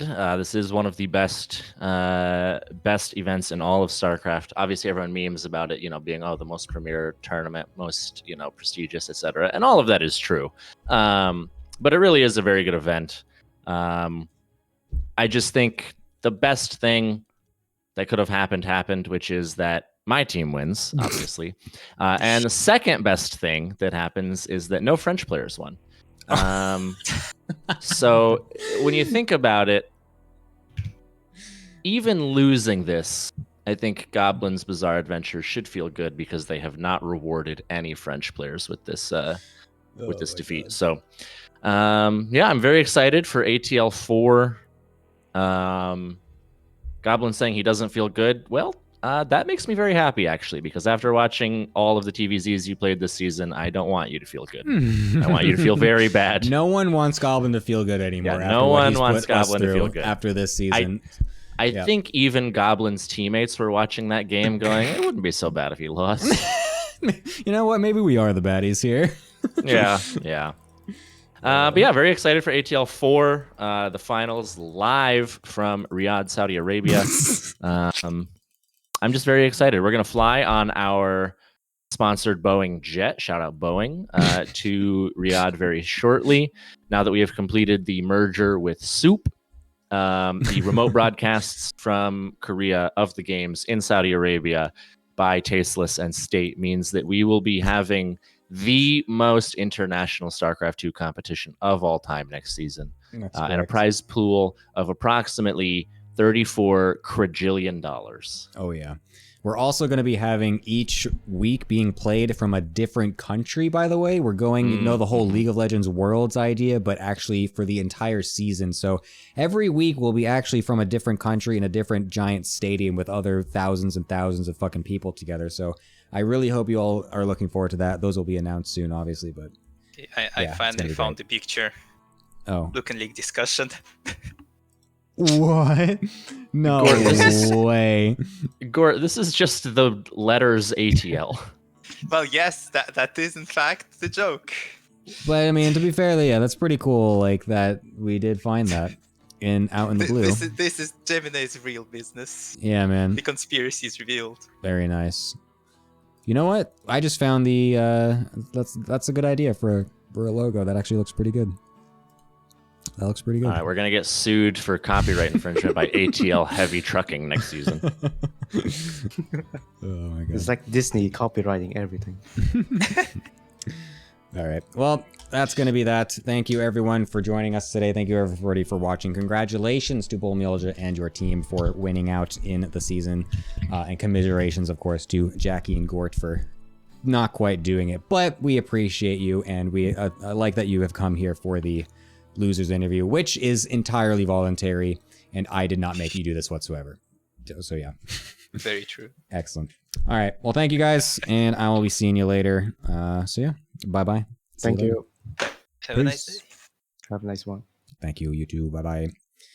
All right. That is it, everybody. We have done it. We have finished another season of All Things Protoss Team League. It has been extremely fun with all of you today. This is actually very fun to do with all of you, of course. It's a lot of work for me and a lot of work for everyone that does put it on. It does look kind of like a, for fun, shits and gigs little team league, but it is, in fact, actually a lot of stuff that we do. So thank you, Karathos, for all the insane amounts of work you have done, by the way, for all of these sick player intros, for all the sick team intros, for all the sick, just all the video work that you have done, just everything that you have put in this has been excellent. The highlight videos and everything are super sick. Karathos is a massive unsung hero for this entire league, and he is super important for just how much production that ends up actually going on the stream. If without that, it would literally just be a very simple broadcast, to be honest. So huge shout out to him. Thank you to all of the admins, Ardent, even though I hate him, just kidding. And Bull Milja, Heroku for doing the match screens and all the other editing and logo work and whatnot.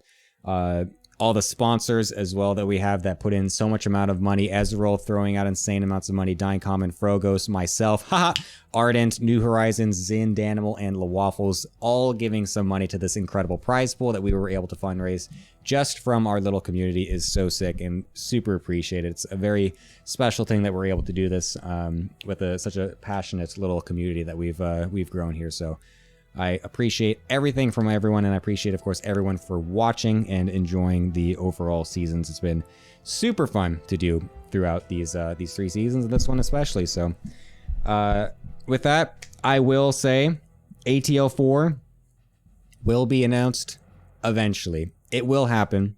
It will 100% happen. I will be doing an ATL Season 4. I don't know when exactly that will happen, but know that it will be happening eventually. So I'm very excited for when I will be able to announce that, of course, but there will, of course, be some downtime before that. But there will be one, and I'm very excited to see what the future holds for the memes and everything for that.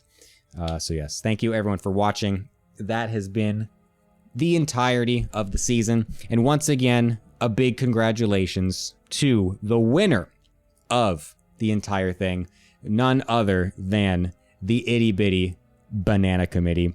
that has been it. I will give this off, and I will show a very epic sounding thing to let it all go away. So thank you everyone for watching, and once again, the Itty Bitty Banana Committee is your victor for absolutely everything. Congratulations.